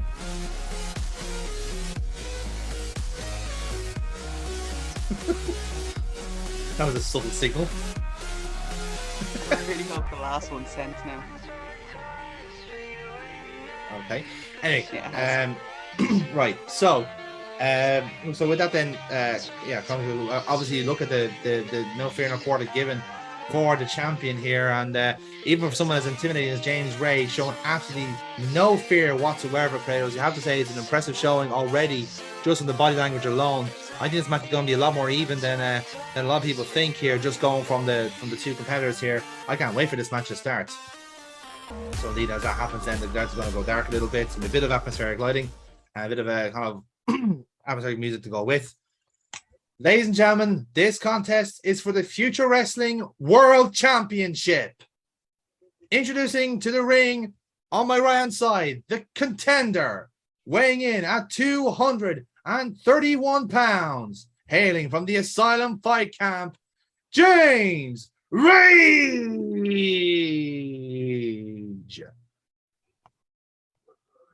And his opponent, in the corner to my left, weighing in at 190 pounds, from Dublin, Ireland, she is the reigning Future Wrestling World Champion, Violet Storm.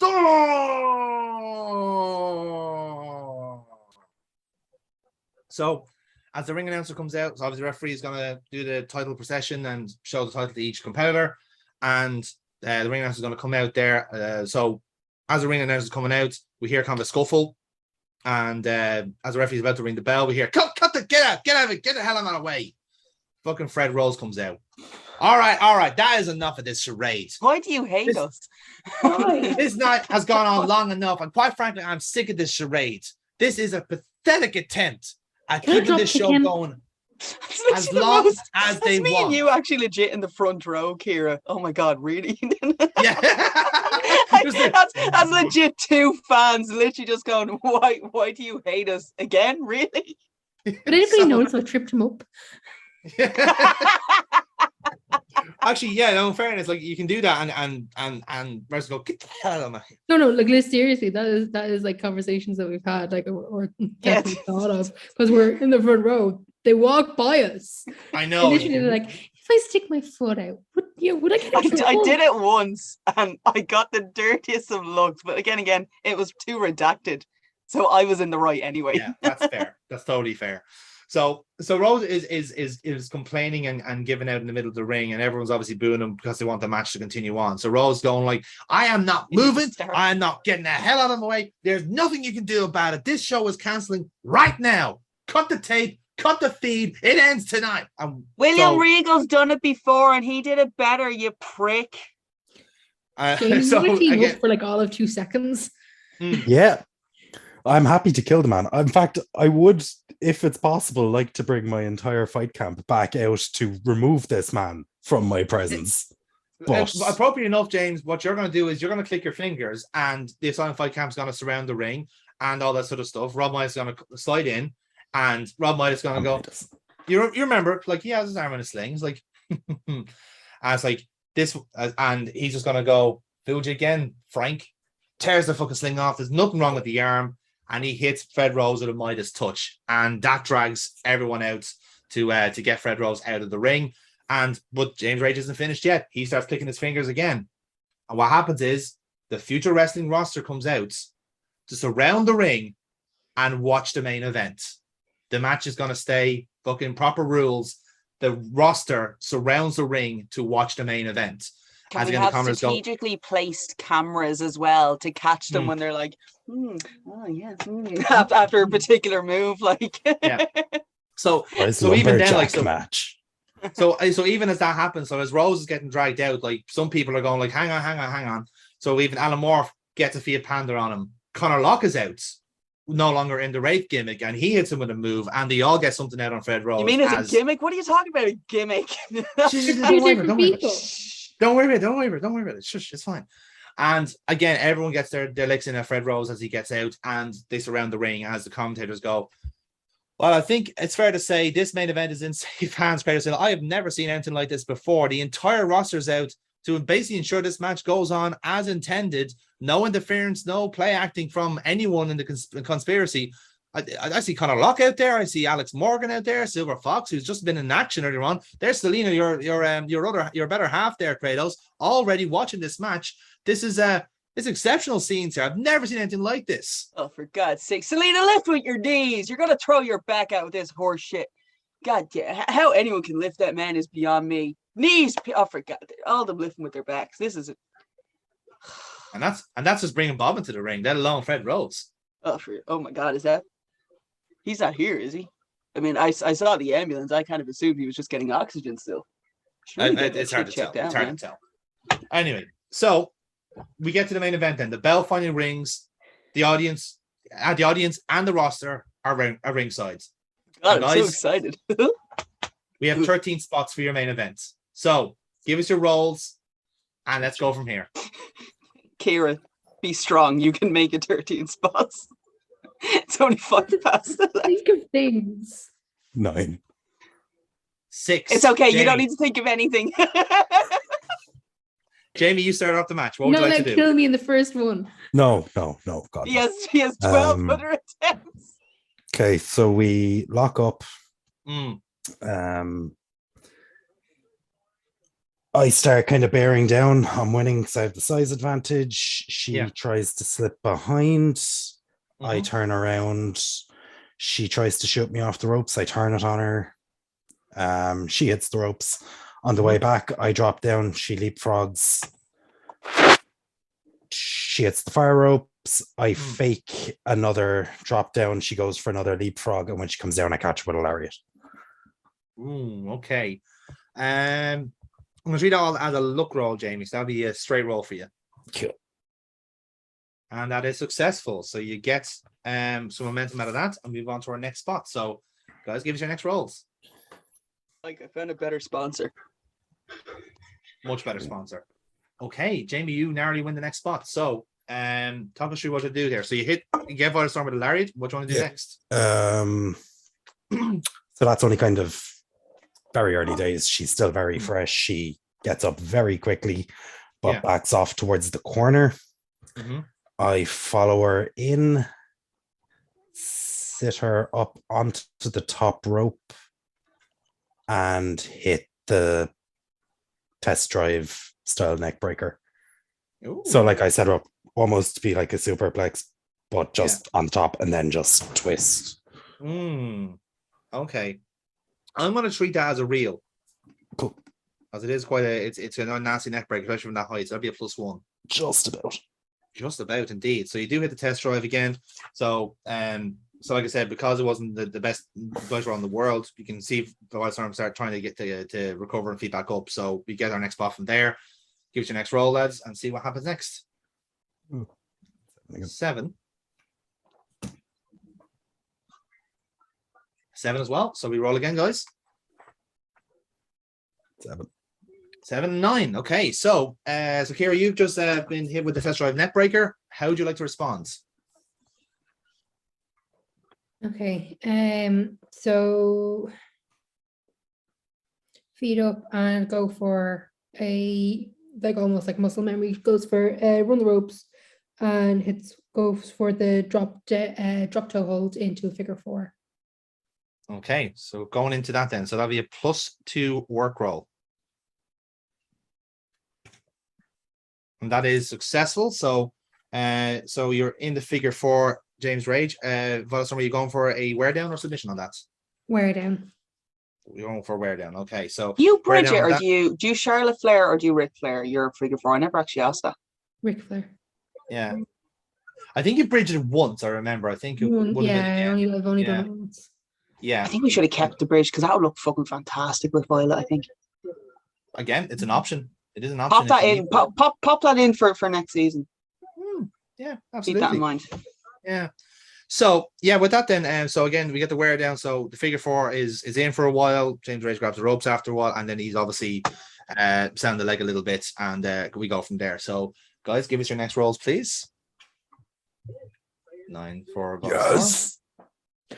12 for James Rage. Okay, Jamie, you are only have the only one perk available, which is the double momentum. So what would you like to do here? I get up. I'm on the ropes.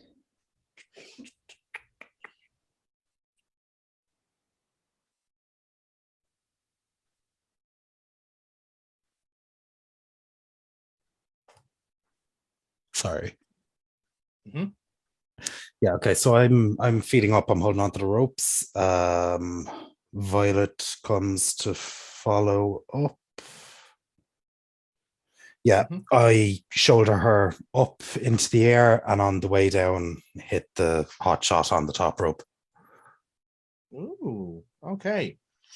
I'm going to treat that as a power roll because you're trying to vault her into the air. So it'll be a power roll for James Rage on that. And that is successful. So you do get the momentum out of it. So we get to our next spot from there, guys. So give us your next rolls. 11 for Violet Storm, 9 for James Rage. So Violet Storm, you're back in. So you've just been hit with you've been vaulted up in the air and slammed back down. How do you respond from there? From that. Okay, so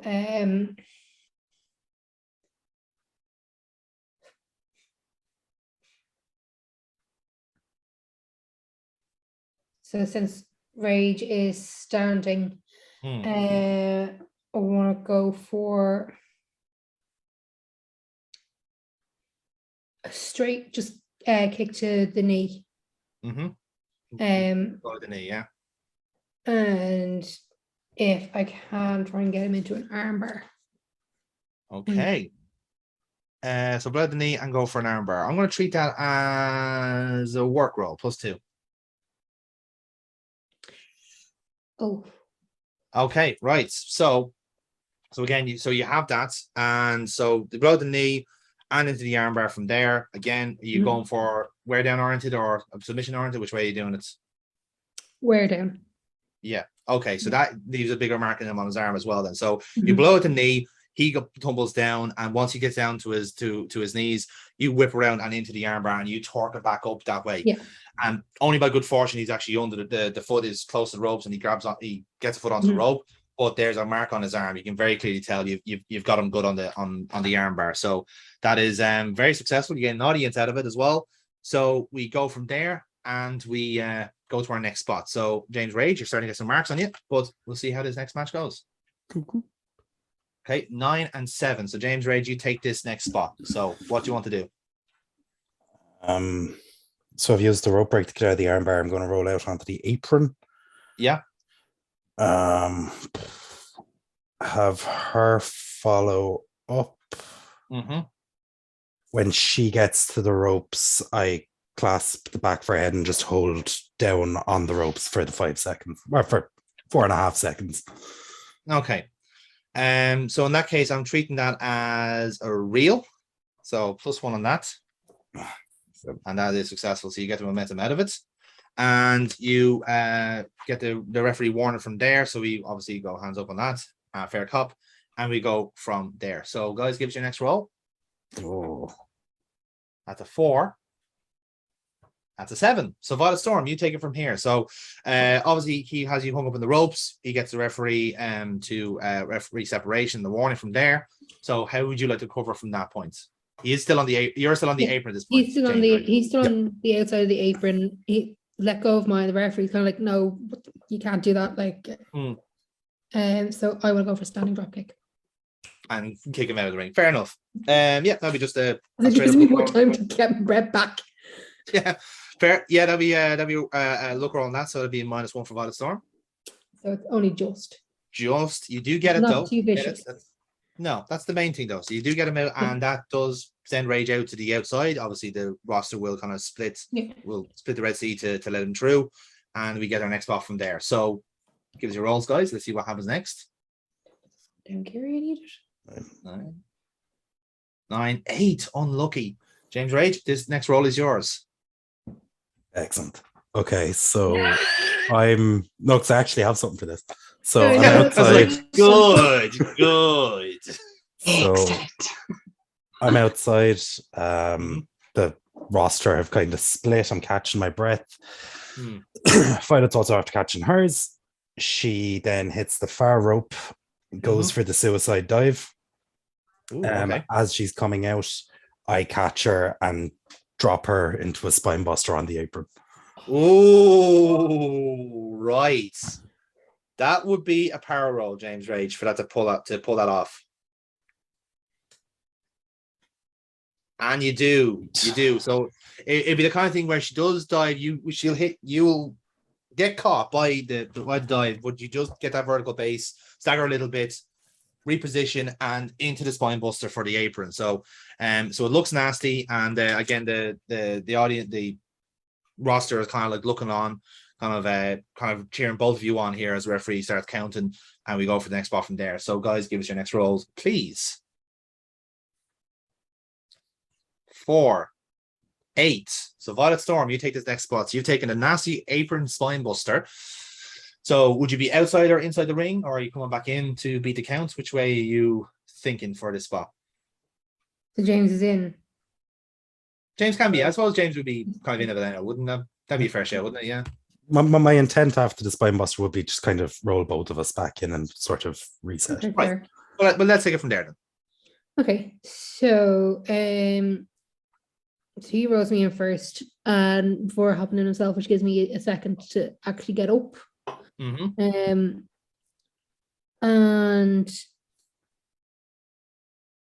I'm gonna run the rope and go for a bulldog before he can properly fully stand up. Grand. That will be a look roll again. So that'll be a -1 for Violet Storm. And that is successful. So you get the momentum out of it, hit James Rage with a bulldog, and move on to our next spot from there. So guys, give us your next roll. 7 for James Rage, 7 for Violet Storm. We roll again. 9, 8 or 7 rather. So James Rage, you get this spot then. So you've taken a bulldog. What happens next?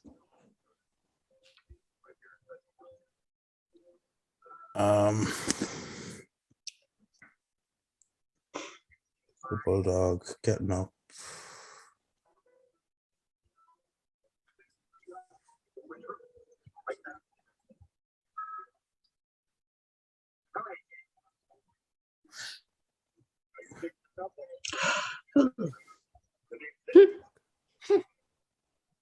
Nothing. I read something I wasn't anticipating on reading.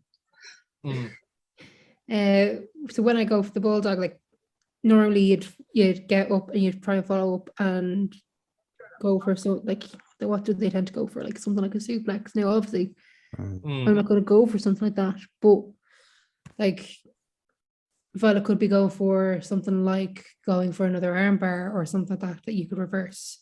That works. Yeah, actually, if she could go for the cross arm breaker out of it. Yeah. But I managed to stand up and turn it into a pin. Okay, so you're going for a straight up pin on that. So yeah, And that'll be a work roll for you, James Rage, -1. And that is a 7 altogether. So you get the pin out of it. So it'll be a pin attempt. So Violet Storm, any roll will do here to kick out. 1, 2, kick out before 3 on that. Violet Storm still in the match. And move on to our next spot from there. So guys, give us your next rolls. 8 for James Rage. 10 for Violet Storm. So Violet Storm, you take control of this next spot. What would you like to do?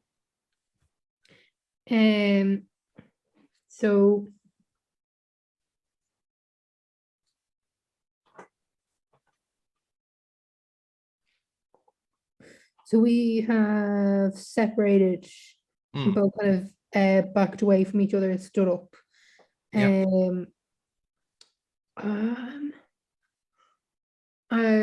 like both of us to kind of run the ropes and go for the Spanish. Is it the Spanish fly? Yes, isn't it? Flip one, yeah. Spanish fly, yeah. backflip. Yeah. Okay. Yeah, Spanish fly then. So that'll be a luck roll, -1. Very successful on that then. So you get your momentum out of that. Spanish fly hits. And we want to our next spot. We are 3 spots away from the finish, lads. So let's see who wins the next roll. 9, 7. Unlucky Violet Storm. So Jamie, you take the next roll. You've taken a Spanish fly. What do you do next? Off the back of it, she's going to tease the moonsault.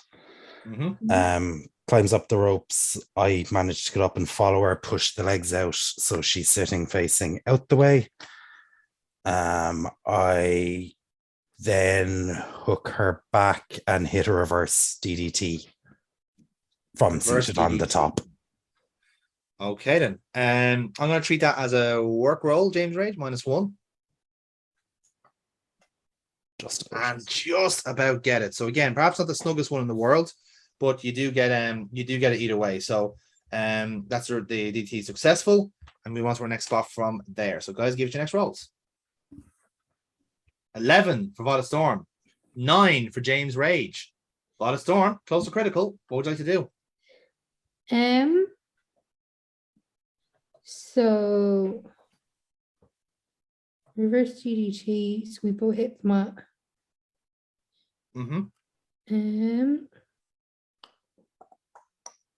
I'd reckon you go for a pin attempt from there, so that'd be fair to Jamie, wouldn't it? Can do. Yeah, well, he's the one. I'm the one who would have gotten the worst out of that one. Yes. So that would make no sense really, because he wouldn't be wore down that much for it. So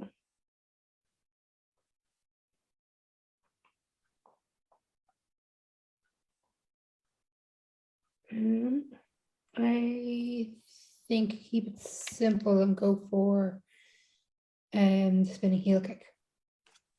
Spinning heel kick. Okay, that'll be a work roll for that, +2. And near successful as well, near critical rather. So you do get the spinning heel kick from that, more momentum as we move on to our last spot before the finish. So guys, give us your next rolls. Your penultimate rolls for this match. 11 for James Rage. 6 for Violet Storm. So James Rage, you take the last spot of this match. So you take a spinning heel kick to the mush. Yeah. What happened next?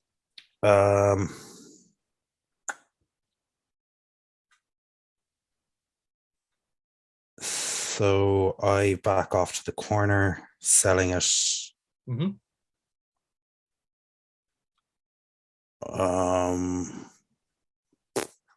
If I could have Violet go for a stinger splash. Okay. Get out of the way before she connects with it to hit the far corner and come back with another lariat. Another lariat. Okay. I'm going to treat that as a work roll again, James Rage. So that's a -1. Successful. So you hit her with the lariat as we move on into the finish. So, James Rage, you are in the ascendancy here. How would you like to finish this match? Okay.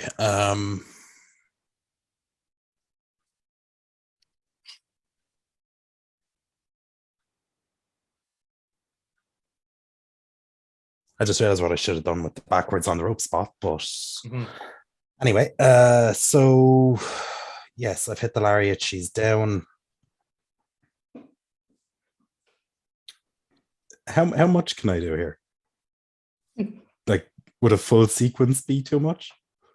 Go for Well, it. well, I think if you're going to do a full sequence, then it's only fair that Violet Storm could do a full sequence for her finish. So Absolutely. it would balance out either way, I think. Cool. So I would ideally drag her by the hand back towards the center of the ring after the lariat, have her flip around and turn it into a Hell's Gate.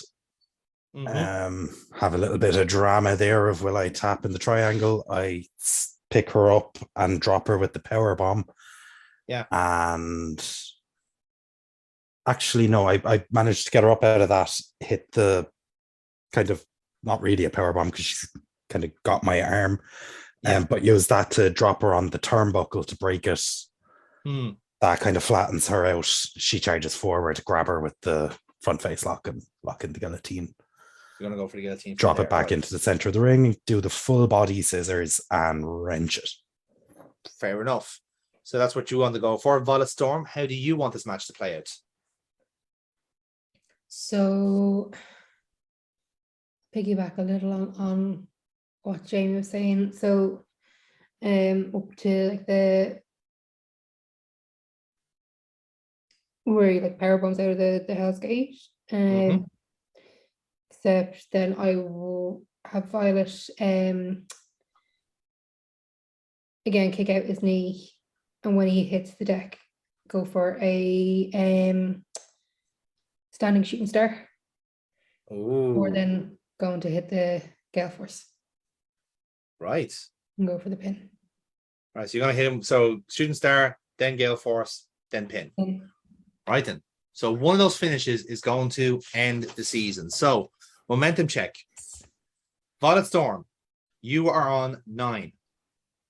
James Rage, considering you had momentum saved up from the go home and from night 1, you were on 16.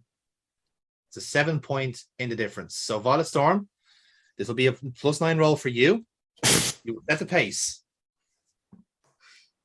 This is for the championship, lads. This is for the season. Right. 20 to beat, James Rage. He has to get 4 or higher. 20 to beat. Shockingly. It was close, you know. It was close. It's the 22 overall. So James Rage wins the match by 2. You needed the extra momentum. Yep. You needed the extra momentum in the end. So you win by 2. Violet Storm was 20. James Rage is 22. Yep, that all checks out. So James Rage, take us home. Yeah, so drop back, lock in the guillotine with my healthy arm. Yes. Eventually, the referee's checking the arm. It doesn't come up the third time. Calls for the bell. I release it immediately because there's respect there. And I just drop back, allowing Rob to come into the ring and kind of help me up while giving me my new belt. And yeah, I go full Shawn Michaels WrestleMania 12. The boyhood dream has come true. I was just for that. Are we going to new gen this? In what sense? Everyone Well, gets Walker everyone's gimmicks. around the ring. Yeah. So are we going in and hoisting them up on our shoulders? What do you? I don't I'm wanna just do it. curious. Jim's not getting involved in that. Jim's not in for that bullshit. Jim He's had a already fucking got match his he wasn't bus. expecting. He's gone. Jimmy wants to go. Yeah, Jim got the bus No, already. I've got that hired limo. I can leave whenever I want. I'm still not fucking Hired doing limo. So, I like to we should point probably out, tell fucking Jim it was Monopoly money that we gave him. it's not really a hired limo. More one of those lads in like the middle of Dublin city centre who you pay a $5 or $2 to bring your house. But he just went out. Still hired limo. He's went Anyway. outside anyway because I Called it a Jim Shaw. Jim Shaw. Yeah, there we go. Name approved. Jamie. One thing I would like to say is not full Shawn Michaels WrestleMania 12. I would actually like to, when things have settled a little bit, offer Violet Storm a handshake. Do we trust this hand? Like possibly even helping her up with it if so is required, but there's a hand being offered. We shook hands before. We'll shake your hand. That's Oh absolutely man, fair. this has gone very non-safe for work. There's a hand being offered. Oh, Jesus. Violet very quickly Okay. went, I'll accept it. Suppose everyone you've else, ever accepted- everyone else is around the ring now. This would have just kind of got up on the ring and just went. This is not the show we came to perform. It's not even that. It's The just like pile? everyone just like opening and just like covering the ring just in case. Season 3 is going in a bold new direction. Bold new direction, yeah. Number TV 8. Number 8. So we get the ring announcer from there at least. So going ladies and gentlemen, your winner of this contest and the new Future Wrestling World Champion, James Rage. Well, Kratos, that is exactly the match that I wanted to see. Intensity from the start, no quarter given, no rest at all in that match. The two locker room leaders of this, and I have no shame of saying it here, two leaders of the locker room absolutely going hell for leather for this amount of time. They have shown exactly to the roster what is required to be world champion. And as you said, Kratos, you are right on the money. James Rage has indeed fulfilled his destiny to become future world champion. I want to work out so bad, but I can't because I gotta be professional. And fucking Violet is my friend, and I really want to work out, but I'm not going to. I'm just gonna wait till I get backstage. I'm so excited. Well, and now we're seeing the scenes here as James Rage is holding that championship in his arms, and you can see what it means to him. This has been a journey, and we, of course, we do forget oftentimes that James Rage did have his wrestling debut here in Future Wrestling. He is, in a sense, an original, much like Violet Storm is breaking out from the independent scene. These two are products of the show from day one, and it feels so appropriate that these two were to fight for the grandest prize here on what could be our last show ever, Kratos. I'm gonna be honest with you, man. This is actually really exciting to get to come back and see kind of, in a sense, if it is the end, kind of come back to where it all began, where it finishes. It's been a great night at this one. It's been a great 2 nights. But honestly, it didn't matter who really won at the end of this. Either way, it was going to be an absolute barn burner. Absolutely. But yeah, I mean, I've said it before, both of these guys, I have nothing but the utmost respect for both of them for what they do. And honestly, I think it's James Rage it's time to shine, really, on this one. Especially after a disastrous first season of the Silent Fight Club. I mean, Retribution. He's making up for it Either now. way, Kratos, I think we all speak for everyone here at Future Wrestling, where, as you said, it seems well deserved in that sense. So we come back to the ring now at this stage. The ring is kind of surrounded by people who are obviously congratulating both guys. So all your characters are there. So Fox will be there, Selena, Locke, Decker, Morph, they're all there, and they're all kind of talking to each other and so forth. And Midas is kind of in and out, kind of like doing whatever kind of other stuff there is, and all kind of NPCs are all there just kind of applauding the match itself. So we have whatever kind of stuff going. People are kind of knows now at this stage. So Decker's kind of talking to, so Decker's kind of left the ring for a minute. He basically said something to Midas. Midas kind of faces drops. It's all kind of happening out on camera. And obviously in the middle of the ring, we're starting kind of like this kind of conversation between Storm and Reagan at the match, and Sting's kind of popping it out there as well. So what happens is Midas whispers something to James Rage, and you see kind of like Rage's like face kind of sounding surprise, and then Midas like pulls Selena aside and says something as well, as the commentators are kind of covering here, going, well, obviously it's the jubilant scenes here, confetti raining down here as we hear the crowd celebrating what has been a phenomenal show here. But there's something going on. There's Rob Midas is obviously offering his congratulations to James Rage and to Selena. I'm not sure what's going on here. Chris, do you have any inkling what's going on here? I'm not too sure what the situation here is. Oh God, I hope it's not something going on, because she didn't tell me. Did she? Oh God, I really hope, man, she didn't tell me anything. So with that then, so Rob Midas So actually, like Decker's at the ringside here, so he tells the ring announcer to give him the microphone. So he hands it straight to Selena on this one, and Selena takes the mic and takes a minute or two for the crowd to go silent, and Selena takes away from here. Sorry, give me 2 seconds. I'll respond to that in a minute, Kira.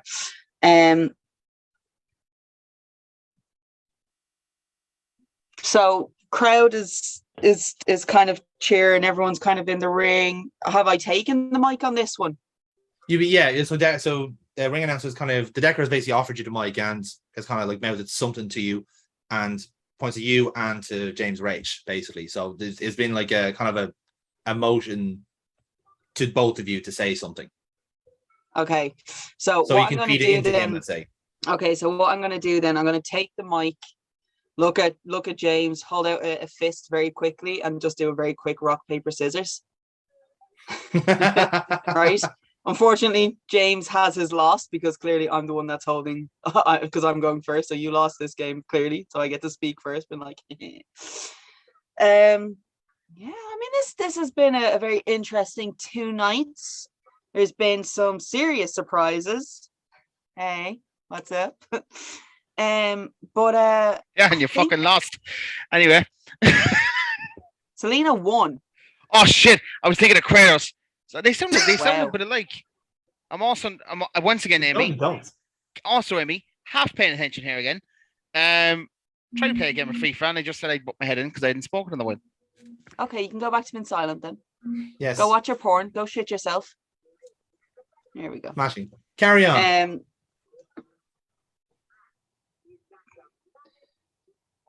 So we've had some returns, some surprises, but I don't think we have a new champion. Congratulations, James.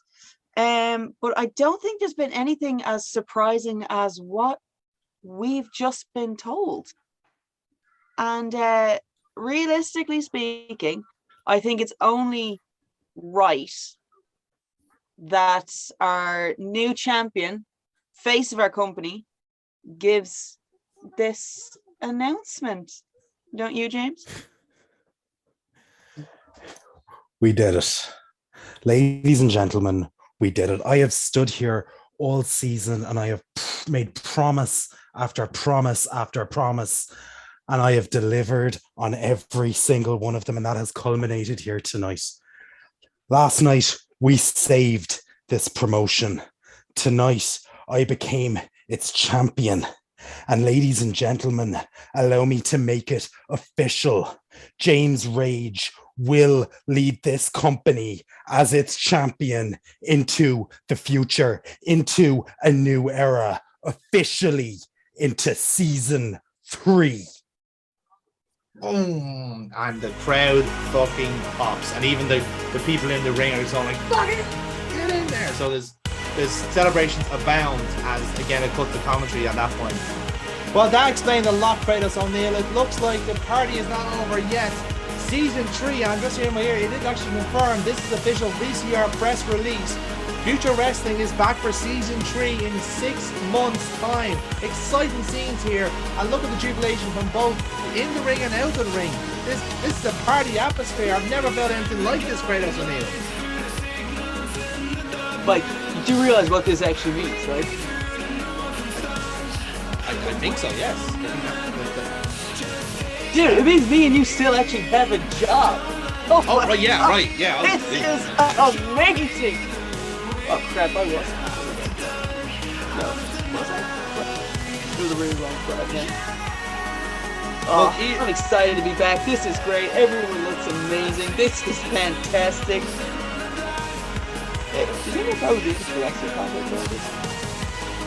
Look, that's for you to have your discussions with the management here. So I mean, Rob Midas is over there, Kyle Deckers is over there. Have a word with them if you want to. Yeah, actually, I'm gonna. I'll be back. I'll be back.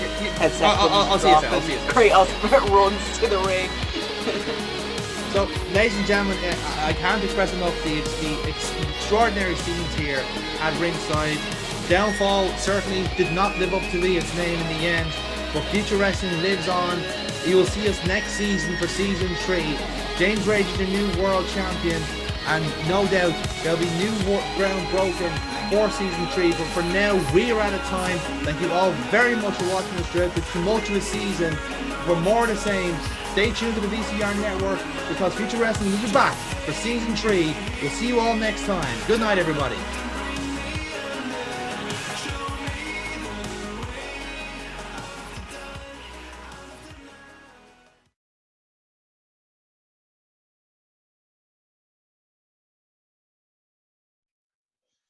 Right, let's try that then. Mic check. 1, 2. Fuck! It's still not working. What's wrong with this fucking cheap ass fucking shit? Hey, Josie, I'm the expert here, but isn't that amp meant to be switched on? What? Amp? What the fuck is that? Amp, short for fucking ampler. How stupid are you? How do you think the sound travels at gigs? Fucking magic? Look, you gonna fucking help with this or not? Because everyone's looking at me and it's making me very fucking nervous, all right? Pal, you've had the night off. Could have had all this done before everyone came flooding in with the champagne. Oh, shut the fuck up. Don't throw me under the bus here. You disappeared when you said you'd help me out. Mate, I was at the cup final. I said I wasn't helping you out because you said you had it covered.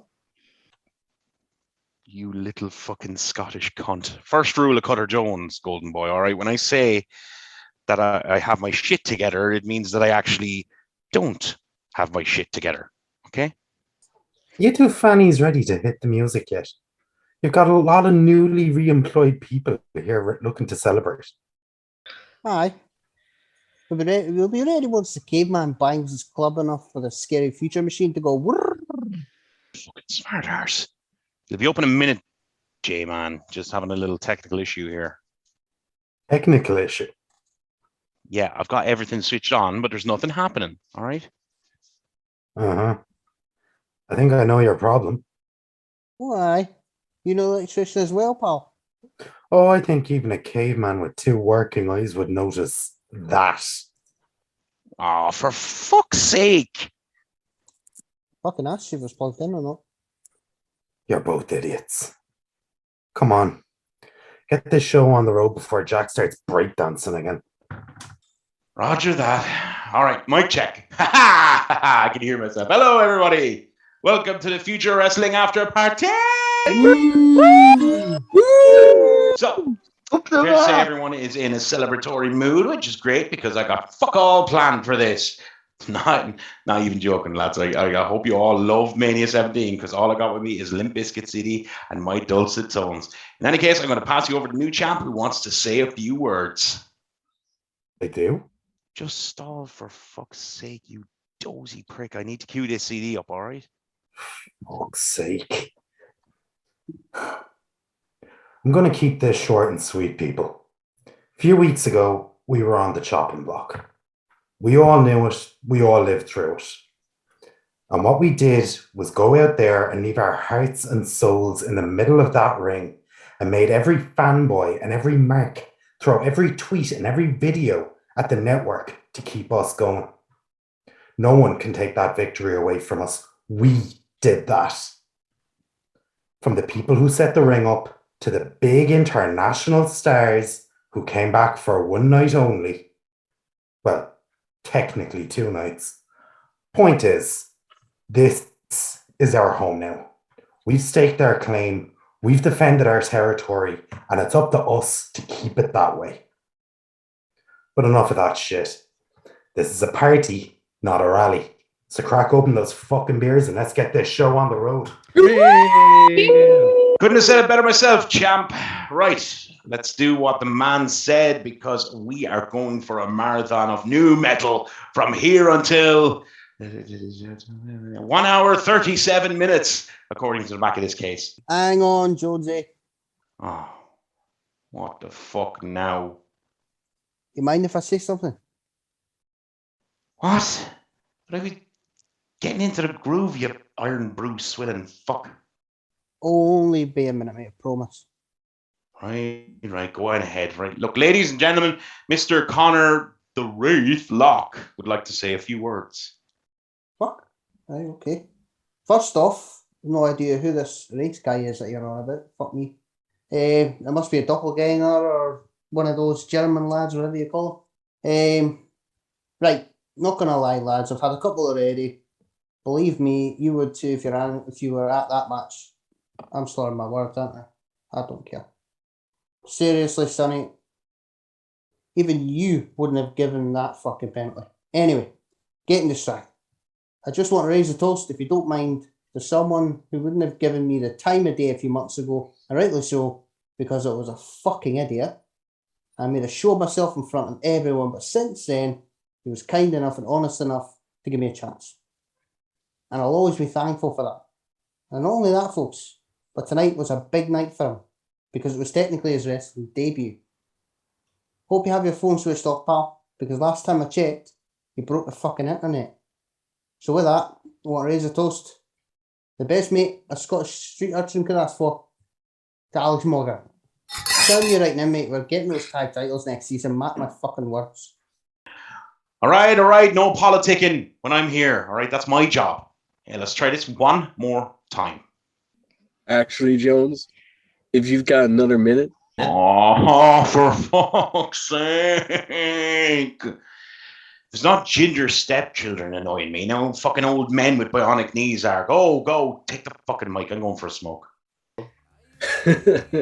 Much obliged, big guy. Now, I know what y'all must be thinking. Old Nathan Youngblood is up here to hog some spotlight. Bit of hot dogging and grandstanding. Well, that's not the case. I'm sure you're all relieved to hear. I just wanted to tell you all that tonight really meant a lot to me. Not just because I was back wrestling again. For a long time, I thought I was done, and it hurt because it ended in a way I didn't want it to. But I was given another chance to get it right. So if anyone was hoping to get a match out of me, I'm sorry to burst your bubble here and now, because tonight officially was my last match. And this time I mean it. Now, I don't know how aware everyone is, but I asked for Mike to be my last match because of all the time that I've been in the business and he's been here making a name for himself, I've never had a match with my baby brother until tonight. And what made it more special was that our folks were there to see it. Their first time ever seeing us do what we love. Hell, even our brother Martin flew over from Sydney to be here to watch it. But that's not all. Look, I said before that I love wrestling so much that I'd gladly die in the ring before retiring. But that was a long time ago. Things change. That changes your perspective. And in my case, someone did. She'll hate me for doing this, I know, but over there sitting at the table is a beautiful lady called Denise Weir. We first met back at Dark Stallion's gig nearly 15 years ago, where she knocked into me in a mosh pit. It was Philly at the height of the football season. I didn't know this at the time. I was only in the city a few weeks, and as it turns out, so was she. One thing led to another. We fell in love, but I was still chasing the dream. Back then, I wanted to be the biggest thing this industry ever saw, and we grew apart. Then one day, a couple years ago, completely out of the blue, we bump into each other in Murtaugh Park. And I think to myself, how could I get so lucky twice? Denise will tell you herself.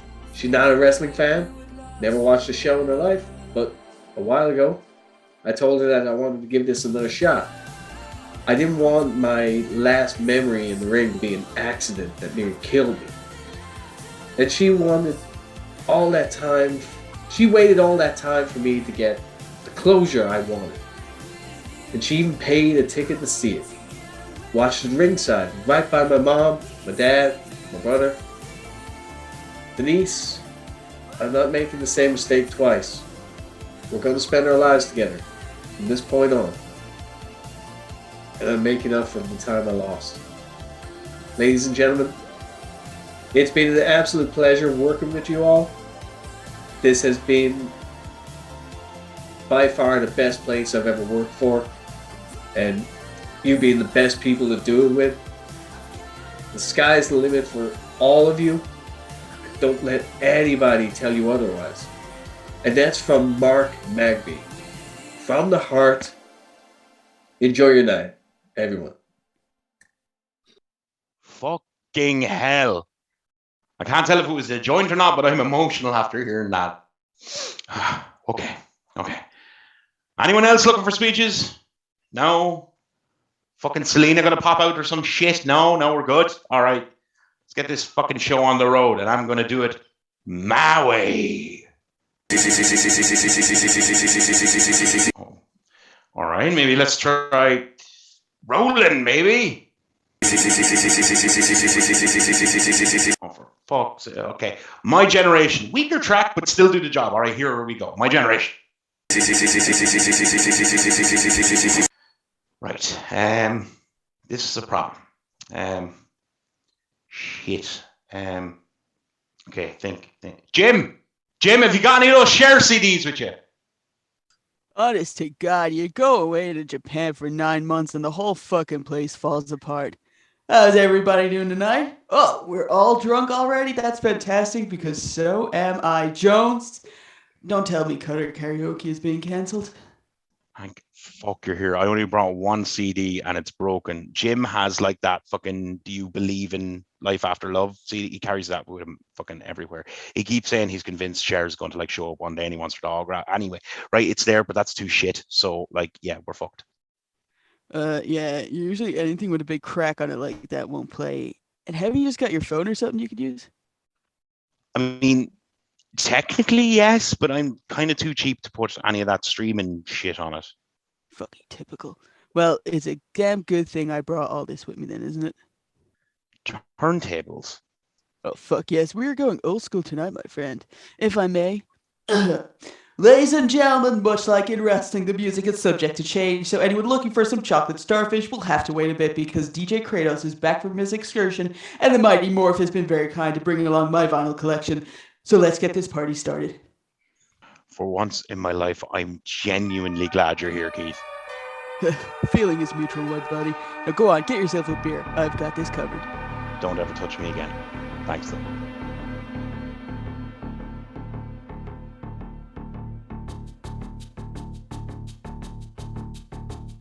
Keeping a low profile, are we? Yeah, something like that. Another one of them, please, mate. On the rocks. So, how touch and go was it in the end? As in season 3? Would you believe we signed the deal midway through Lisa and Kylie's match? Funnily enough, I would. So, where do we go from here? How do you mean? Well, there's a few very notable omissions from tonight. Are they going to be sticking around for next season? Because if they are, there might be trouble. Trouble? You think so? Look, I won't pull punches here. There's a few people that got signed up here that nearly ruined it for the rest of us. If your friends up in corporate think they can pull shit like this again, then we're just going to go back to square one again. You said it yourself. We've grown something here. You have to make sure to keep it that way. I see your point. Lewis, how much do you believe in karma? I try not to rely on it. I was the same. But recent events have told me that good people get good things in the end. So the bad, you always get what's coming for them. That's easy for the obvious ones. You know this business, Decker. Anyone could get their head turned. In your humble opinion, what do you do then? Well, Hey suppose. guys, sorry to interrupt. Is there a problem? Oh, nothing. I just want to say thanks for the match, Adam. Pleasure's all mine, Cyrus. I thought we put a good shift in. Yeah, I guess we did, and I appreciate you didn't bury me. Given the circumstances, I don't know if I would have been so forgiving. I think we can all understand that. I know, but I guess the damage is done now. Open door policy, Simon. That hasn't changed. I guess so. Look, I just want to say that before I head home for the night. You're not staying? Oh, well, considering that everything that's happened, I presume that. Presuming things is what got you into this mess in the first place. Running away from your fuck-ups when you dragged them along with you. If you want things to be square, you deal with them. Okay. Maybe I'll hang on for another while. And don't be afraid to get yourself a drink. It's on my card behind the bar.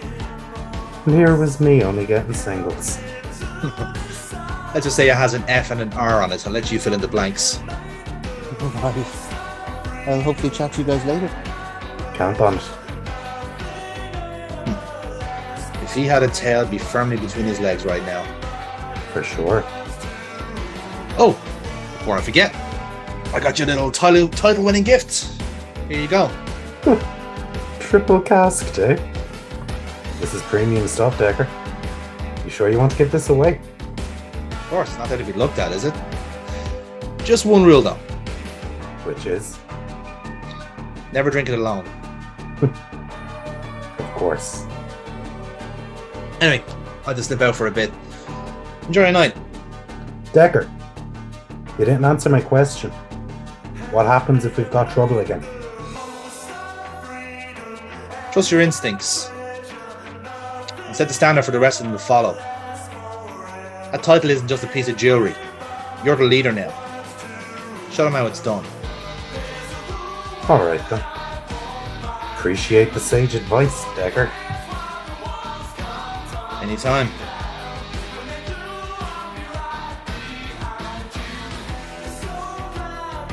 I'm telling you lads, I'm absolutely fucking wrecking it. Why? I love you.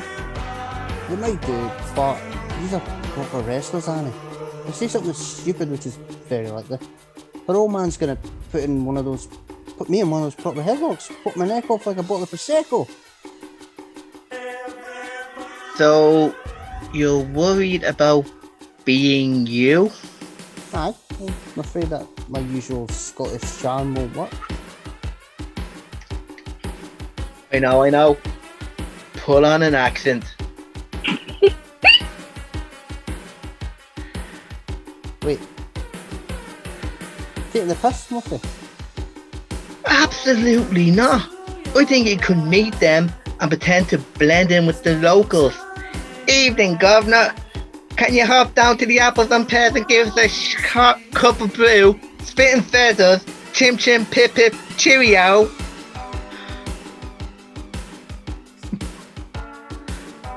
Almighty on a fucking bike, right? He does know Vice Grip is from Manchester, right? His point still stands. Going down the mine to get the wages for the wife and go down to the pub and have the bees on the Right, alright, I get this. This is absolute belly, man. Don't be racist. Got that message fucking received. I think what Alex is trying to say is to be yourself. That's what Michaela would want too. That's why you're together, right? So naturally make a good impression. You can just relax, show your personality, and just go with the flow. He's hardly going to kick you out of the house, is he? Suppose not. You know what? Fuck it. You're right. I'm overthinking this stuff. I'll just rock up your place as my usual self. Not in my underwear this time. It didn't work out the last time, so I'll cover it up with a fight. Now he's being racist. I do actually have a kit light. I know you haven't hit Scotland yet on your travels, Morphe. But some of us do wear them on occasion. Uncultured fucking swine. I suppose it's different from a suit and tie. Fuck. Forgot about that, right? Note to self. Hit the tailor in the morning. Ooh, I know someone who does really nice outfits. Now, is this an actual suitor? Or is it a costume designer? Or is it a onesie retailer? Because I'm really not into the whole onesie thing, Morph, I'm going to be honest with you. Or am I going to have to try and charm Vice Grip Joyce dressed like a fucking alpaca? Mate, it's grand. He does both. And hey, I can get you a discount. Aye, we'll come along, so any bit I can save goes into the titties per layer. There you are, Braveheart. Come on, you're late for the game. That's cultural appropriation. By the way, game? You lads playing poker with me? Or without me, should I say? Yeah. Cyrus is back in for a while, and Mars has done a runner, so we need, again, it's not we saw share, but we need another guy anyway. Well, have we got enough? If we need another player, Morphe, fancy joining us for a few friendly card games? Break your wallet out, son. Oh, would he be able to hang with us? I mean, like, we're pretty brutal when it gets going. Any reason why he can't? Like, I want to say it's because he's dressed as Winnie the fucking Pooh, but no, look, of course not. It's just that, like, poker night is kind of our thing. You know, like, please stop looking like that. And you allow this? The boys blow off some steam. Controlled environment, all that shit. Keith? Hey, Violet Storm, have you got any requests? Because I think I've got some Kate Bush around here somewhere. Stop the music. Why? Because court is in session. Oh, shit. Hang on, I need to get some fucking popcorn. Wait, what? What? Why the fuck is everyone huddling around? Well, you've done fucked up, son. Yeah, require an illegal counsel, mate. Suppose so. Does that mean you get this out? Objection! Aye, don't worry. You can do it too. There's no rules for that. Where's the bailiff? Your Honor. Fuck, this is weird. I'm afraid to say our usual bailiff isn't here. He may have gotten a bus home. Typical. Yeah, fuck it, I'll do it. It's been a while. Wrestling court is now in session. Will both parties please rise? Prosecution go first. Name, occupation, position on the card. Yada, yada, yada. No worries. Liam Connors representing my client, Alex Morgan, tonight. Okay. And you got the defense people next. James Lewis representing my good friend and client, Cutter Jones, who has been wrongly accused of a crime? I've completely lost track already. I'm an innocent man, damn it! Don't ever touch me again, please, thank you. Whatever I did, I didn't mean it. Silence in the court. Cutter Jones, you are charged with the crimes of exclusion and running a closed shop. How do you plead? Objection, Your Honor. How are these a crime? They are now, because I'm the judge, and fuck you. Hey, that's my line. Objection! Your Honor, the defense has not copyrighted that line, and therefore, it's fair game. Oh, why not add that to the rap sheet? Honestly, this is a fucking witch hunt. I will have order. Objection sustained. The prosecution will refrain from using catchphrases for the duration of the trial. Fuck's sake. This is fucking diabolical. Prosecutors Connors, please call your first witness. Sure. Gonna live a bit dangerously here and call Cutter Jones as a hostile witness. Objection, Your Honor. Is that a thing? Objection overruled. And yeah, it's a thing. Cutter Jones, come on down. We haven't got a Bible, so just swear on this shoe we'll have to do. This is yours, isn't it? Of course it's fucking mine. I'm not fucking swearing my allegiance to a fucking shoe. Yes, you fucking are. You're on trial, buddy. Judge can decide to end it here now. Fine. I pledge to tell the truth, the whole truth, nothing that'll be repeated on podcasts and marks in the future. Beautiful. Prosecutor, the floor is yours.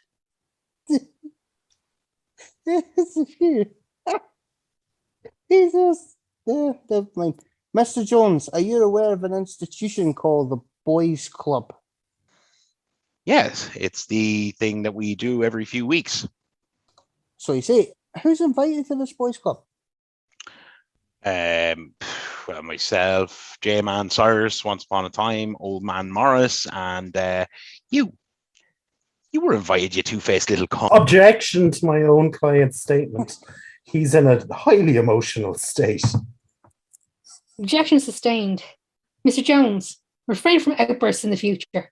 Prosecutor Locke, you may continue. And I have to continue with that song, Mr. Jones, stuck in my head. Right. Thank you, Your Honour. Now,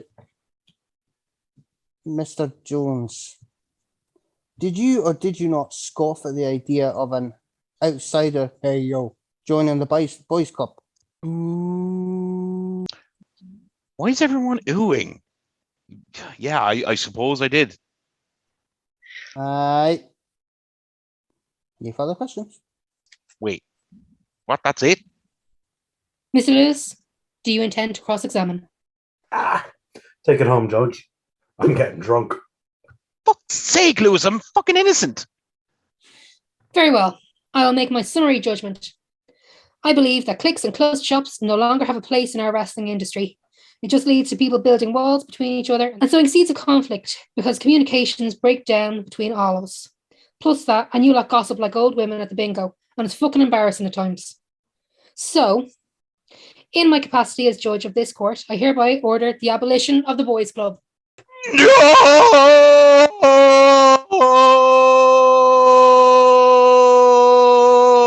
No. However, Mr. Jones, because of your service in keeping morale high with your colleagues for many months, I am also ordering the foundation of a new club where anyone can take a chair and play whatever card game or drinking game they wish. No rules, no restrictions. Everyone is welcome. And Mr. Jones, I'm advising that you take control of this new club and ensure that it gets off the ground successfully and make it a bit of fun for everyone, while also giving everyone a chance to blow off some steam. You know, for a judge, you're not too bad.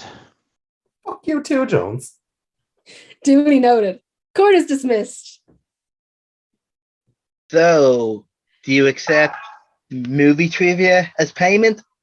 Jones, Mr. Jones, call him Mr. Jones, Dr. Jones, Dr. Jones, wake up now. Sorry, actually, I got getting a little bit sidetracked there. Hang on. Nah, Jaeger Brew will do just fine though, my pal. Jaeger Brew. Well, I guess it was fun while it lasted. You just had to get some more fucking Iron Brew into it. You're a fucking walking cliche, you know that, don't you? It was. But about time everyone else got in on the action. I know. Well. Right, anyone who wants in on poker, follow me. Jones, give me back my fucking shoe, man.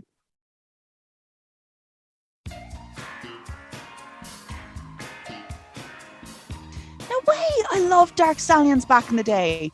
I actually went to see them in Chicago a few years ago. One of the best gigs I've ever been to. But those mosh pits were some serious shit. Oh no, looking back, I've no idea how I survived them. I feel like such an old woman thinking back about stuff we used to do when we were kids. Couldn't do it now. I don't know, you telling me that they announced a reunion here, you wouldn't think about it? Have a look at ticket prices. Ha! Thought as much. So, Mark was saying that you flew over to Japan this weekend. Yeah, got a contract with a company over there called Dream, and he came with me over there. We managed to get a place in Kobe over in the harbour. It's really nice. We've made a serious amount of money, but it's pretty intense between the gym and dojo. Doing tours and even all the photo shoots takes it all out of you. Honestly, I think I came over here for a break. I know how you feel. I've been on 3 chartered flights in the last 7 days. I'm so glad I've got next week off. All I want is I could sleep sometimes. Oh yeah, good lie-in tomorrow is going to sound amazing. Yeah, it does. Hey, look, Rez. Hey, darling. How's it going? Oh, doing fine. Chatting to your friend Lisa here. I can see that. Here, bring it in, brother. With all the excitement of the weekend, I didn't get to properly welcome you back. Well, we did keep it a surprise until the last minute, so that's very understandable. So, do I call you Nathan or Mark now? I guess it's Mark from now on. Boots are officially hung up. For now. real. Yeah, for real. Oh. I'm done. I got the match I wanted. So did he. Things really have changed around here. Yeah? You think so? Well, for one, I didn't expect to see Annie taking the boys to task over poker night, and Mike chatting away with the new kids over there. He's really come out of his shell. Yeah, Mark always said it was something that both of them needed. I won't claim to be an expert or anything, but perfectionists live in all walks of life. And no offense, Mark, but you and your brother are both. No, you're right. I got stuck with an idea of how my career ended, and I got a bit obsessed by it. Worked out in the end. Exactly. You can move on now knowing you did it right. Yeah, I guess so. Anyway, I'm going to go ahead and get that taxi. So, Oh, you're leaving already? afraid so. Myself and Mark are going for a break down the countryside. Our place is picked up for tomorrow. Ooh, first holiday away, is it? Technically it's a third. This one feels different. Yeah, we're going sightseeing and everything. Real tourist stuff. Well, I expect to hear all about it, and it was great meeting you, Denise. I hope to see you again. Likewise, Selena, wasn't it? It was, but we're friends, so there's no need for that rename shit. Lisa has said. Okay, I'll meet you out there, Mark. Yeah. I just need to say goodbye to Mike and everyone else. Go. Take your time, okay? Thanks. I guess this is it. For someone who said they'd never leave wrestling, you seem really at peace without this. Yeah, I am. It's been my life for so long. It feels exciting to go for a new challenge, start a new life, maybe even a family. Like that wasn't even a possibility not too long ago. So what's changed? I think it's just my time to go. Like, I don't want to outstay my welcome anymore. There's people here that kids can go to now for advice, rather than my broken ass. Hey, I went to your broken ass for advice, thank you very much. But you're not so broken anymore. How did you get it done? Well, it was a gift from Rob Minus. I feel a little bit guilty about it now because with all the political shit going on there, I thought I sold out Decker a little bit. Hey, man, you made a decision on your life, and it had nothing to do with him or anyone else. I know, but at the same time, it didn't sit with me perfectly, to be honest. But Rob had his reasons. I'm sure he did. And I'll be straight with you. With Decker stepping down, I think it's only a matter of time before this place takes a nosedive. And it'll be Rob Minus's fault again. He can't be trusted with a production this big. Wait, hold on. What was that? Hey, don't shoot the messenger. I have no idea if you're staying or not, but history has told me to avoid trouble. And that man running the show is trouble. Always was. And this new me was his apology. Oh, okay, but... Hey, I'm sorry. I have to go now. Let me know if you're sticking around this week and we'll meet up at some point when we're back. Send my regards to Keith, okay? Yeah, of course. Okay then. Catch you around, Selena. O'Neill. Really like the sound of that. Me too. Stay home. What's going on? Hey, please. I just put on an hour-long playlist so we've got a chance to chat with you and my other favorite people. You got a space, what's happening? Have you seen Decker around tonight? So I'm at the back while I go talk to your age. Jim's still around. Okay, I have to go and find him. Are we doing? Can I have a fight with him? you're not really gonna fight him. Of course I am. I have to. It's in my head. It has to happen tonight, and it has to happen tonight. Otherwise, I'm just gonna be stuck all on the plane going home. Okay, right. Can you just hold on here, just for now? I just need to see where he is. Okay, so if you need backup, just give me the secret signal, all right? Yeah.